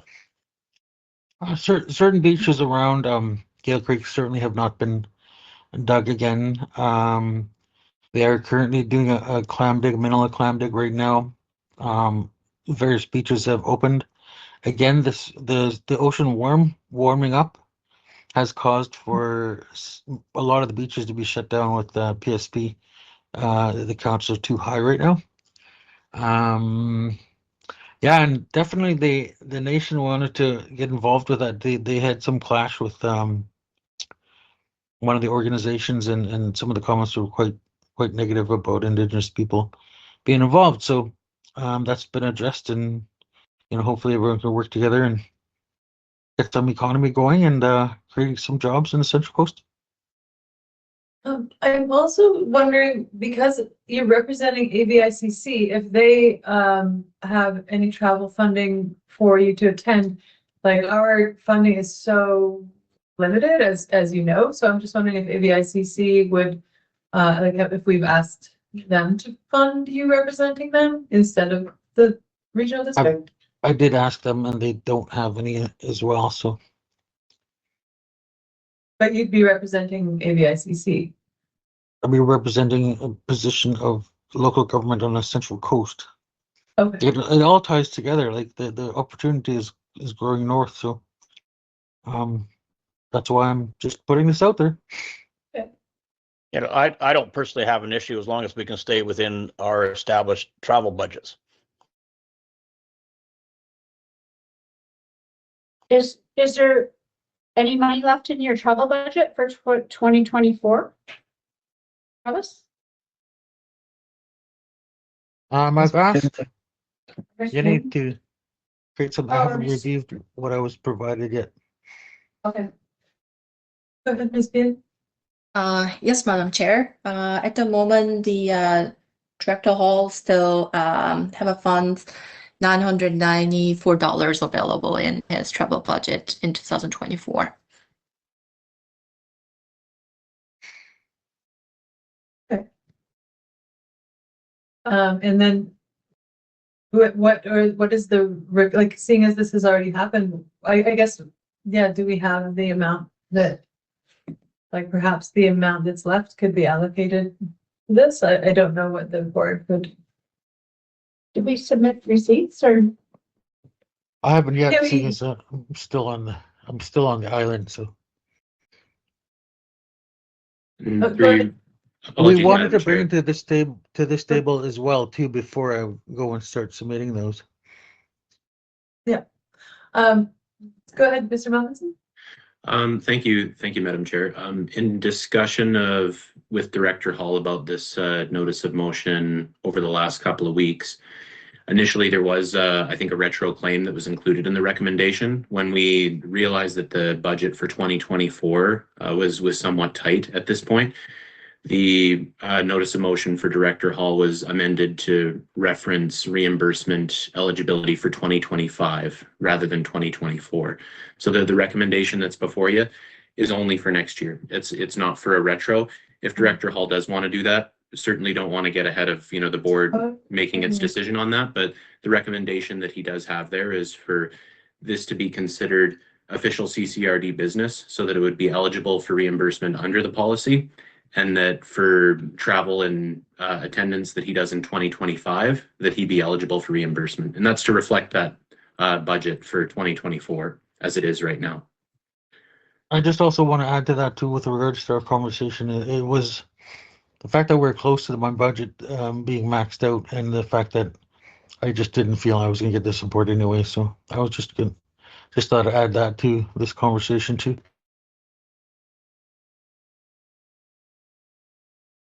Okay, so our so we have a recommended resolution that the Board of Directors of the CCRD consider Director Hall's participation in the Shellfish Aquaculture Management Advisory Committee of the Association of Vancouver Island and Coastal Communities to be official CCRD business, and that Director Hall be eligible for expense reimbursement for the purposes of Policy E9, directors travel to board meetings and conventions in 2025 for attendance at meetings of this committee. And so okay. Go ahead, Director Karsten. Yeah, I'm just wondering if the expense of being on this committee may end up precluding you from being able to attend other meetings like UBCM and that, if your budget gets blown before, you know what I mean? Before those days come up. I understand that that concern definitely, and the other expense this year was a visit to Jennifer Rice's office with regards to the access road to the airport. I don't anticipate that type of expense is going to happen again, considering one, she's chosen not to continue on, and two, she's already forwarded the information to the new incumbent. So I'm hoping that's enough to keep that going. And the contacts they have there are with Leo Lawson and his executive director or executive assistant. So that ball is continuing to roll. I just needed to do that to provide that additional support for that particular project, because that particular project is not just doesn't just benefit the nation, it benefits benefits anyone who's passing through the area and or needs a medical emergency airlift out, as well as emergency travel from our airport. The road is getting very terrible. It's getting huge puddles just because the fill that was used is biodegradable, so it's biodegrading. Okay, so yeah, we have our recommended motion. I'm assuming we wouldn't have to add anything about travel budgets in there. I'm assuming that would be implied that we are all staying within our budgets for next year, and we will talk about that in the budget portion of the meeting. So if there's anyone that's ready to make that motion,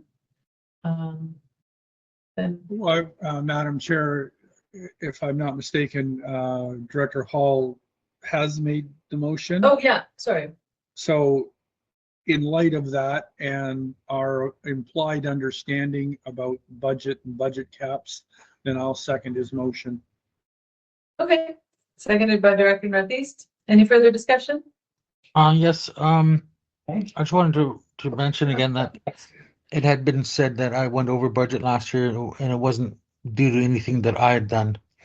It was due to the additional training that the board had approved, and I think that needs to be reflected in our budgets as well. Thank you. Okay, thank you. Okay, so we've got a motion, we've got a seconder, all in favor? Fine. Great. Okay, perfect. Thank you very much. Thank you, Director Hall. Next we have a motion for which notice of minute has been given. This one is Director Harsted's motion. Director Harsted, would you like to speak to that motion? Oh, yes. Yeah, so I just was interested in formalizing our budget, our ability to talk with our electorate about the budget before the next meeting. Is the next meeting at the end of January? Yes. January 24th or something? Okay. Yeah, so just about formalizing that process, setting up, getting the staff to help us set up dates and times that we can meet with our electoral constituents. And yeah, and for me, like throwing a few dates out there so that we can begin to let the public know that I'm available, you know, what dates I'm available, or whoever else would like to meet with the constituents regarding budget. All right.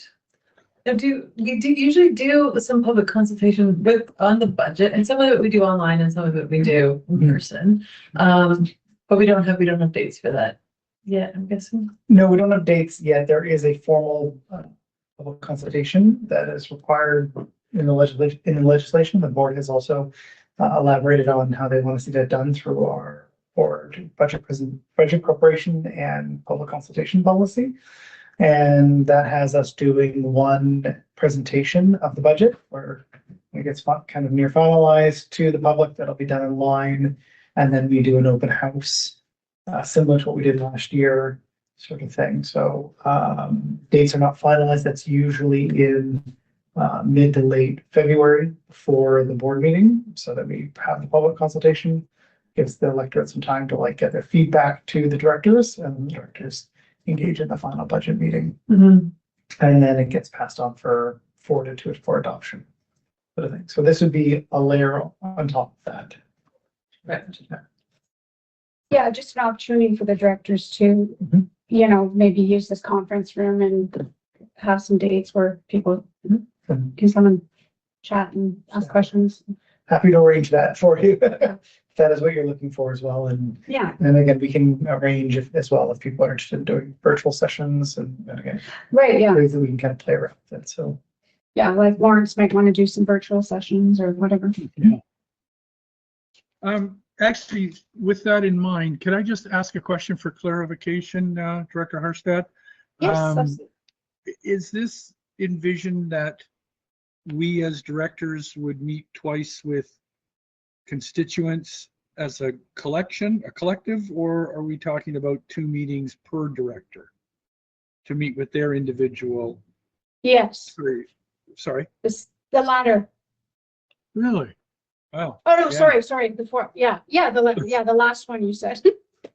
So each director would have 2 engagement sessions with their area constituents. Yes. That's what you're proposing. Okay, thank you for the clarification. And yes, I'd be doing it virtually.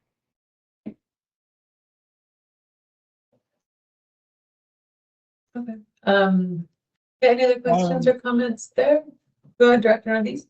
Yeah, I would just say, and Director Harstad, I really appreciate your spirit and your intent on this.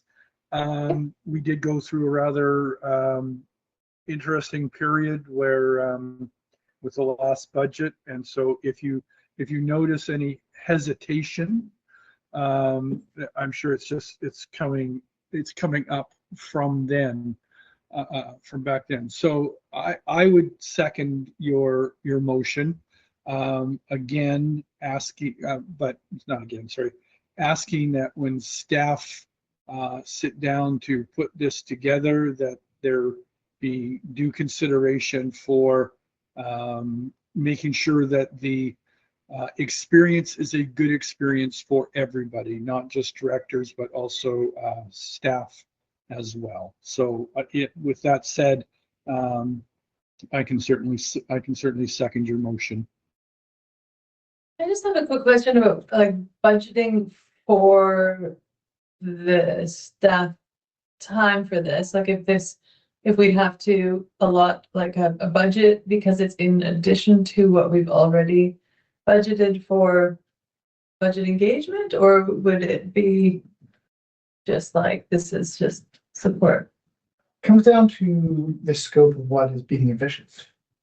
So if it's something along the lines of, can we throw up, I'm just gonna, if you don't mind, I'll pick on Leslie. Director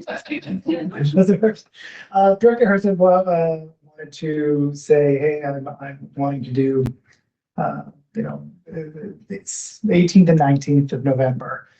Then, for us, we could, we could just advertise out on social media, as well as put up a poster or two in electoral area E, advertising the dates. And then we would put up what you see in the corner, very modest refreshments. And then she would come, and we could either manage a bit of an appointment book or people sign up and kind of mush them all together with times. And then she would hang out and people come in, have their appointment, discuss the whatever matter, and the staff time would be, I would say, within reason. If it's to coordinate exterior locations and to be available, then we start to run into other costs. Again, it's the scale of what you're looking for. If it's facilitating a space to have a conversation with one person at a time, then I think that's pretty manageable. There will be some mild costs that go into it, such as we would want to make sure that we have some temporary reception support. We would ensure that that temporary reception support is available on those days, just so that we don't have people dropping key budget tasks. I don't want the the CFO out here managing the fly at the door. She's got more important things to do, but that would be an aspect to it. So it really comes down to the scale that you envision. That if it is pretty modest, then it can be something not too burdensome. And really, it would just be about making sure that for each person who's participating in this, that it's nailed down to their electoral area, just so that you don't get swamped with people who aren't your residents, who aren't in your service. So a bit of a check there, and then it is at least a safe ground, because there are staff around. If things do get heated, people can come in, make sure you're okay, and do a bit of a check-in. So That sounds good. for the most part, I would, it can be done with minimal costs, a minimal staff time. It will have some staff time implications, but if it's kept to kind of a basic, light advertising, light schedule management, and just make sure the boardroom's prepped, I don't see it being too burdensome. And like within hours of operation, I'm assuming, or? Yeah. Yeah. Like there'd be some of those mild guardrails, not into the evening, sort of thing, so the staff can be around to provide you any support that you need, and as well as we've had some, as been mentioned, some situations where the RCP have had to be involved. There've been some health and safety parts, so there at least you want to be done in such a way that if there is an incident, that staff on hand to check on you. Right. How are you doing? Sort of thing. Okay, great. Any other questions? We have a mover, we have a seconder. All right, we will vote. All in favor? Aye. Do I vote? Yeah. Okay. You bet. Excellent. Any opposed? Hearing none. Wonderful. Okay, that's great. Sounds like a good plan. Okay, so here we are. Next thing is on the next page. Ta-da. Okay, committee of the whole discussions. We are moving into the budget presentation. Woohoo! So we will begin this with a motion to resolve to move to committee of the whole. Do I have a mover? Moved by Director Hardstead, seconded by Director Emery. All in favor? Great. And I will pass it over to our CFO, Ms. Ginn. You may begin.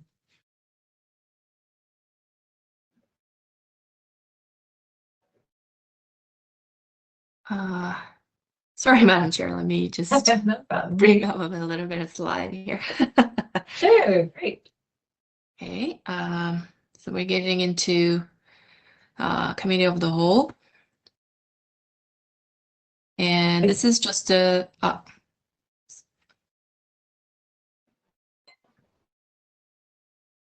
sorry, may I continue or? Oh yeah, sorry, I'm Yeah. here. I'm just getting a glass of water, but I'm right here. I'm sorry. I used to leave in the middle of the presentation. I'm sorry. I should go ahead. I feel like my glass to the brim, so I shouldn't have any. Yeah, no worries. I just want to make sure. It's just a bit of a recap. Last October board meeting, we present to the board the first time, introduced our draft budget for 2025. That was mainly evolve around the policies and bylaw the board of director already adopted. And also there's some decision board made in the past regarding provincial basic grant allocation and some of the community works fund allocation. And that was reflected on the first draft budget presented to the board last meeting. And also some of the board commitment on long-term grant funding capital project or some of commitment through existing contracts agreements was also reflected on the draft budget. And also our projections around 2024. A lot of times the staff kind of estimated in 2024 actuals utilizes a projection for 2025 for certain operation costs and something along the line. And that was presented. And also we presented some of the services that our effort to phase out surplus from the budget to secure financial sustainability. And for this board meeting, we're bringing back updated projected apportion admin cost. Last board meeting, we presented apportion admin cost based on estimated payroll cost for 2024. But the time card actually was only reflected from January throughout September. And this presentation actually reflected from January throughout to October. So that will present to the board. And also we refined and updated 2025 draft budget figures based on the board direction from the last board meeting. And also some of the information regarding based on 2024 actuals or some of the new information we received regarding CR regulations or WBC or like insurance or something along the line. And from here, we'll highlight a little bit of the board discussion point. We received some of the committee and commission's recommendation for 2025 budget. So those discussions actually included in this slide. So the board would take a look at and have a little bit of a discussion, take into consideration those. And we bring it back, community works fund allocation. We reflected some of the allocation actually based on your direction regarding swimming pool. So that's actually updated, included for 2025 community works fund allocation, but there's some remaining funds and other decision has to be made. So the board have a chance to take a look at the community works fund discussion. And here, this is just 2025 very preliminary tax implication based on actual 2024 actual BC assessment value. I just want to note it, we received 2025 first BC assessment value in January. So the board will have a chance to take a look at actually more accurate information in January board meeting. And they release it one more time, actually in March, the revised BC assessment value based on some of the refined numbers regarding for 2025. But this is just very much draft implication information for the board just to take a look at where we're at, just based on the decision you made at the last board meeting. And then lastly, we have a few recommendations for services. That's particularly regarding actually vehicle purchase for the operation needs. And also there's some discussion for Walker Island Park maintenance item.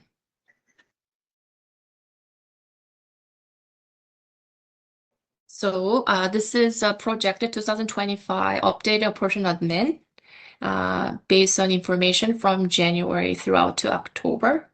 So we'll bring it back, actually, this information in January board meeting, even that time, because we'll close off our year end, so that we'll have actual final portion admin costs will be present to the board.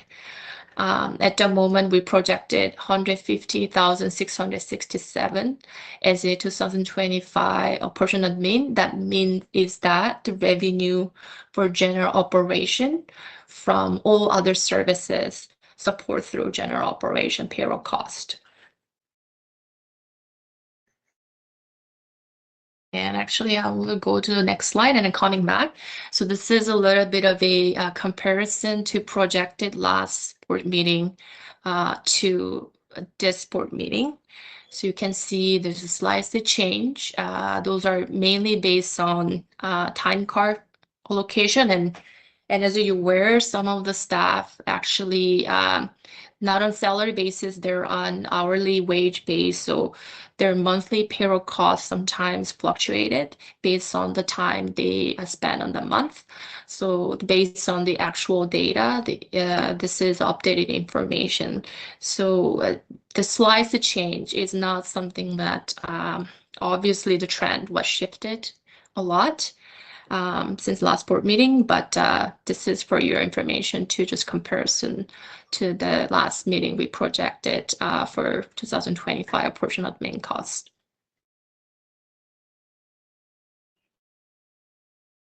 And this is at the moment what we propose for 2025 portion admin compared to actual 2024. Again, there's some component that the board maybe would consider. One of the things that I think we mentioned in last board meeting, that some of the incremental staff cost to managing quite big long-term capital grant funding project actually captured or allocated to the special project cost. So that was not actually factored into this operation admin cost calculation. So that's something that the board maybe could consider.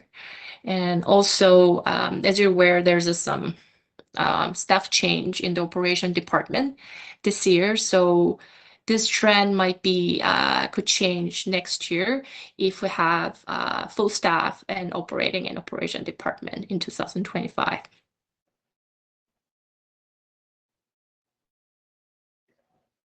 If the board have any questions, then I can move on to actual individual budget by services. Any questions from the board? Good. Oh, go ahead. No, You good. got. Okay. Okay. Thank you. So this is another final. Again, we'll bring it back, and then the board will have a chance to take a look at January. That would be a final number for 2025.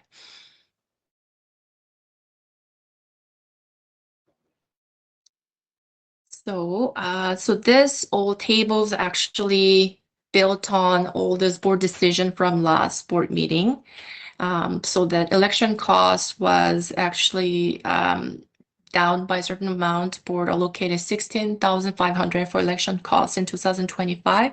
So that was reflected in this updated budget present to the board at the moment.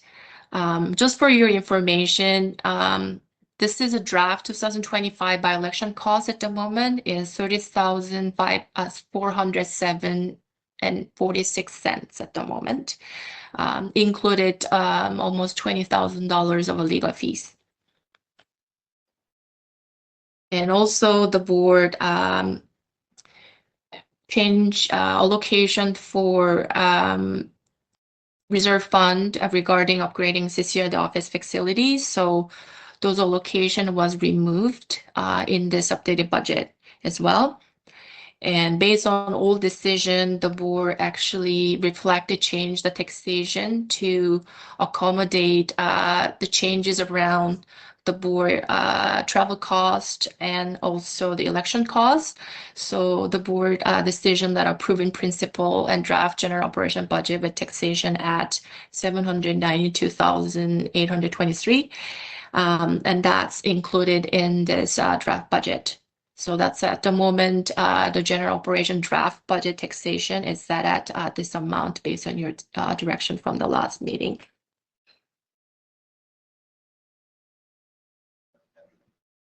So a little bit of talk about the board made a decision regarding like utilizing BC Rural Dividend grant funding in amount of $100,000 for the airport renovation office project. So the staff actually initiated a conversation with funder regarding the scope of a detailed renovation project. And the funder confirming that unfortunately the current operation office space renovations cannot be a part of scope for the grant funding project. So we'll bring it back more detailed plan around maybe renovation for that particular space in the future board meeting. But also we're additionally, the operation department kind of been assessing our CCRD facilities, conditions and needs. So the updated information actually not only included for our operation office space renovation, but it would be included actually quite a bigger picture of all, include all our CCRD facilities. What kind of maintenance or capital was required.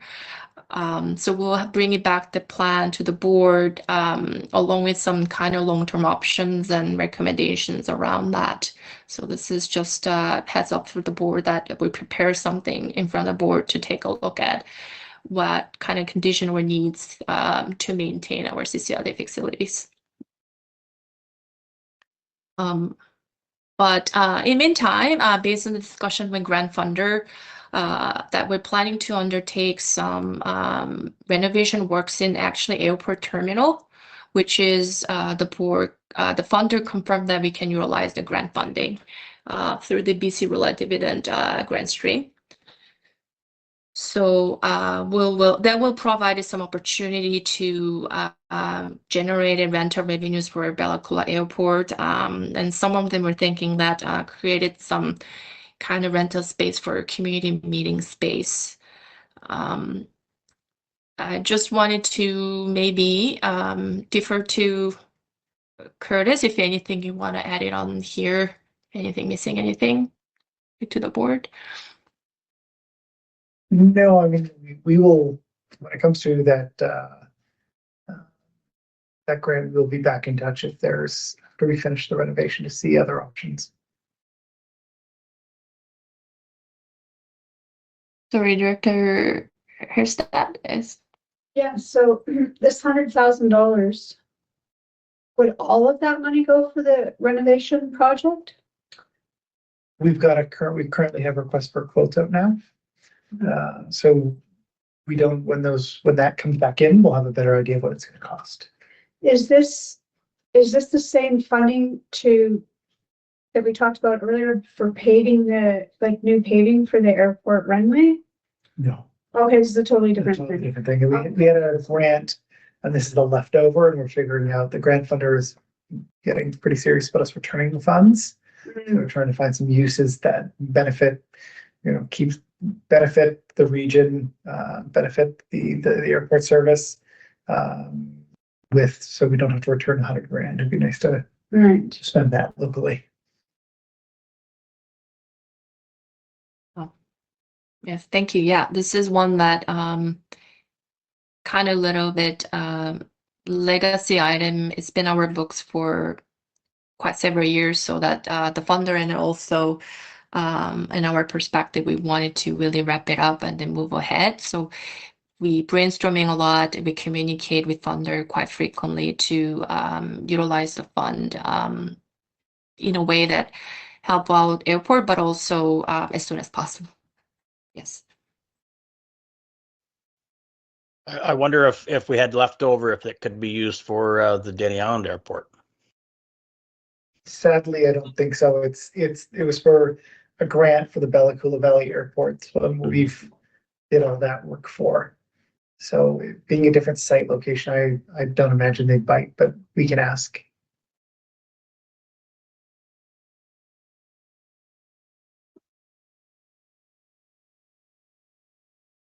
Okay, can move on to next. So this is at the moment the board travel actuals at the moment. We'll actually bring it back, this actual, after all year-end process is over. So when we close our book, we'll know the final actuals, final draft actuals for 2024. But this is at the moment 2024 actual versus 2024 budget for the board travel in 2024. And also the board made a decision around for 2025 travel budget initially last board meeting. So that's actually in this table at the moment. We were going to talk about stuff from last year that was left over, and we never quite got an answer, I think, back to what that was. There's a few more slides. Yeah. Oh, okay. Yeah, okay. Yeah. So yeah, Director Emery. Yeah, I should have been talking about the whole thing, but starting there. And so I remember the board requested about the carryover budget year to year. So we bring it back. The actual policy actually approved, I believe, almost at the end of 2024, 2022 for 2023. So we bring it actually back retroactively 2023, included 2024.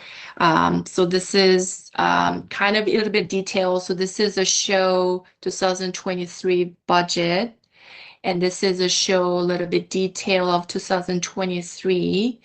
So this is convention and travel day rates. That's referring to your remuneration entitlement for your time to spend on travel and convention.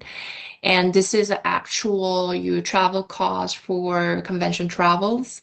And this is reflected on regarding coming to the valley, that's travel costs, and that's a remuneration claim for the regarding board meeting travel. So this is a actual budget, and this is a budget, and this is actual, and this is a variance.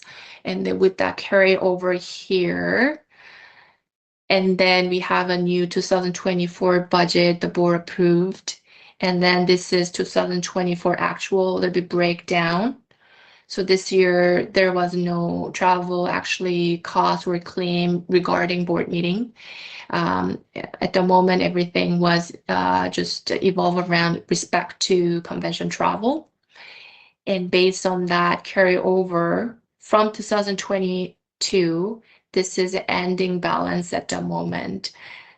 This is just what I wanted to provide a little bit more details, but I believe next table would have a little bit more easy way to look at everything in a bigger picture. Yeah, so somehow it looked like I went over, and meanwhile I was being told that I still had budget left. Yeah, sorry, that wasn't something to do with your travel to Bella Coola, was not included at the moment when I present to the board. So that's why we wanted to bring it back to the board when everything you're in, everything kind of thing finalized, so that the board be aware actual final numbers, not as opposed to just coming up only during part of discussion. So that's at the time, those costs to coming to the Bella Coola Valley regarding the board meeting and strategic planning session were not reflected at the moment. Yeah. Yeah, well, that's $4,000. I thought I had a lot of credit, so that's surprising that then obviously my travel budget isn't anywhere close to being enough.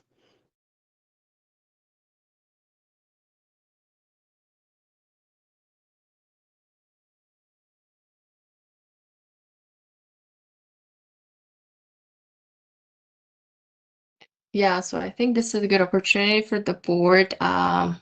Even look at the actuals that we want to revisit your figures for 2025, and also we kind of bring a discussion point that how the board wish to address carryover surplus or overages on each board of directors travel budget.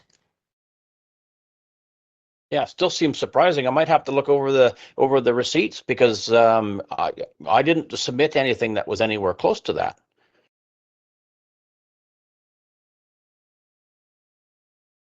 I give Travis a hard time for going over and thinking that I was trying to stay in my budget.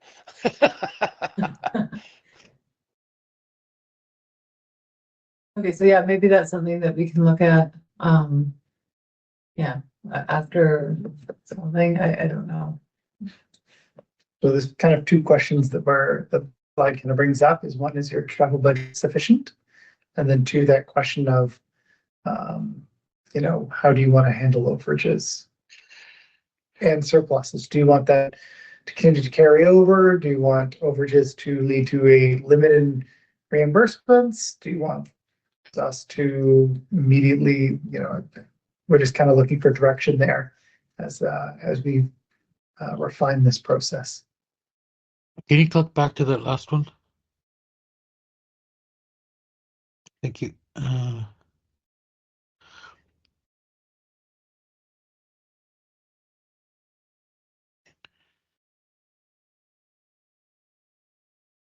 Yeah, and that's another thing. Like, maybe there should be something if or a contingency fund created for when it's training based or whatever, not like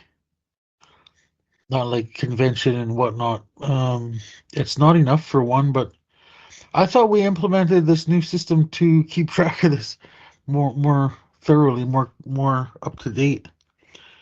Because even with this most recent spending, there was an oversight too in my remuneration. So something needs to be addressed here. I just don't see how my cost to go to Bella Coola for the strategic meeting was $5,589. That seems pretty weird. Okay, so Did you maybe we can look at, charter your own plane? Yeah, you could. yeah, so maybe we can look at that before it comes back to us and get some clarification on that perhaps. I Yeah. don't Also, just a note too, like post COVID, like there are unexpected increases to everything. I mean, that may be something that's affecting all of us right now too. Yeah, because that obviously isn't enough of a budget to, especially considering the geography and the just the cost, just the cost of travel. It's ridiculous. But anyway, thank you. Well, it seems to work out fine as long as you don't go to Bella Coola. Yeah. Yeah. It's the cost of the spuds out there. No, just kidding. Okay, so this is, important for us to keep in mind as we're building our budgets for 2025. There's been questions posed to us about what we want to do about overages and if there's carryover. I don't know if we're going to solve that right now. I think maybe we need a little bit more time on this one piece, because it sounds like we're surprised, but I don't think we're going to figure it out right now, perhaps. I think you're right, like the travel is so expensive and staying is so expensive, but right now, like we have such a small tax base and our residents are screaming at us to save money. And so we really have to look at these things, all right? I mean, I know it's not enough money. It's not gonna be enough money ever. So I think we have to be really, really selective of how we're spending it because, and be really strategic because, there's a lot of people who are like really struggling to pay their property taxes. And they've seen big increases, and this is one of the things that they're looking at. So go ahead, Director Hull.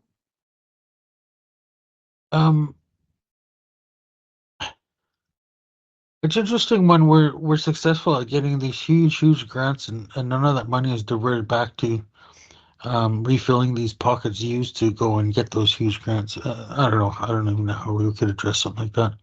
But anyway, that's just an idea, a thought. I think you're absolutely right. And some of the asks that we have aren't, necessarily financial. And how can those even be measured when we're talking about, financing reconciliation and all of these pieces that it's really hard to quantify. So I hear you. I think that when we're going in person, it's really important work that we're doing. It's just really hard to, for residents to look at the numbers and, Especially when the idea, the thought that, that may not be successful now, but that relationship you've created with whatever ministry or minister or even Stafford that remembers you because you've made a really strong statement, and then it's not till the next term that it gets anything done with it too. Like, we got to keep those things into consideration too. It's been very successful, and sadly, another aspect of all this is the increased cost of everything post-COVID, and those project dollars were only approved for pre-COVID. Also,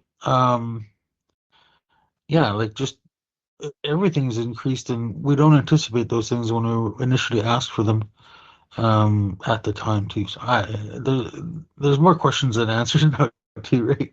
So yeah, it's a tough one.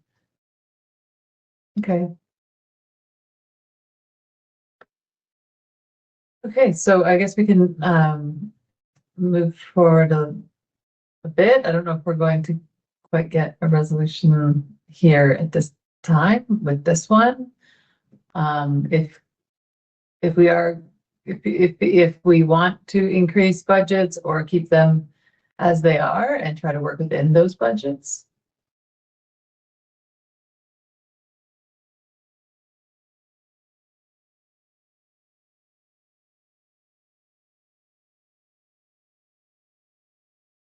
So yeah, there's our possible resolution based on overages and underages.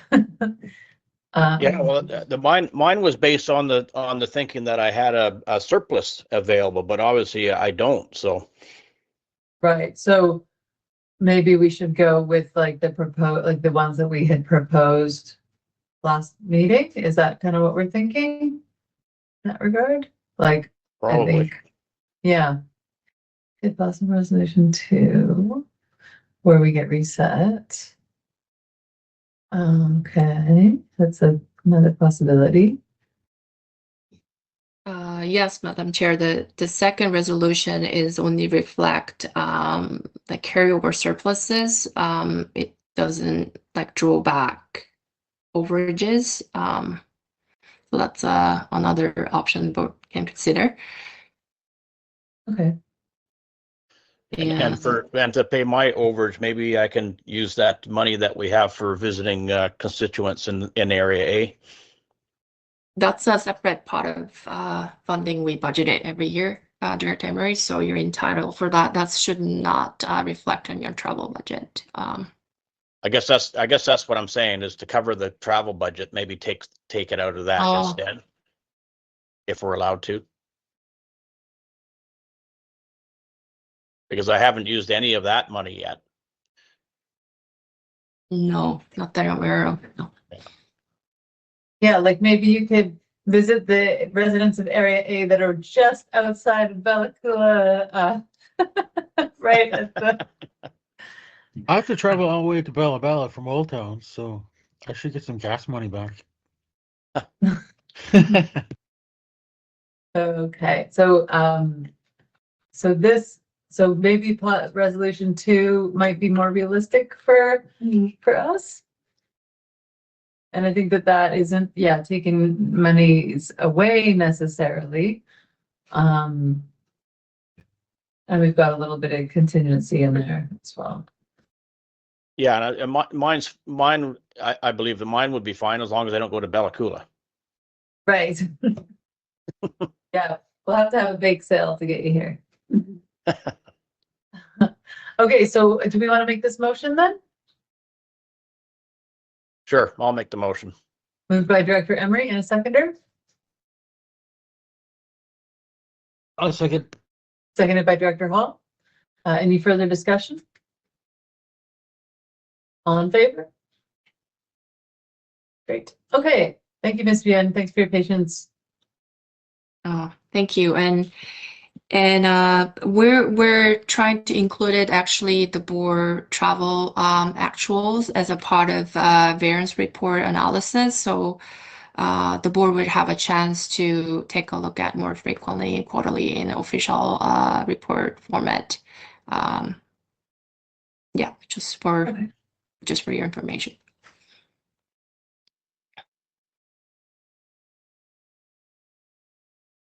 Okay, well, moving on to emergency management, the board made a couple of decisions regarding on this emergency management service last board meeting.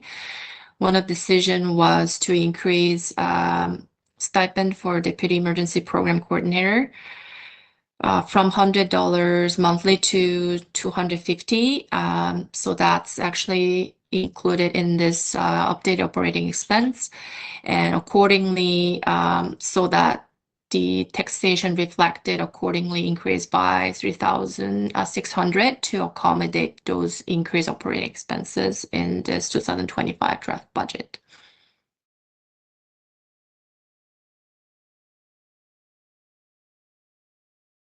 And and what does that stipend cover? Like, what is it? Sure. So if I may, through the chair, the emergency management coordinator has different representatives in different communities. So right now there is an emergency program coordinator, a deputy emergency program coordinator on Denny Island and in Ocean Falls. Oh, right. Okay. So yeah, we had some flooding in Ocean Falls. She has the ability to pick up the phone, have somebody who's on a bit of a retainer to go, we needed to go to the ferry. Right, I remember this now, yes. Yeah, and Director Emery brought forward that he felt he should be paid a little bit better. Originally, it was $100 a month. So Right. that's some of the evolution that has led us here. Thank you. Cool. Okay, thank you. Any more questions? Then I can move on to next budget item. Okay. Sorry, Shouldn't we? There we go. just a comment with regards to the recording system. Like when we submit those things through that travel claims thing, it almost should be instant. Like it's all electronic. Like why was something overlooked for me, and then obviously the travel was overlooked. Maybe we can look at other systems that are supposed to record these things and maybe are more of a real-time aspect. So I don't know. I didn't hear if it got mentioned already, but that's kind of my thoughts around that other portion of the travel stuff. Okay. Okay, so, but that might not fall into the budget part, but maybe we can look at that outside of the budget presentation. I mean, that's a staff level implementation of a system to record how you submit your claims. Right now, we use a basic, a submission form sort of thing. If you feel more comfortable doing an email, we can look at those things. Right now, as Ms. Beard has mentioned, we're looking at getting all travel claims brought forward as part of the variance report. So, please be patient with us. Systems and processes evolve, and we're looking for continuous improvement. So, if you are utilizing a system and you see room for improvement, I would say don't hesitate to reach out with suggestions, or even if it's just, hey, this could be better. And we can factor that in as we consistently review these systems and processes to make them, meet your expectations as well as, make things work for the staff on our end. Well, I would suspect that when we submit our claims, Yanni would still take that information and have to enter it into the spreadsheet and whatever. So there's still a staff element to that. And like she says, if she it does a quarterly update on our expenses, then we should be able to keep track of what's going on. Yeah. Yeah. Okay. Just we're trying to enhance our EFT function in terms of so that the board and the vendor can receive it payment more immediately. So our payroll functions allowed us to provide that function so that we can provide it remuneration payment if the board wish can directly deposit to your account, but we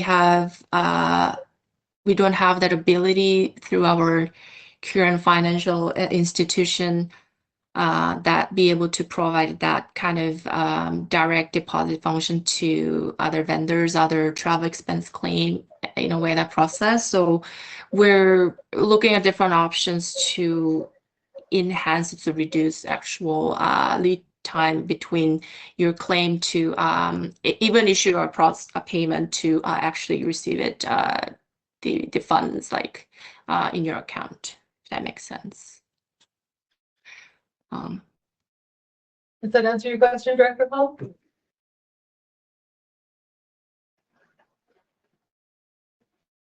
Clear as mud. Okay. Thank you. Oh, I saw the Director Northeast. Yes, hi, Do you have any thanks. question? Thank you. No, I don't have a question for you. I have to inform all of you that the rain is pounding down. I need to go walk the property and batten down the hatches. I'll be gone about 10 minutes, okay? Okay. Thank you. Wear your red coat. Don't have fun without me. Okay.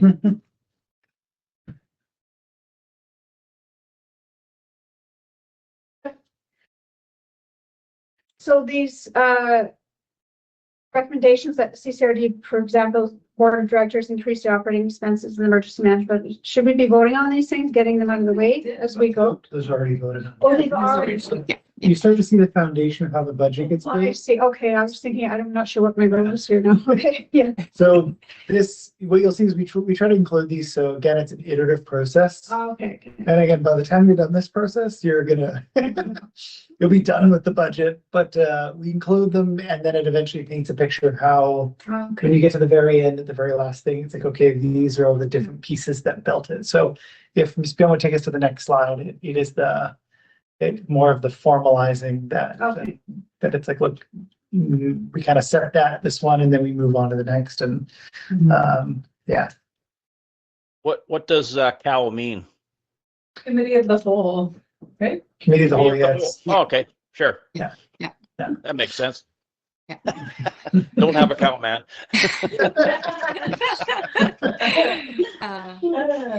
Okay, Yeah, so, we go um, ahead, sorry.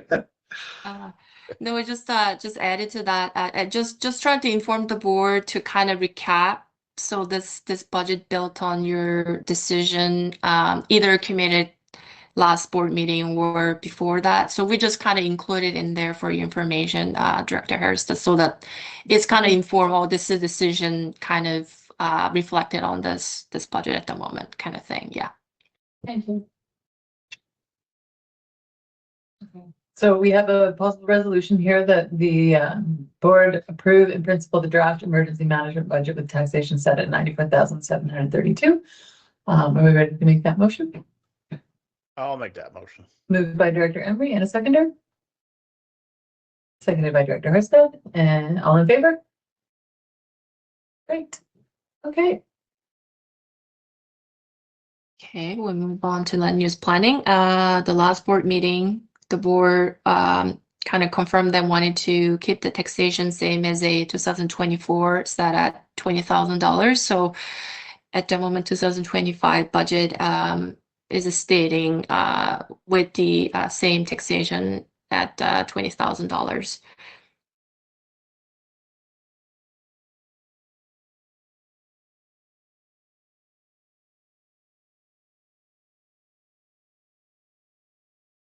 And any other discussion, then I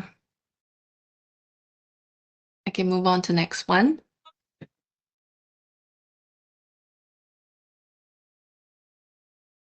Maybe I wasn't understanding. So we're saying that if it's red, that means that's a deficit? No, those are grant funding, direct Emory. So actually the good things, that means that we actually move along. We made a big progress on the grant funding so that less amount available for us to spend because we made a big progress, not big progress, but like by $26,000 amount of progress. So the reduce on the grant funding, that means is that we made a progress. That means we less amount of fund be able to spend. So Right. accordingly, grant funding deferred revenue drop, and also the estimated grant funding special project cost for following year is drop accordingly. Right.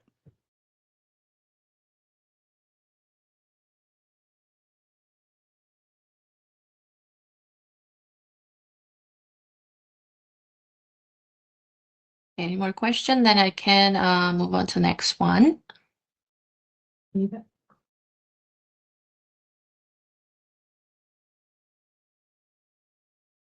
Okay.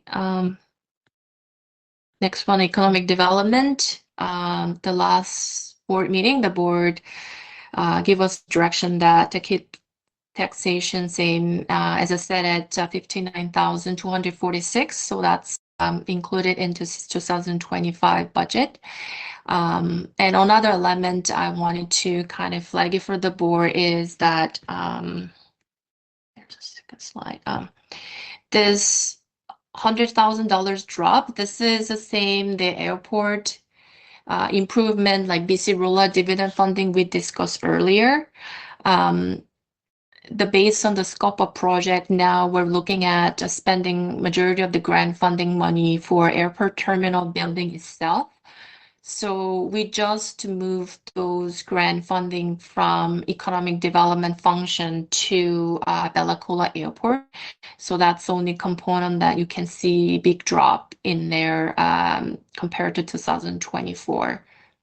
So that BC Rula dividend funding originally allocated heavily on economic development function. The promises though evolve around increase like Bella Coola airport tourism and economic growth.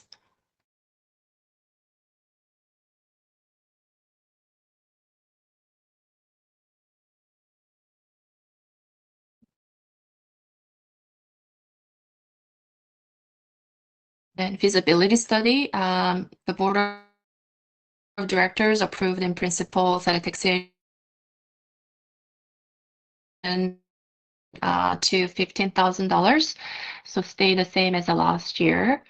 And then as a board gave us a marching order, so we projected probably spending the available fund to take it on dog control feasibility and something like that. Yeah.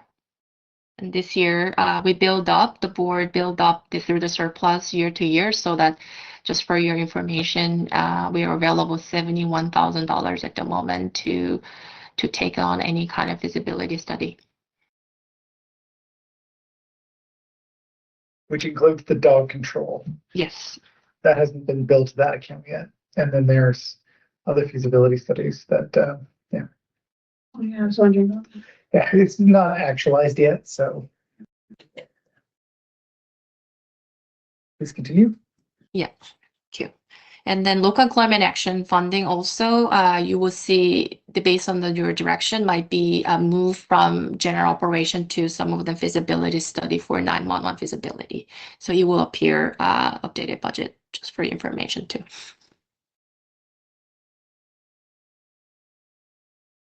in granting aid. The last board meeting, the board wished to reduce taxation to $20,000. So in 2025 draft budget at the moment, we anticipated $19,160 available for grants for community through the granting aid program.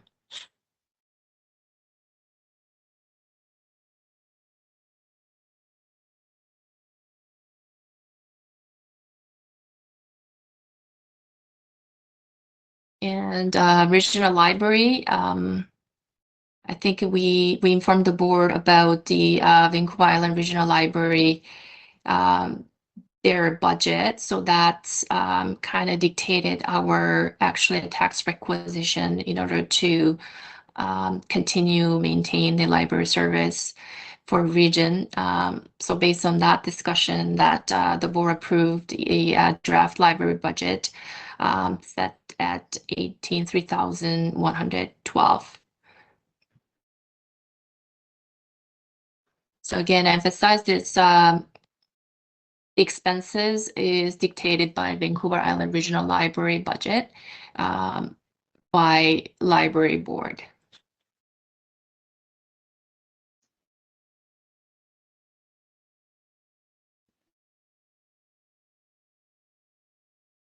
Okay, we can move on to now sub-regional. That means like generally across like Bella Coola Valley CDE area services.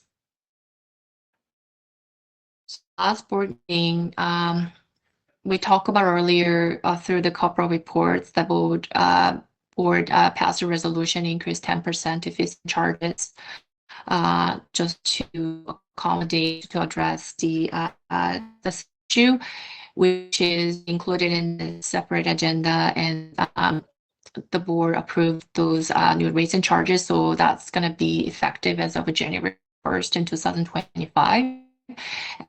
And this draft budget actually reflected on that 10% increase. And also at the moment, based on our projected deficit, we're proposed a taxation for 2025 along with 10% increase to rates and charges. The taxation is set at $28,500 just to address the deficit for 2025. And the board had a chance, was actually taken into consideration a separate standalone report presented by Melanie earlier to speak to more established long-term viability in the service. So based on the board decision that those updated rates and charges to reflect it on those other changes will be presented separately in the middle of 2025 as well. And this is Bisirula dividend funding, just it's the same funding we discussed earlier, actually, when we discussed about the airport terminal renovation and airport office discussion. It's just kind of highlight that those $10,000 we just now move into Bella Coola Airport services and available for some of the renovation work within the Bella Coola Airport terminal building. It's just the same items. I just want to flag at the board. It just to show up a few different areas because just to move fund from one way or another, and also that discussion was tied into some of the Huron Airport operation office discussions and whatnot.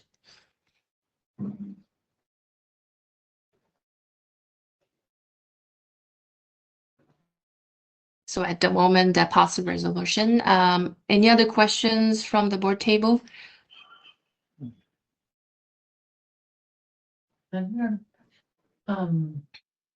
Is there anyone ready to make that motion that the CCRD approve in principal taxation for Bella Coola Airport to $28,500?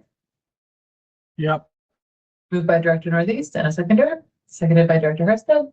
All in favor? Perfect. Any opposed? Nope. Okay, great. Okay. Okay, solid waste management. So at the moment, there's no change in taxation rates and charges in this draft budget. So the taxation rates and charges stay the same as the 2024. And actually, the board had a chance to take a look at and made a decision regarding landfill contract renewal. And those projected costs already factored that into this updated draft budget.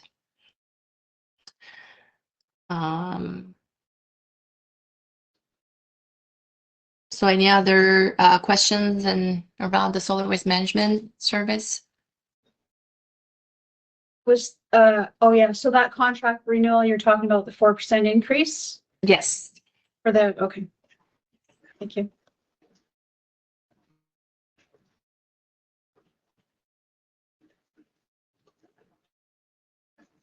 Okay,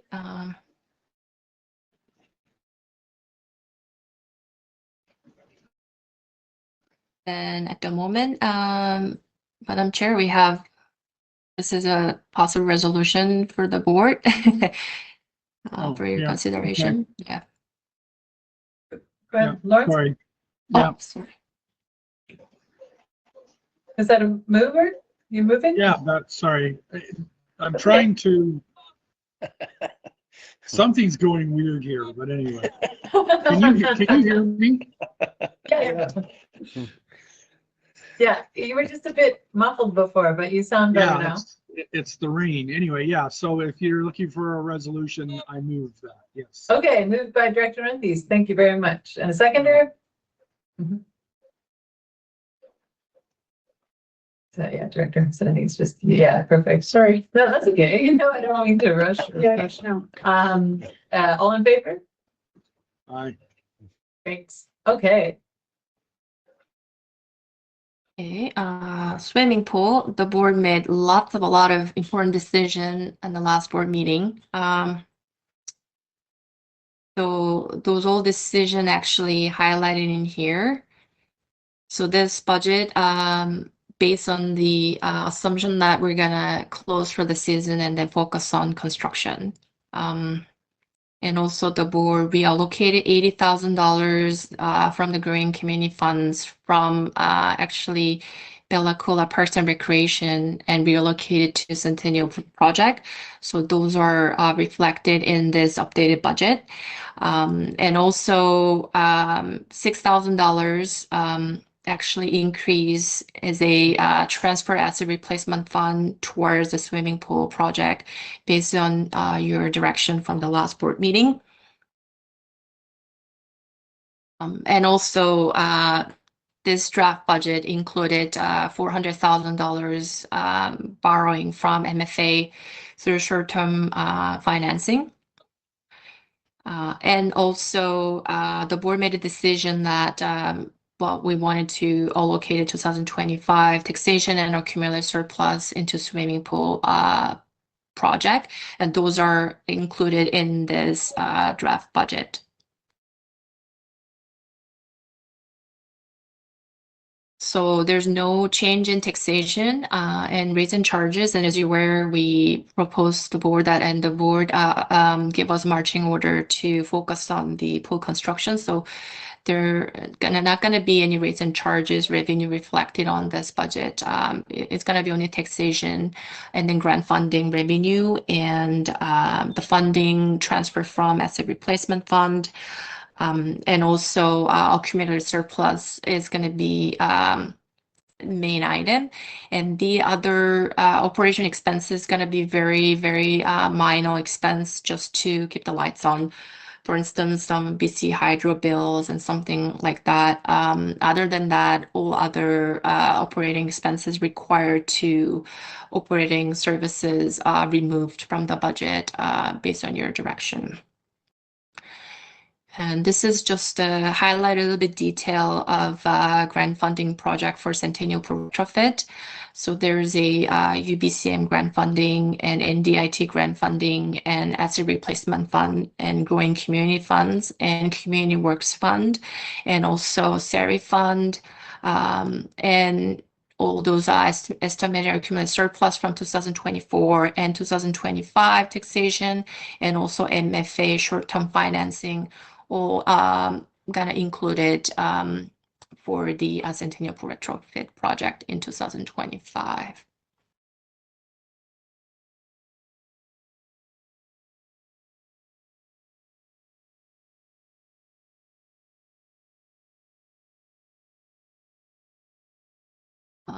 Any other questions on the board? No.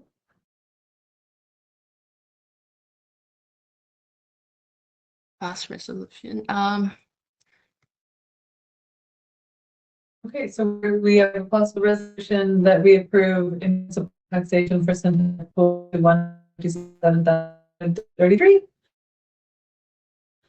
Yep, Director Northeast, I see, and Director Hurst second. All in favor? Great. Okay. Thank you. Thank you. And we're on to Bella Bella Parks and Recreation. So last board meeting, the board approved taxation set at 54,395. So those are actually updated accordingly in this draft budget. And also we have a direction that 80,000 green community funds move from Bella Coola Parks and Recreation reallocated to swimming pools. So those $80,000 was removed in this 2025 draft budget.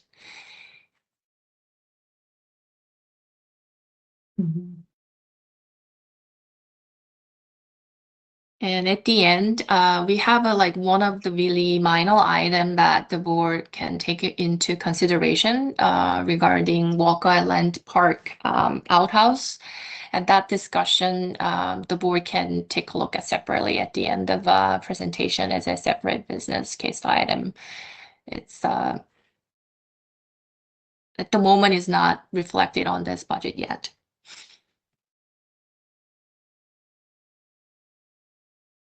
And house numbering for Bella Coola Valley. The last board meeting, the board approved in taxation at $1,000. Stays same as the 2024. And at the moment, so accordingly, $3,971 will be available in your house numbering operating expenses in 2025, the same as 2024.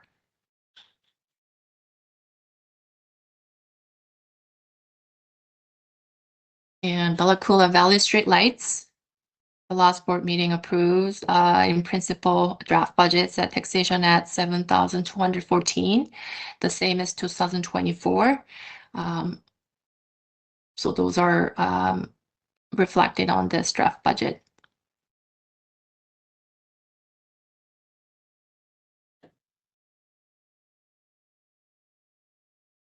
Okay, we're moving into local service areas.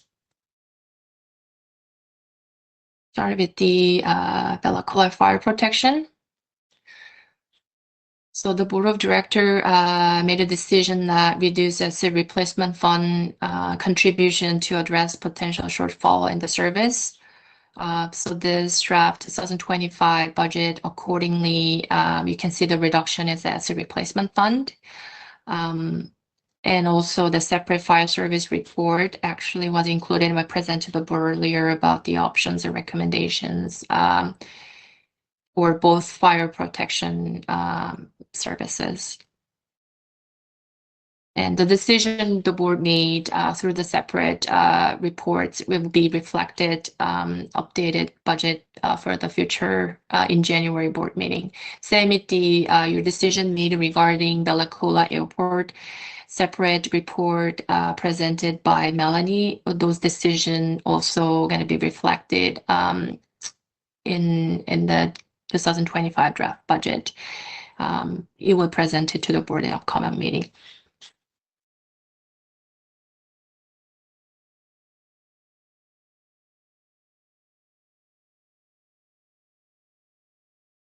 Okay, so we've got a possible resolution that the board approve in principle taxation for Bella Coola Fire Protection to $50,704. And so this is, and so this is a D and E vote. Moved by Director Husted and a seconder. Direct Northeast, all in favor? Great. Okay. And fire protection Higginsburg, the board directed staff to make a change in asset replacement fund allocation to balance the budget. So this budget, updated budget in front of you was reflected on your decision. And as I speak earlier, that any decision you made regarding the asset purchase for the fire hall, that's gonna be reflected in updated budget as well.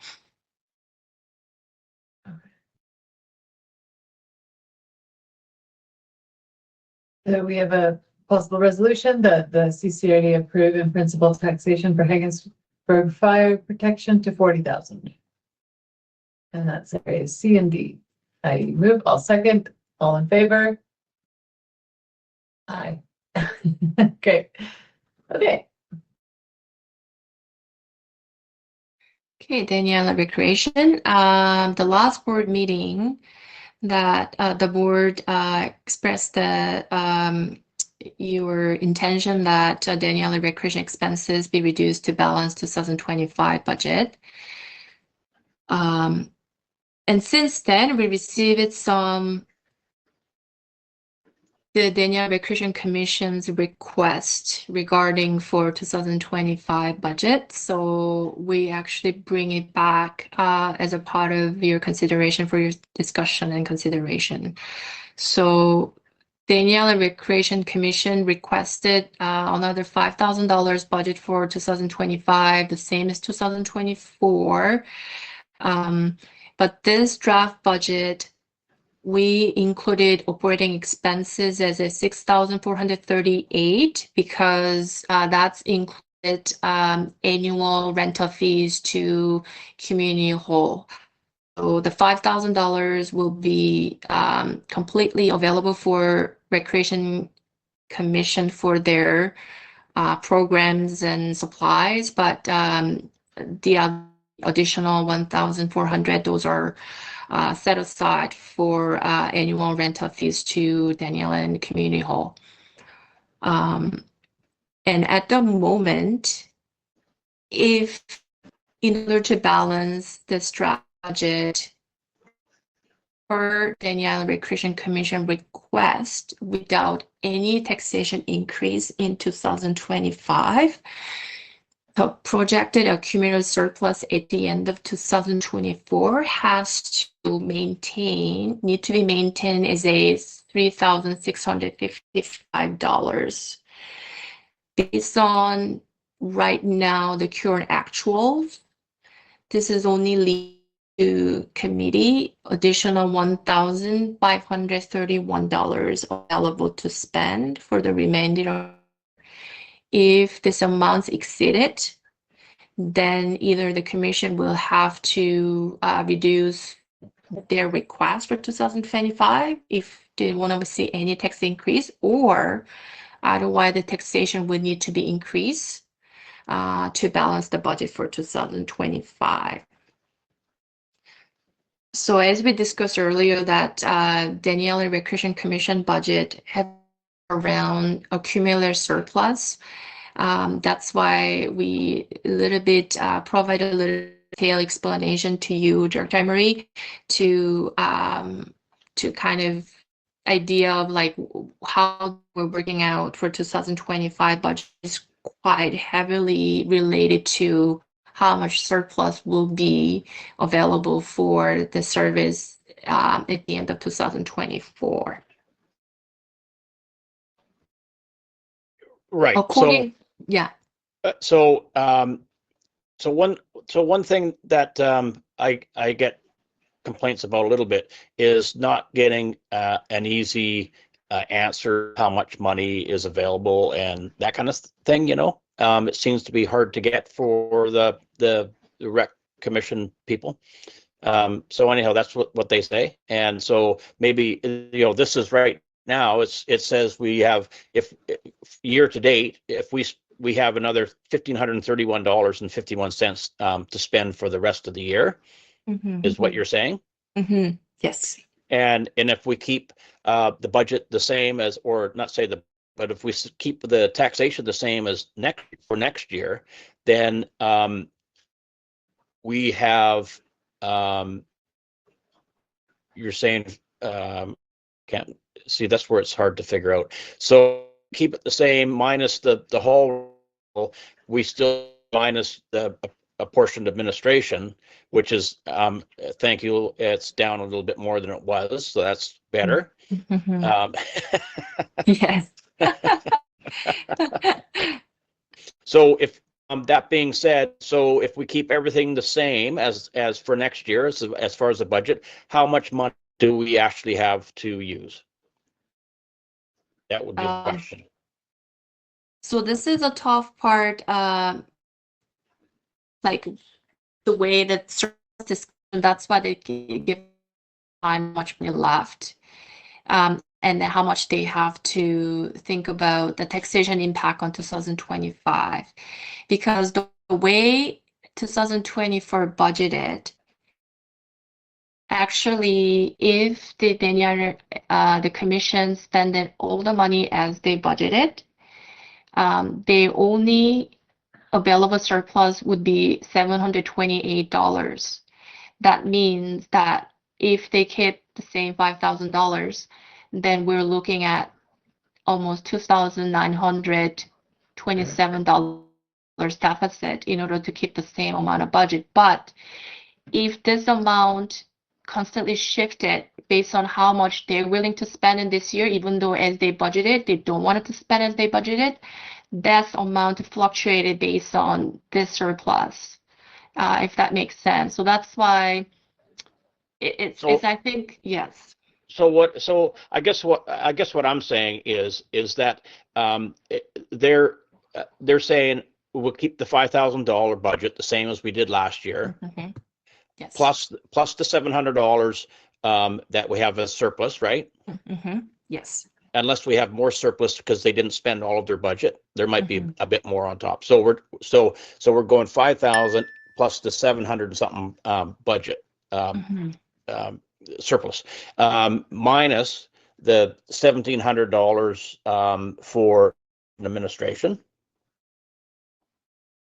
right? Yes. Okay, and in their operating expenses, the hall rental is the biggest expense. Yes, that's 1,438 at the moment. And so, and after that, then we would have $3,600 as money to put towards projects and what have you. Yes, so if you look at that lens, Director Emery, we can say that if wanted to certain there's no taxation increase whatsoever, regardless of surplus available beginning of 2025. At the moment, I just saying only at the moment because a portion of admin is still developing. So I cannot 100% guarantee at the moment because we're still developing that portion of admin. But at the moment, projected is 1,772. That means the operating expenses, $5,000 has to reduce by $2,927, if that makes sense, because they have to set aside for rental. That's not optional, I believe. So that amount have to reduce by this much. So it's up to your decision that. Okay, I guess the question I'm asking is after you put all the numbers in there, what dollar value do they actually have to spend? That's what I'm saying. Okay. Like, forget about their budget and whatever they're saying. We have hall fees is the one thing we have to pay. So if you take off portion of administration and the hall fees, how much do they have after that they can actually spend on a budget? Is $2,072.95. So $2,072. Yes. Okay, so that's 95 cents at the moment. Yeah. and that's how much they would have at the moment to spend on Halloween, Christmas, and everything else. Yeah, for 2025. 2025. Right. Yes. Okay. So that's the number that they'll have to deal with, Okay. is what I'm saying. So it's much like the airport commission, the Denny on Airport Commission. It's not so much they have a that they're going to come up with a budget. They want to keep the taxes the same, so it's the opposite. You're going to tell them they have $2,072 that they can put toward their own projects, right? Does that make sense? Yes. Yeah. So we're working backwards. We're doing it the opposite way. We're not asking for the an actual budget. We want to go the other way. We want to $1,000 local taxation and then work our budget backwards from that money that we actually have after that. Okay. Correct? Yes. So I think your resolution from the last board meeting still stands. We don't need another resolution. Is it right? Do you think that's sufficient to capture Director Emery intention? If I may, I think you probably expectation from Director Emery. It might be having a resolution kind of outlines the expectations. We are not only following through on his, then there's some other elements to it. So it might be something that includes that we set the budget, like set taxation at the $5, and then communicate the available funds quarterly basis to the the Recreation Commission, so that they have an idea of what their budget is, and then keep them abreast of where they land. Does that does that match your intention, Director Emery? I think that I think that's what people are having trouble with, is actually, forget about all the middle stuff. How much do you actually have in your hand? And that's what I believe that is the issue with people they're trying to figure out how much money they have. They don't want to hear about everything else. How much actual money can we spend this year? That's what they're after. We can communicate that. Mm-hmm. Yeah. So if we need a motion to clarify that, then we could draft up something here. I've received Mr. Duncan can sort of get their motion for us. Yeah. Thanks for the conversation. And I know this is something we were speaking with Ramona a little bit about. This was a few months ago now. So I think it might be nice to have that clarity around the total tax limit, so that the CCRD Board of Directors approved in principle taxation for Denny Island Recreation to $5,000, and that quarterly reporting on amounts spendable by the Recreation Commission be provided.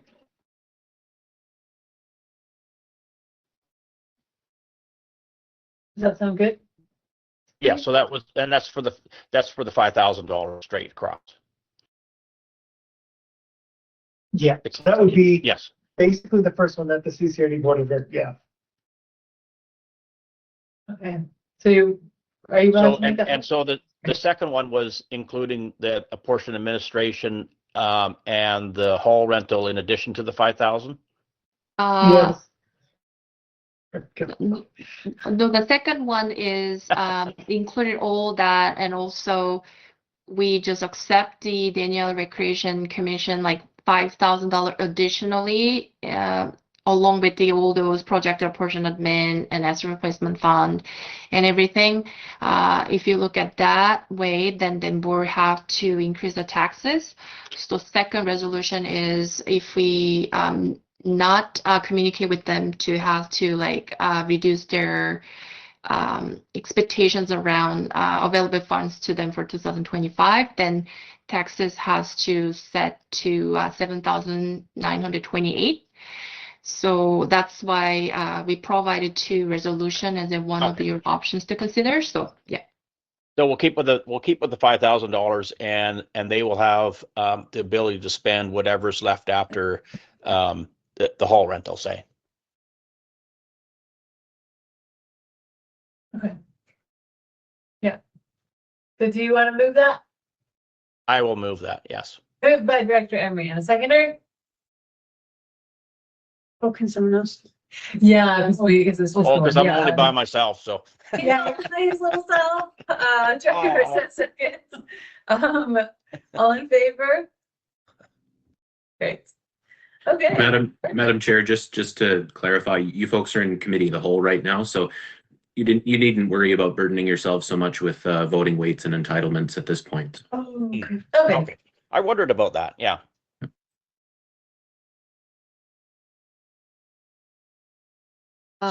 So I guess when I talk to these people again at the Dana Island Recreation deal, that I guess if they feel they need more money than $2,000, then we could revisit that. But I don't think we'll need to.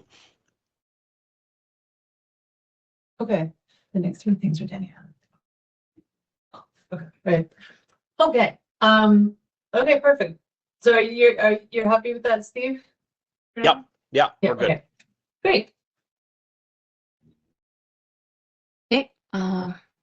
You, it's Danielle Airport. So last board meeting, we received the board directions to approve it budget set taxation at 6,973, the same as 2024. But since then, we received a request from the Danielle and Airport Commission for 2025. So there's a three components. Maintenance item was included. Brushing at the airstrip, estimated cost not exceeded $15,000, and runway crack sealing $20,000, and they requested building maintenance $2,000. So those $37,000 maintenance item is at the moment included for your discussion point. If those are all included, then at the moment we're looking at project deficit at the end of 2025 is $8,287. Okay, so this is going to be much the same as the other one. So we'll just keep taxation the same as it was for last year. And if when we go to put out contracts for the other stuff, we'll use up the surplus, if that makes sense. Okay, so you know, it's fine. It's fine for them to come up with this money they want to spend, but they don't realize that on the and say that they don't want extra taxes. So you can't have both. So the idea was to keep the tax the same, and any contracts for this whatever they want to do would come out of the surplus.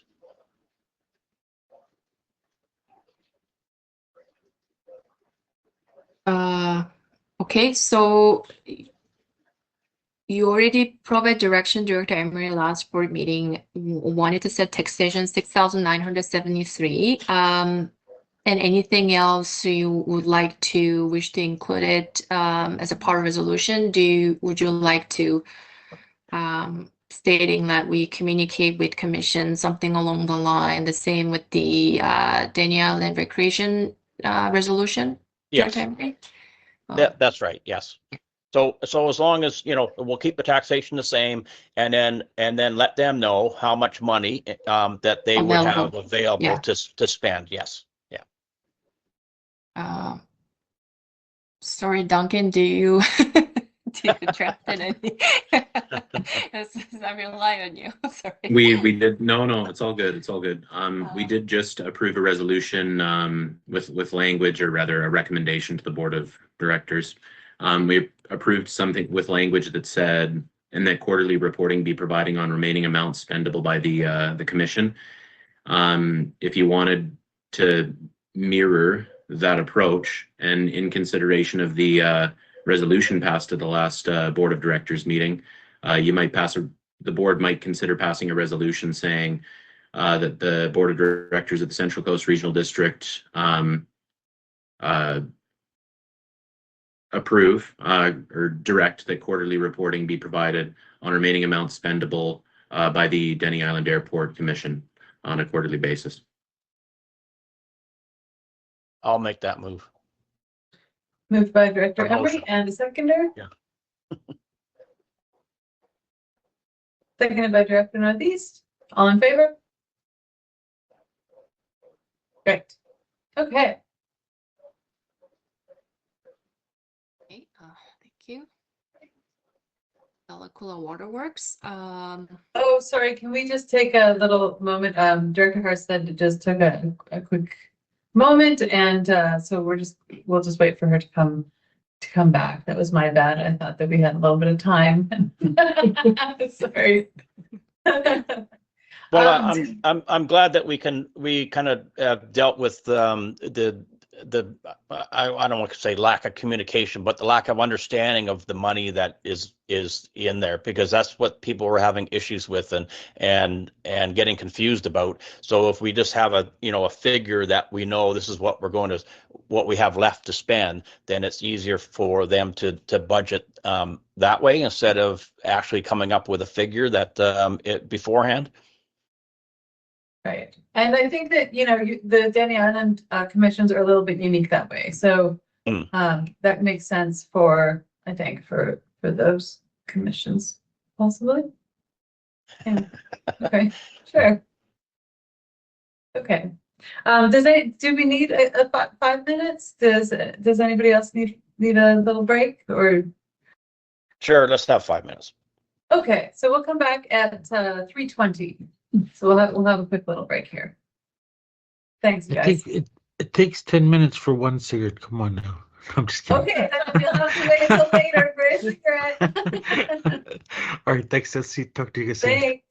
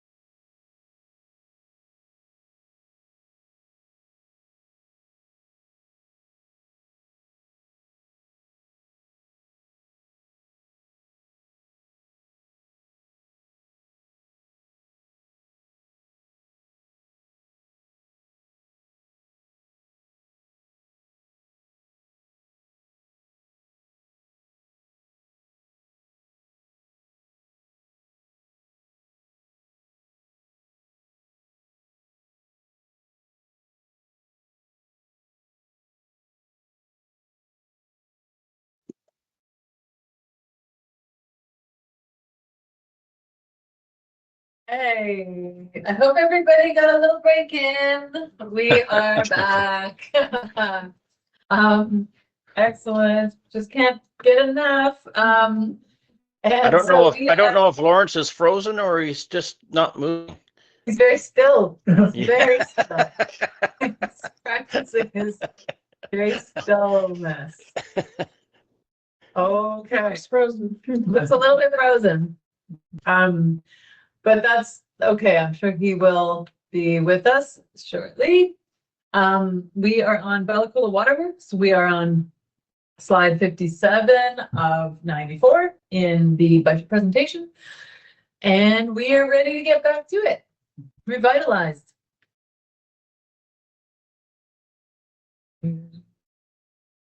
Bounce off? Yeah, it's not. Okay, perfect. I was just gonna text him.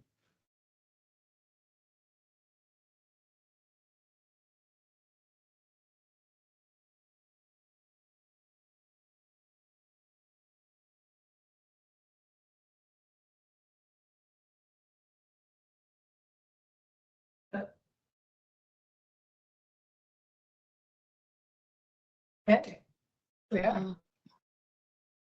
Okay, so we're in the Bellacoola Waterworks. Last board meeting, the board gave us direction that increase rates and charges by 3% to balance the budget for 2025.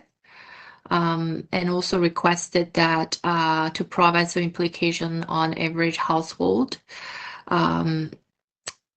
So those are report actually coming to the board in January, included all updated rates and charges for all different rates and charges items. But at the moment, for your information, the current single-family residential dwelling rates is $283. So if projected based on 3% increase, single-family residential dwelling rate would be $291.50.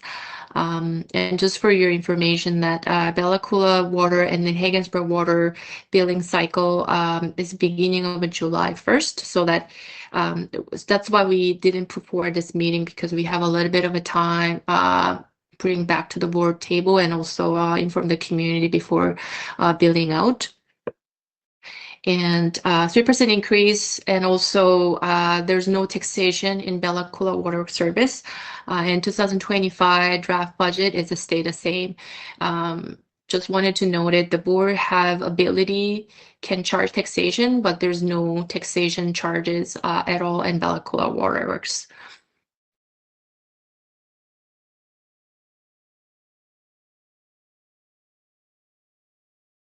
Oh, any other questions? And Director Herstad? No, thank you for that. That's great.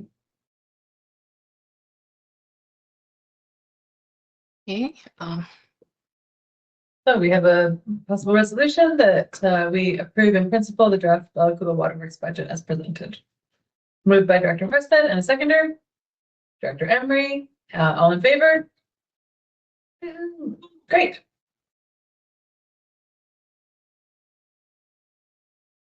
Haggensburg Waterworks. The last board meeting, the board gave us direction that around the parcel taxation. So there's no increase to parcel taxation rates and charges. Just wanted to flag it that we just edited additional property based on the extensions of boundary. So that's the only increase in parcel taxation revenue, but the rates and charges for parcel taxation stay the same. So there's no change to actual parcel taxation revenue, just for information. And also the last board meeting that we present to the board for award the Haggensburg water system contract. So the board made a decision to reallocate a $200,000 surplus to Haggensburg water system projects. So those are actually reflected on this updated draft budget. and no change into rates and charges in draft budget as well. Okay, great. And just before getting into this discussion, just wanted to draw your attention that at the moment we have projected budget surplus available 67,800 at the moment. The surplus amount could be shifted based on our year-end and surplus and everything, but at the moment that's a projected surplus. So those surplus is the area that the board can consider. How would you like to utilize your surplus?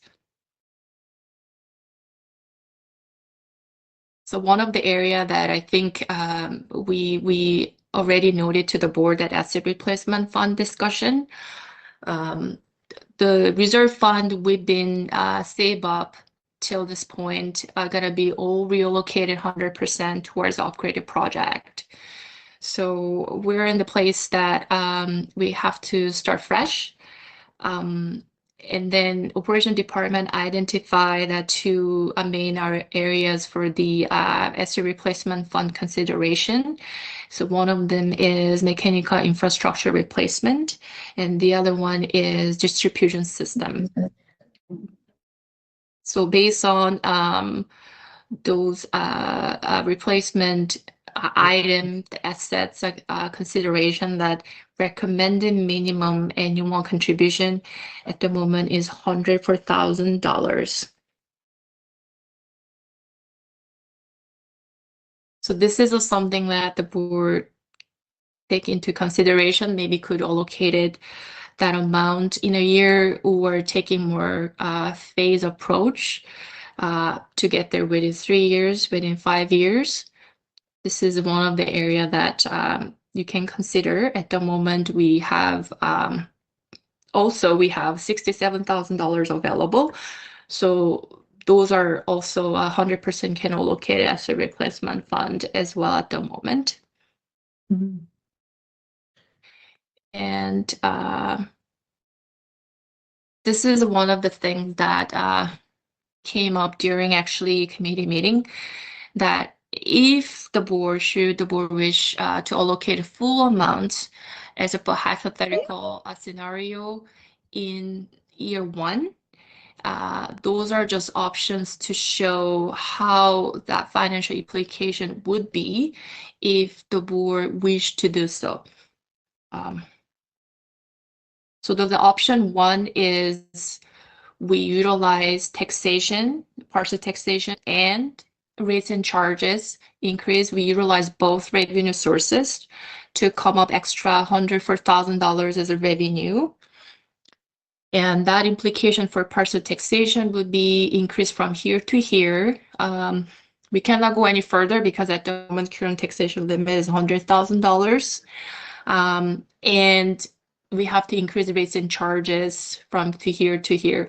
We just focus on mainly single family dwelling, just for your consideration. I mean, there's other component that if you go into the more rates and charges detail, there's other component other than single family dwelling, but this is just to provide information for the board that just a residential single family dwelling, how the impact will look like hypothetically.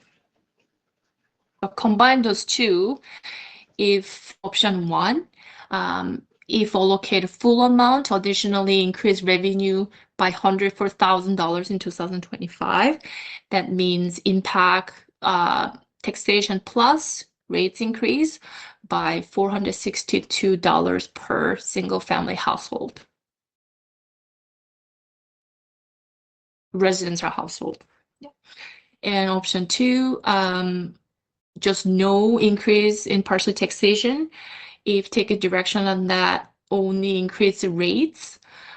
In that case, project a single family dwelling rate increase by $327, and there's no increase to taxation.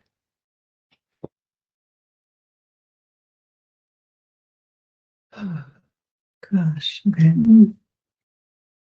And then option 3, this is a little bit to explain why we included option 3 is I think last the board meeting that we kind of flagged it to the board that one of the items including 2025 is a water service review. So the board have a chance to take a look at new modeling of the Haggensburg Water and Bella Coola Water Works service. But one of the things the board could consider is revenue sources, how is more adequate way how to we recover the cost. Either we got to rely on more taxation, or we got to rely on more user fees, that kind of principle. And at the moment, Haggensburg revenue structure is 23% revenue coming from parcel taxation, 77% of revenue coming from rates and charges.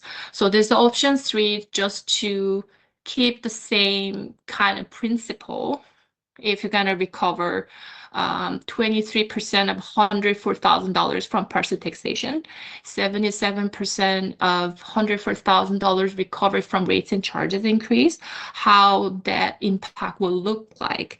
So if that makes sense to the board, yeah. So it's just presented that if you keep the same current kind of principle, how we recover the cost in Haggensburg Water Works system. This is option 3, how they will look like. The implication for that, increase parcel taxation from here to here and increase the rates and charges. So projected single family dwelling impact through taxation and rates and charges by $373 increase. If I may, one of the attachments to the slide is an analysis done in 2018 as we were looking at some of the water systems, and it includes analysis of a whole bunch of smaller water systems and their total annual residential rates. And the average across British Columbia for the small water systems is $848.53 in 2018 dollars. So just to put into a bit of a context in regards to the fees and how they compare across. Again, I would state that this is an older analysis. So just as a bit of a context. Yes. Thank you. So we might maybe update those numbers as we getting into water service review. But those information done in 2018 is included for your information. Mm-hmm. And another part of discussion that the board could take into consideration is now we have that projected surplus money is available. One of them, the board can only contribute for asset replacement fund. The other part is we kind of projecting that we might see increased operation costs due to new water system in 2026. That's something to do with more increased operational utility cost. And also that's require more diligent water quality testing and those treatment supplies. So we're looking at potentially we'll see the increase for operational costs in 2026, not in 2025, in 2026, because as you're aware, we're expecting that hopefully the water system wrap it up in fourth quarter in 2025. So this is one of the area that the board could consider that because we have a $67,000 available. So one of the area that the board consider is just put it in a reserve fund for asset replacement fund, or also can set aside as a reserve fund so that it can reallocate it back to 2026 when we will know we will have additional new operating expenses. So what happened with the board allocated the surplus in reserve account that's sitting as a reserve, And then per your decision, we're transferred from reserve back to a Haggensburg water system in 2026. And that would help transition into new water system as well. So those are areas that the board can take a look at. How would you like to allocate, utilize projected surplus? I would just maybe throw in there just in regards to playing the game of moving surplus around for operating expenses. That will lead to a spike in taxation. Mm-hmm. We've been through playing around with surpluses before, and I would caution about doing that because it just delays paying slightly and leads to spikes. And with next year's budget, it's pretty much a status quo budget up until Q4, which is why the budget is generally fine. It's swallowing and dealing with, there's going to be, $13,000 to $15,000 in additional operating costs, as well as the asset replacement bit. So there's a bit of, you've got next year before those costs really kind of kick in. And it's, do you want the 2026 budget to address it all at once? Are you referencing one of these options? I'm referencing when we talk about number one, store the surplus in reserve account for one year.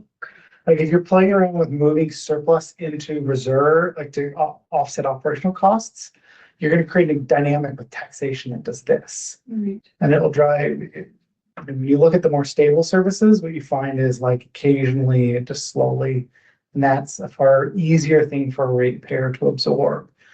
So we've got the challenges, the structural, not going away. So if the recommendation would be to deal with the structural challenges, which is we're going to have in 2026 a $13,000 to $15,000 operational increase. It's just the need part of the new system. And then we have the asset replacement part. You've got kind of this buffer year to determine, do you want 2026? Do you have to actualize all of those changes? Or do you want to do some of them now? So it's an easing in. And the Water Advisory Committee wants option 2, but are these two separate? These are two separate things, or are they the same question? I think I'm a little bit confused about the full amount 104 and the surplus amount of 60, whatever that was, 67, and what the options are kind of referring to in a way. Is that a question?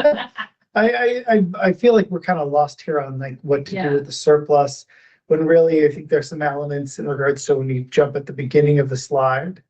How does the board want to deal with the challenges ahead, such as some of the rates? Like, does the board, like this is kind of it right here. Go back into the other one. Does the board wish to allocate the full amount into the reserve account?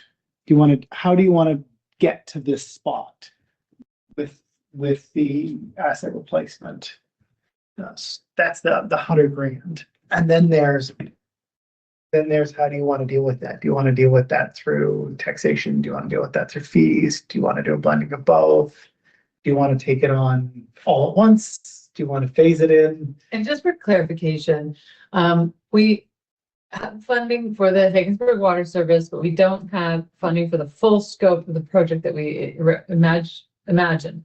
So the asset replacement fund, are we thinking that could go towards the funding the distribution, not the distribution, Yeah. and to grow the scope, maybe not all at once, but because if we are replacing the system, I don't know, about putting 104,000 aside unless it's to go towards expanding the. There's two different parts. Yeah. The replacement part of the 104 is just to replace the system when its lifespan ends. And it can be used as well if there are major leaks or repairs that need to happen, and the system has leaks and it requires repair. And if we don't have the money in the annual budget, then we can come back to the board and get that funds to keep to do those critical repairs. For if the board wants to continue expanding and seeking other grants, which we are looking for other grants to continue on and replace the entire system. For large chunks of that, we will need a local share. Again, most grants are not 100% funded, so we can use the asset replacement, because that is its intended purpose, to be the local share of the replacement. The cost to replace per kilometer are, I forget the exact number, but it's several $100,000 per kilometer, and we have a fair amount of piping. So the $100,000, the $104,000 is a bit low as what the fully fleshed out, place the system now, place this remainder of the system, plus replace the system at the end of its life. So at least finding a way to put aside the 104 would allow you the flexibility to do further repairs, further projects, and start saving for the eventual replacement of the system when it reaches end of life.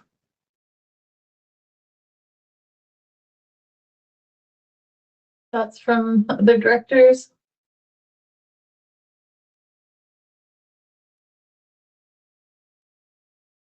Yeah, so you're basically saying that,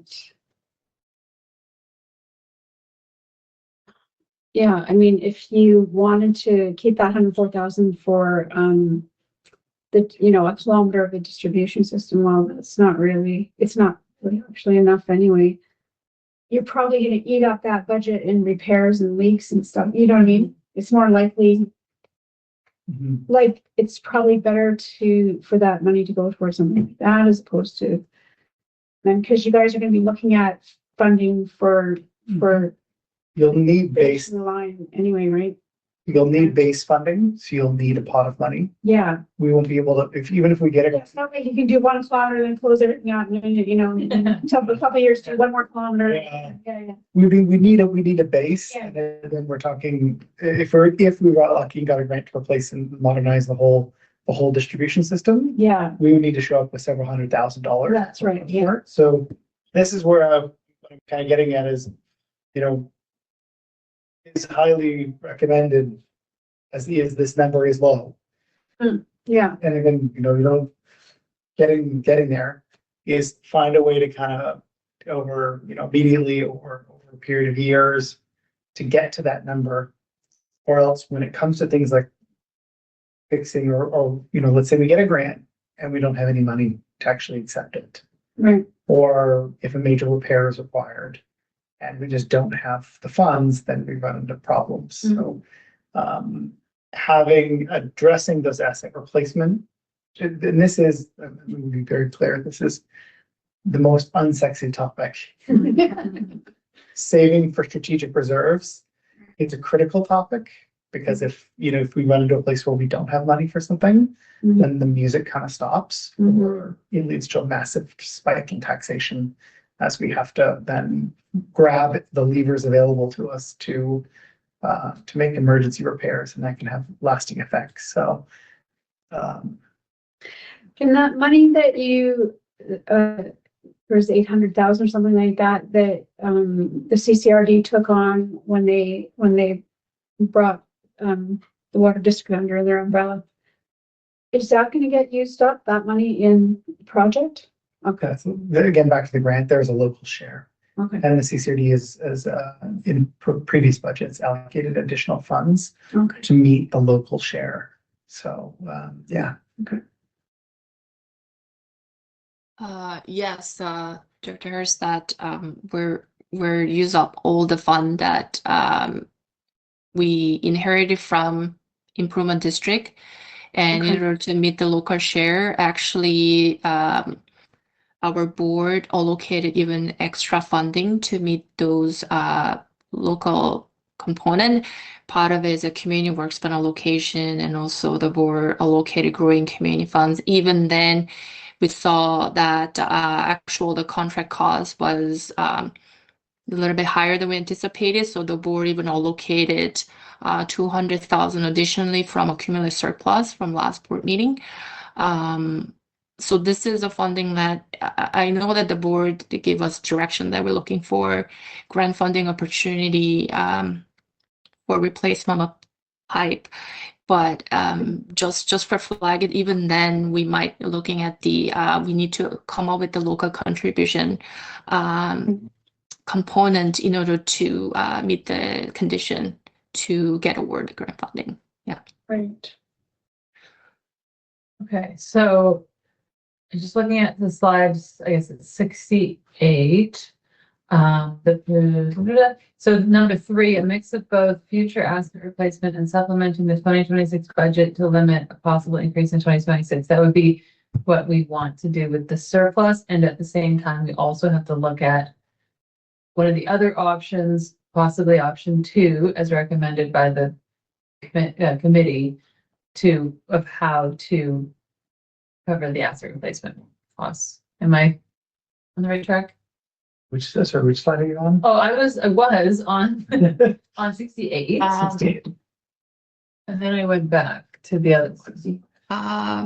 Okay.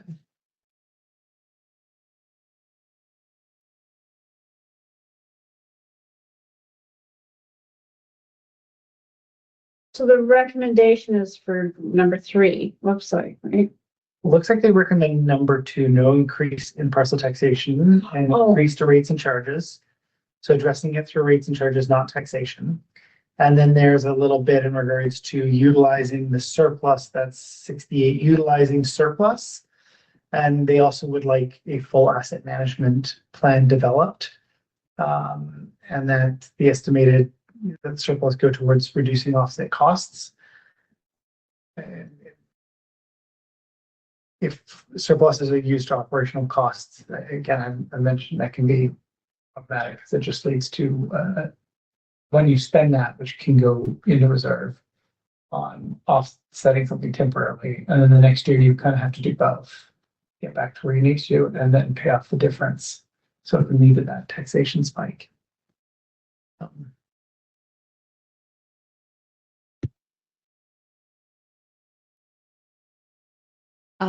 So if I may, the water advisory recommended option 2, if the board wanted to move of it, allocated full $100,000 towards asset replacement fund in a year. Then their recommendation, please utilize rate increase as opposed to any increase in partial taxation. And this recommendation, I just clarify again that around the surplus discussion, how they want to utilize surplus, they recommend to the board that allocated $25,000 for asset management plan, not asset replacement reserve account. Their recommendation to the board that allocated that funding to undertake asset management plan. And then the remainder set aside to accommodate 2026 operation cost increase. So yeah, I think that like there's a part of me that's like, okay, so it's this pocket or this pocket. But I think one thing to keep in mind is just wrapping my brain for help with my process is if we do pull the tax lever, then people whose property is worth more are paying more, and people whose property are paying less. But if we do the rates and charges, then everybody's paying who is part of the service the same. Is that right? May I, Madam Chair? Yeah, this is a I'm just parcel trying to wrap my brain. taxation. So we have a fixed taxation for all parcels. So it's not based on property values. This is, okay, sorry. we're charging all the same fixed rates to across all properties. Okay. Okay, then it is kind of this pocket or that pocket, right? So actually, rates and charges can be, in this case, more charging quite differently based on utilize your dwelling as a commercial purposes versus like residential. Okay, okay. Yeah, I think that's key for me. Go ahead. Yes, so when it says B, increased rates and charges, single family dwelling rates increase from 275 to 602. Oh, so that's a big, that's a big leap. I thought you were meaning like it could, yeah, I thought you meant it could be up to 602, say if you're a commercial property. Yeah. But no, you're saying strictly for single family dwelling, it would increase by over $300. Yes, that's correct. And that's the bill that's the bill that everybody gets in July, Yenny? Yes, if board choose so, and that's for only single family dwelling. So potentially for commercial dwelling, something else, that impact would be more. I mean, the actual amount will be more. But again, this is the board increased revenue by $104,000 in 2025. Yeah. I don't know. That's a hard one. Be too happy about a $300 leap. No. You know what I mean? Yeah. No, but also wouldn't be too happy about not having any asset replacement. Yeah. It ties in like this where it's difficult. So one of the slides had, do you want to do this over 3 years? Yeah. Right? Because it's, That might be more, yeah, because I did see the site that was around $90. I wouldn't say, I think 5 years is too long and also whatnot, but if you do it over 3, That's $100 increase per year then, right. And then what happens is for single family. for single family, right? But it gives people time to absorb. Yeah. Not as much of a hit. They can absorb it, and then as well, there'll be review of rates and charges. So there'll be some recommendations that come from that. It gives you the ability to like tweak. Maybe it is a blending of both, whatnot. You've got a bit of a surplus. You can put that towards the asset replacement. That would then give you a bit of a baseline, at least you're making kind of a contribution next year of that. Yeah. Plus, if you did a quarter of it, then that would be, wing it, 30 grand plus the 67, there's your 100,000. So you've made the contribution that year. And then it buys you a little bit of time to phase things in. So people aren't getting a hit. They're absorbing it in a way that it isn't detrimental to their individual finances. So I think over 3 years might be more, palatable. palatable for people. Yep. I hear you. And go with option 2 through rates and charges. Those are like kind of the 2 components that we're looking. Yeah, it was how do you want to do it? There's different kind of strategies. So, their recommendation is just the rates and charges. You may disagree. But you may agree to that and go rates and charges. And then what you do is direct staff to build a plan to phase it in over 3 years, with a third being done for 2025. Okay. Director Northeast, what do you think? Oh, you muted. What I think is my head hurts. Yeah. Me too. There's just so many pitfalls, but okay, no, challenges and opportunities, right? But the one thing what I'm hearing, or what I agree with, is I don't want to get back into that surplus thing where all of a sudden we've got a huge tax increase in a few years. So that option 2 seems like the best option from my perspective. Okay. Yeah. And over 3 years for the 104. Yeah, sorry. Yeah. As well. Yeah. Yeah. Okay. Does that Two, take care of this? I can't think of it.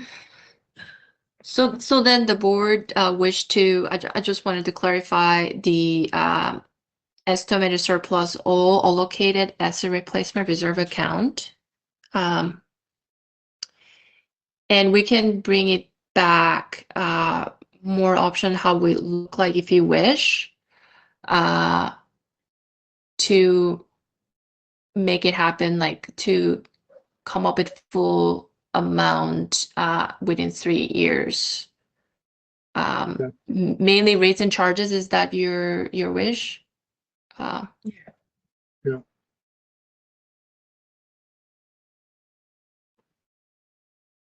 Okay, Yeah. There you go. so, We're good. We'll need a motion for that. okay, Director Northeast, do you want to make a Yeah. motion? Yep. I would like to make the motion, but I'd like somebody to tell me what the motion is. I would just like to hear it, that's all. I hear you. That the Board of Directors of the Central Coast Regional District direct a 3-year phased implementation toward asset replacement reserve account, the value of $104,000 over the next 3 years. Okay. And that So, the yeah. $67,000 surplus be allocated towards. Yeah, estimated surplus, yeah. Estimated surplus, yeah. Okay, sounds good to me. I move that. Okay. Sorry, yeah. Sorry, I'm just getting a little punchy. I've been up since about 5 o'clock your time, so. Okay, yeah, no worries. I hear you. Yeah. I will second that. All in favor? Do we all get to vote? No, I think it's, but sure. Yeah. We all? Okay. Cool. Okay, woo, that was a good one. Moving on to the next subject, Yeah. slide 69. So we can move on to Danielle and Waterworks. Yeah.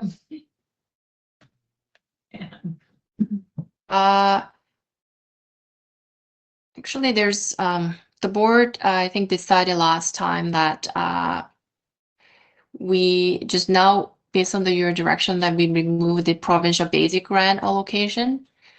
So that was removed, and still a little bit of a money available for any kind of legal fees or any other extra cost to actually complete with this project. Potentially, those are not be eligible under current grant funding agreement.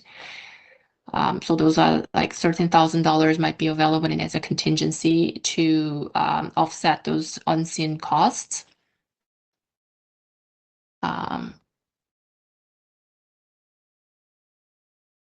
Yeah, and then We used some legal budget there from this year, 2024. I believe so. Yeah, I believe so. Looks like we did a fair bit of something. Be nice to know what that was about, but Yeah, I can provide it to you, Director Emery. maybe it was to find out if I was eligible to bid on the project or not. Shouldn't have cost that much. I mean, lawyers were a regular part of these discussions. There's a few aspects in regards to, procurement as well as service area and the restructuring and processes around service area adjustment. So I can say just that there has been some legal fees for sure utilized.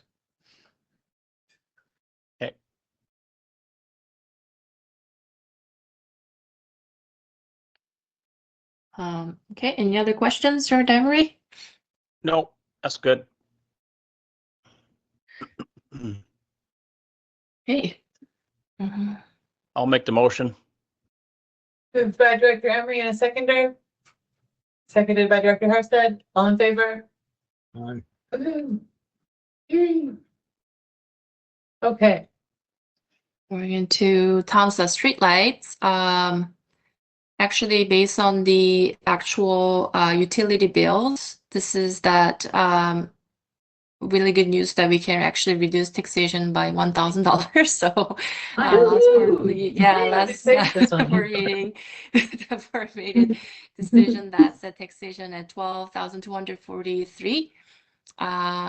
Yeah, and then we updated our budget accordingly.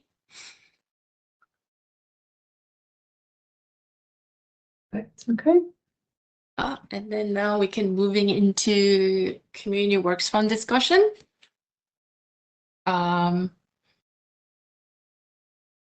So there's a lot of items in 2025 actually carry over from 2024. One of the item is local contribution for Daniel Island Water Grant funding, and we set aside $40,000 for Daniel Island Airport Terminal roof replacement, also carry over from 2024 to 2025. There's a new item based on the board decision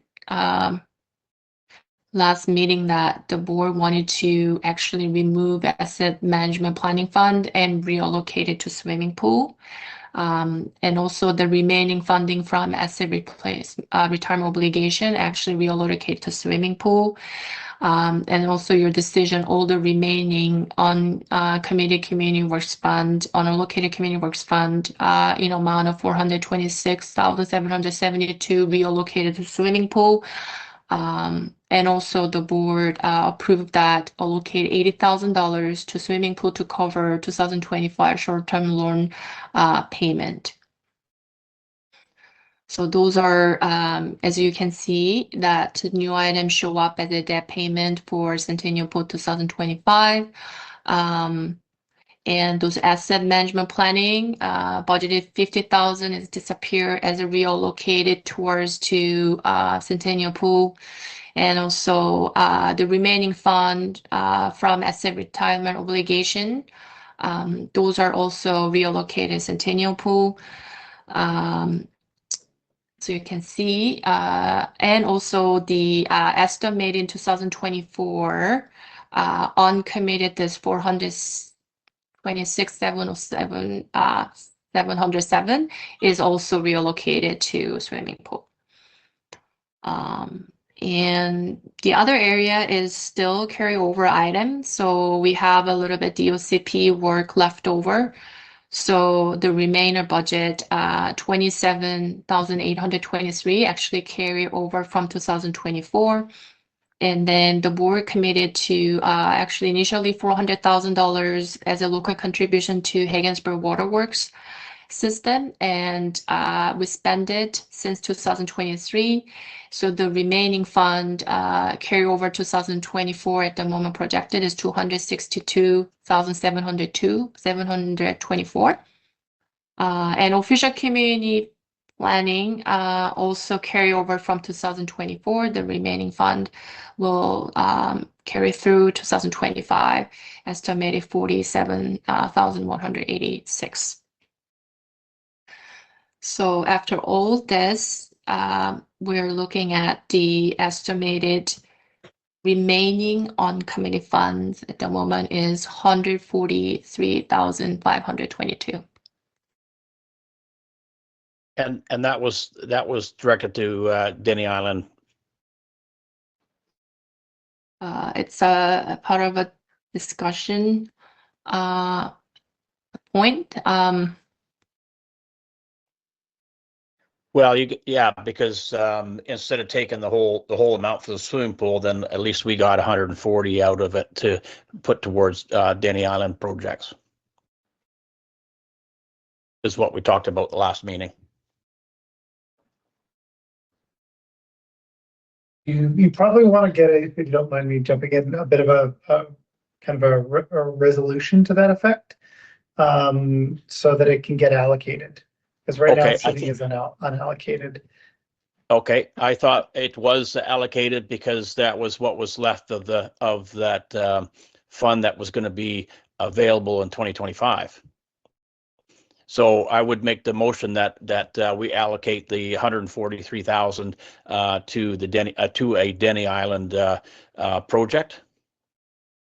You say like other coast? I'm just thinking of Well, we talked about it on the last last meeting, because we had taken so much out of the fund to put into the swimming pool that's deeper than was expected. We didn't want to, well, at least I didn't want to see the whole amount go to the swimming pool, and that's why I thought we had agreed on 140 going back to outer coast or area A, what have you. So I don't want to necessarily miss out on that money, right? So maybe I missed it on the resolution, but I believe that's what we had talked about.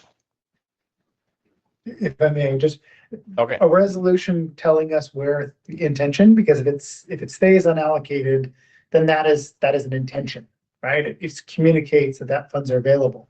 If the intention of the board is to put that money towards something, let's say an outer coast project, I'd recommend allocating it to an outer coast account.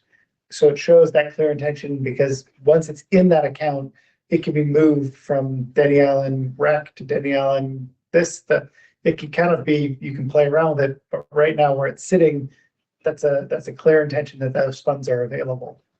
Right. Okay. So we need to deal with that. So, and like I say, I would make the motion then that we would put the 140,000 of the Community Works Fund into the Denny Island Rec Commission to be put towards a project, either the wharf bulkhead project, or water line, or the medical clinic.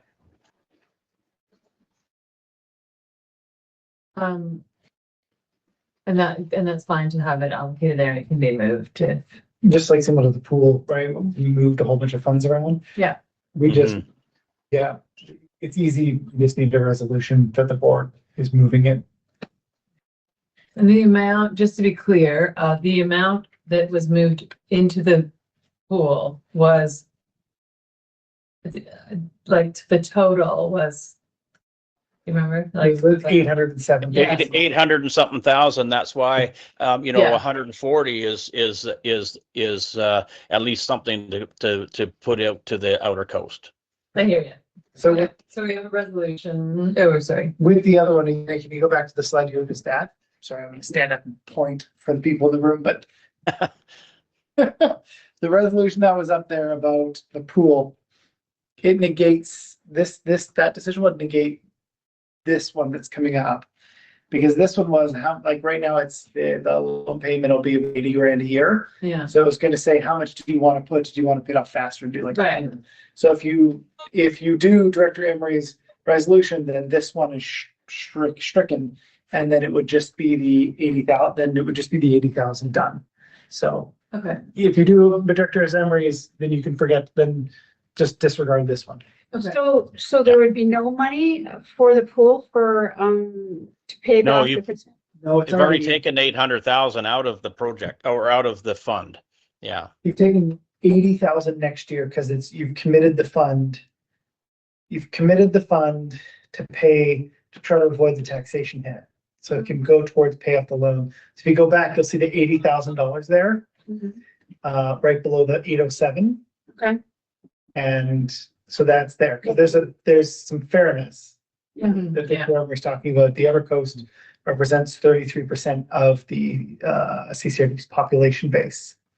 But this is just for 2025. What about the other years? Because the resolution speaks to a few years. Every year we get an allotment of Yeah. 126,000. So, Okay, now I get it. so the next year, what you'd find is an 80K will be taken from that, and then the board will be sitting here going through Mhm. Okay, what gotcha. you want to do with the rest of the money. All right. Yeah. Okay, so we have a resolution on the, by Director Emery on the table. We are looking for a seconder. Seconded by Director Horsted. Any further discussion? All in favor? Any opposed? All right. Yeah, I thought when we talked about it last meeting, I thought it automatically did that when we discussed it, but I guess obviously it didn't. Now we have perfect clarity. We work by resolutions. So, sometimes things get said, but It's all good. get the Right. resolution and then you're good. Yeah. All right, Hey, moving on. Okay, So we can move on the tax implication from here. I think I was discussed that this is on the based on 2024 actually business assessment value. So this is just for your discussion purposes only. And then we'll get the updated 2025 data in January. So those figures will be updated accordingly, present to the board in January, and the revised final numbers from business assessment actually released in March. Right. So a little bit of a information. So this is line here. That is to show the amount the board give us decision on taxation for each services. And if you look at here, it shows this is a regional service. Obviously, you can see is charged to across all areas. And those percentage of taxation, tax requisition amount, how they allocated to each area is based on the total business assessment value of each electoral area. And that percentage can be shifted, of course, based on the new 2025 information. But this is just to give you brief information that how we look like compared to actual 2024. So you can see the area A is going to be only impact in regional area and then Dania Island area. And area B is only regional area. Area C is a regional area plus some of the sub-regional area, which is Bella Coola Valley Services, and plus local service area. You can see here some Haggensburg Fire. Those are going to impact and C and D. And area E is impact by D is same as the C. So that all the regional area plus sub-regional area for Bella Coola Valley Service and Haggensburg Fire Services area is impact on area D taxation. Area E is charge for regional services plus Bella Coola Valley Services, and plus there's a few local service area only impact on town side, which is Bella Coola Fire and Street Light Service.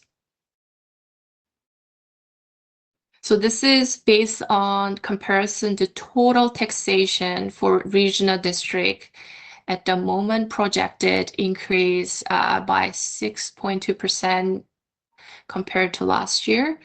But actually is more meaningful information for you. The board can see how it impact in each electoral area.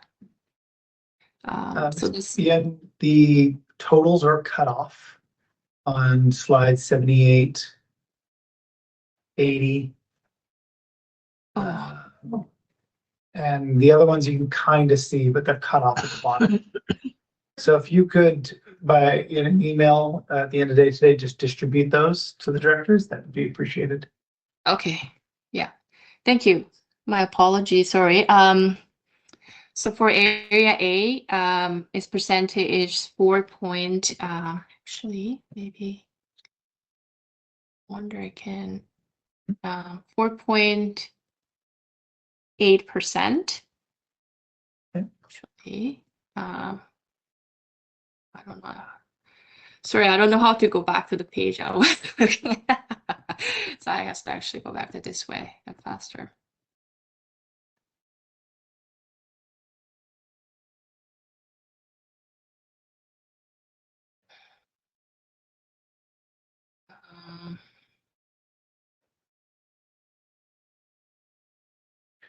I've got it open here. Do you want me to share and you can call it out?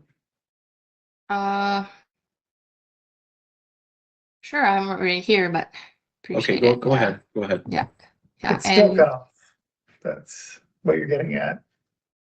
Yeah. So area B is 4.9% increase. Yeah, I still cut off this one too, actually. I'll give mine a shot. It won't be as pretty, Yanae, but all the figures will be visible. Is that Okay. okay, Yanae? Okay. Sounds good. Yeah. Awesome. Okay.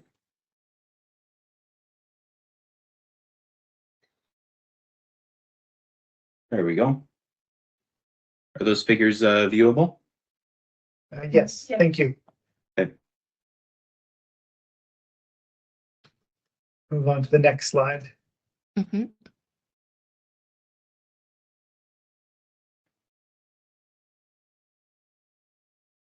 Yana, do you want to do a recap of the electoral areas? I think that's where we left off. Yes. So electoral area A is 4.8%. So this is a show all the areas on the impact in area A. So when you have let's say in general operations 284,000, that's our share for area A projected. Yes. And is that the same percentage that's applied to the property value as every other area? No, so each area is slightly different, how much percentage allocated to entire area, if that's a question. So let's say entire area A, let's say 30%, I can't remember exactly, but let's say 30% of entire area CCRD taxation, then 30% of total general operation taxation will be charging to area A, if that makes sense. And then let's say entire area C, let's say 36% of taxation, the total property value consists of CCRD is area C, then 36% of total taxation amount for general operation charging to area C. That's how allocated each taxation amount. After that, this total taxation amount in area A also divided by property value within area A as well. So impact differently is residential versus commercials and industrials and all that. Right. That's what I'm just trying to get in my head is that so somehow you've come up with that area A needs to pay the 284,000 out of the general operation total. It's based on the business assessment value of total area A percentage of entire area CCRD in 2024. So that percentage can be changed in 2025. Yeah, but so what I'm trying to get at is this, so if the total is $1 million and something and you just take the whole and you have the whole assessment for all of the CCRD, and that is that how you develop the percentage? So we get the value, let's say area A value is 100, area B is 200, area C 300, 400, Yeah. 500, and then entire value of A combined to all area E, let's say 1,000, and the area A is 200. That means 20% of regional district, regional taxation amount will allocate area A. So let's go about a different way. If my property is worth $1,000, does everyone pay? Obviously, it's different if you're a business, but does everyone pay the same percentage towards the general operations? No, that's a charging to all entire area A versus other areas. Yeah, I know, but that doesn't make sense to me in my head. Say a residential property is worth $1,000, everyone should be paying the same percentage on that $1,000, or else you're arbitrarily splitting up, the values of the or the cost to different areas. If that makes sense. I'm just saying that, if you have a residential house that's worth $1,000, doesn't matter if you're in Haggensburg or Furvale, or if we go that far, we should be those properties should be paying the same 5% or 5.4, whatever it happens to be across the board, because we're all equal. And if for some reason the area A is paying more of a percentage than everyone else, then that's not quite right. That's if I'm enjoying them, that's not the rule. I agree that's a legislatively dictated the way how I calculated those tax requisition distributions. So well, I guess that's what I mean. Like, it's for obviously it's different for land use planning and stuff, but the percentage that you're charged per thousand should be the same all across the whole CCRD for general operations, and something that the whole area benefits from.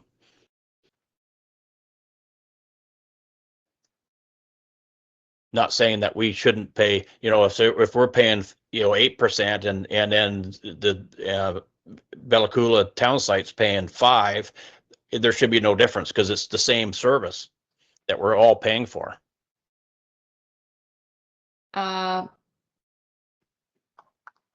there's quite complicated. I can maybe walk you through more, but there's a more component to that. This is just taxation.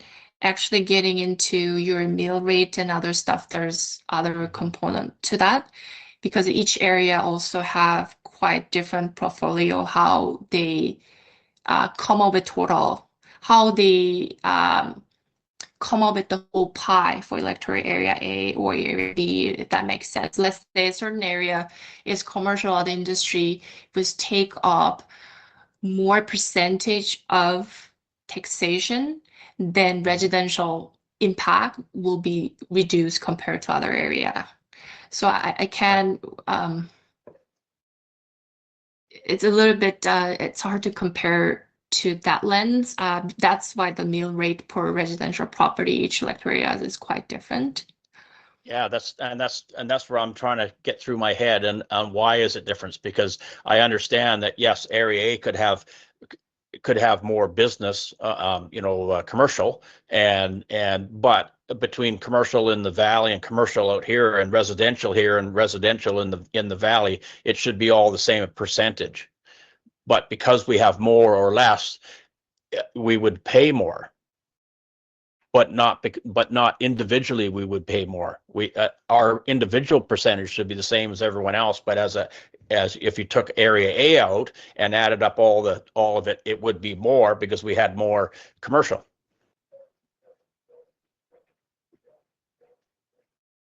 Okay, so yeah, this might be a discussion to Let's keep bring moving. back. I Keep just moving.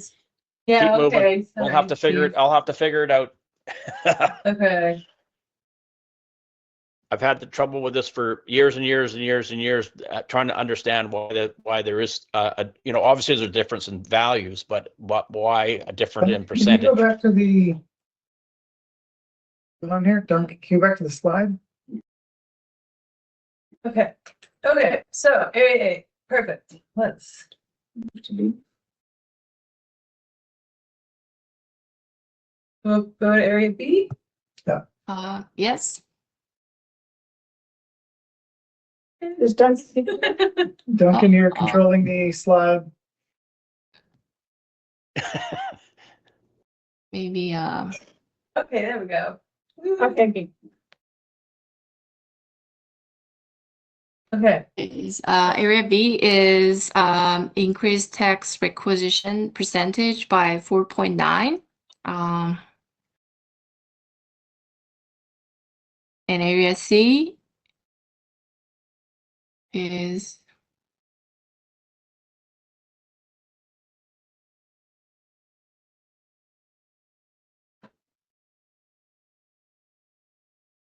maybe I can I think C is the one that's cut off the most. It seems to go down furthest on the other slide. Well, the slide's adjusted in the PowerPoint, but Duncan has it, and I can't take it away from him. Okay. Yeah. Duncan, can we move to C? Or let me do it. Yeah, maybe let Meg do it. Oh, there we go. Yeah. Perfect. Thank you. Yeah, area C is 7.5 Obviously, there's a big differences is we see increase in parks and recreation, we increase in Bella Coola Airport, and those are didn't impact on area A and B. Mhm. Yeah. Good one. And sorry, Meg, can you go to area D, please? And 7.5, a similar impact. This is just tax requisition increase amount. So the impact amount percentage would be similar because it's just tax requisition increase. And can you go area E? And the same impact. Okay.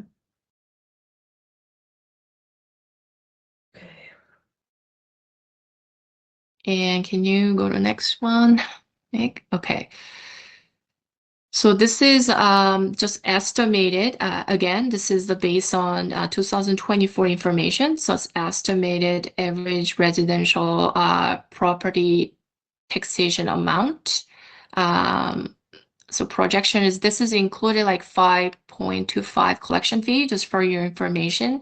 We're part of rural taxation program, so that actually the province the collecting taxes on our behalf. So when our residents receiving tax bills, actually their amount included a 5.25 collection fee to surveyor taxes. So at the moment, area A estimated 2025 increase per average residential property by $25, area B by $94, area C by $101, area D by $81, area E by $53. And we're going into local service area. So Haggensburg Fire at the moment, the stay the same because the board made a decision at the moment, it set taxation the same as the 2024. So there's no variance on Haggensburg Fire and Bella Coola Fire. But here, town side streetlights were decided to reduce taxation by $1,000. So that's estimated actually residential property taxation reduced by $7.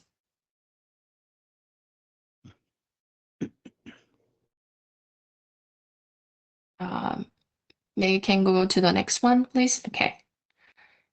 So this is getting into business cases, but I believe the board already made a decision that allocated local LGCAP funding to purchase truck, if I recall correctly.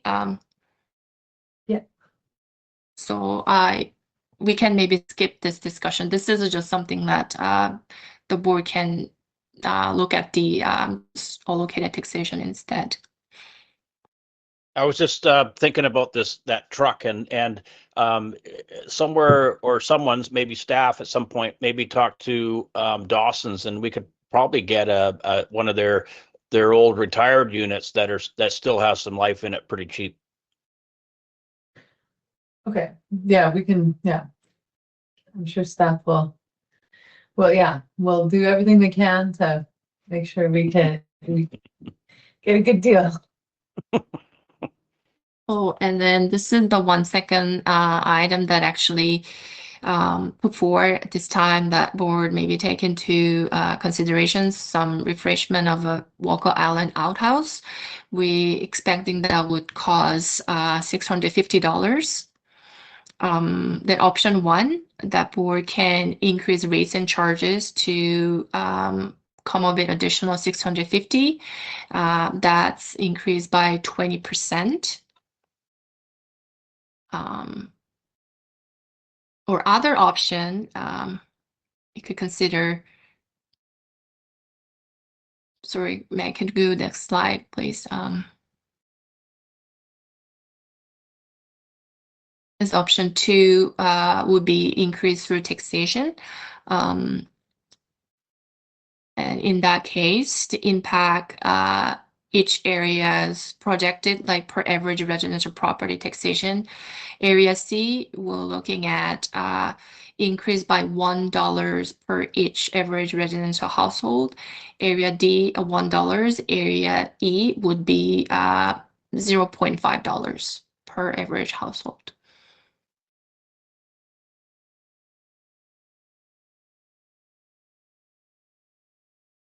Okay, so either rates for rentals or taxation. What do you guys thinking? Director Hurst, do you have a preference? Well, if I remember, it looked like the rentals hadn't increased for a while. Yeah, Yeah, so maybe Yeah. Yeah. that. what do you think, Director Northeast, do you agree? Hey, what's the typical rental rate when we're talking about a 20% increase? Like, what does that look like in real dollars? Sorry, Mick, can you go back to the That's right. Yeah. One more. one more, please? Yeah. So 20%, that's Oh, I see. available. Yes. So for Yeah. volleyball, 90. No. Okay, yeah, I think that's the way to go. Yeah. Okay, so we have a resolution there. It's for the first one on that page.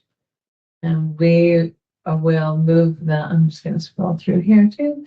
So the CCRD Board of Directors allocates $650 to maintenance budget for the refreshment of Walker Island Outhouse. And the CCRD Board of Directors approved a 20% increase to the rates and charges for Bella Coola Parks and Rec. Mhm. Moved by Director Hurstead? Yeah. Yeah. And seconded by Director Randy. Excellent. All in favor? Yeah. Great. Okay. Okay, well, thank you. Next is just we'll bring it back in January, revisit budget with tax implication. It's an updated tax implication based on 2025 base assessment value.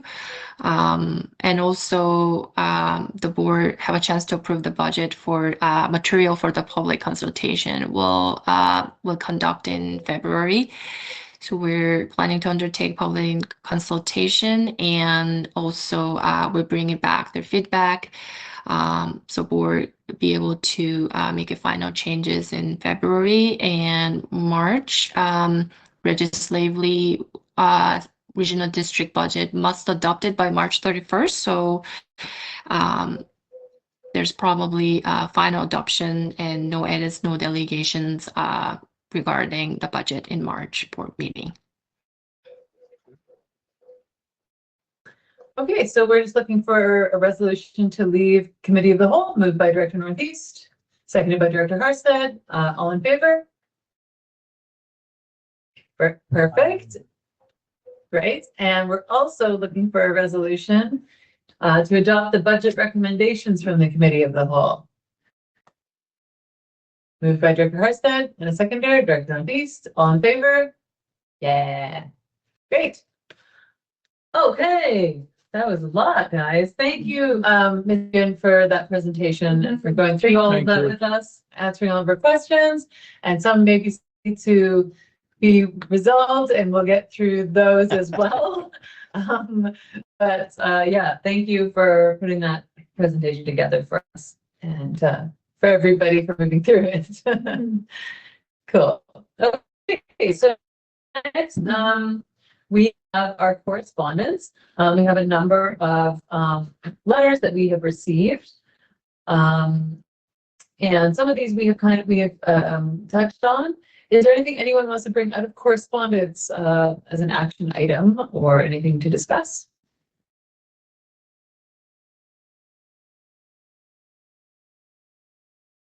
All right, so next we can, oh, sorry, I'm going to stick with the program here.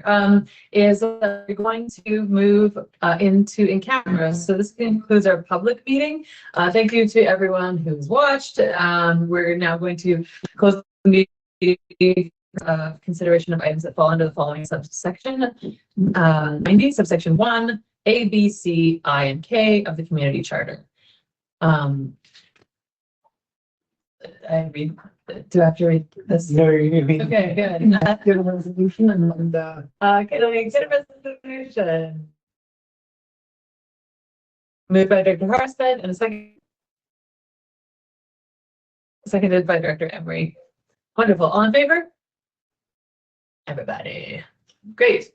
Okay, so we're moving into in camera. So those of you who are online, I think we have another link. Yeah. Yeah. Yeah. We're also gonna take a break. Okay. 10-15 minutes. What do you guys think? Sure. 15. 15 minutes. So right now Okay. here it's 4:35. We are going to come back at 4:50. Okay. see you then. Got it. See you then. Yep.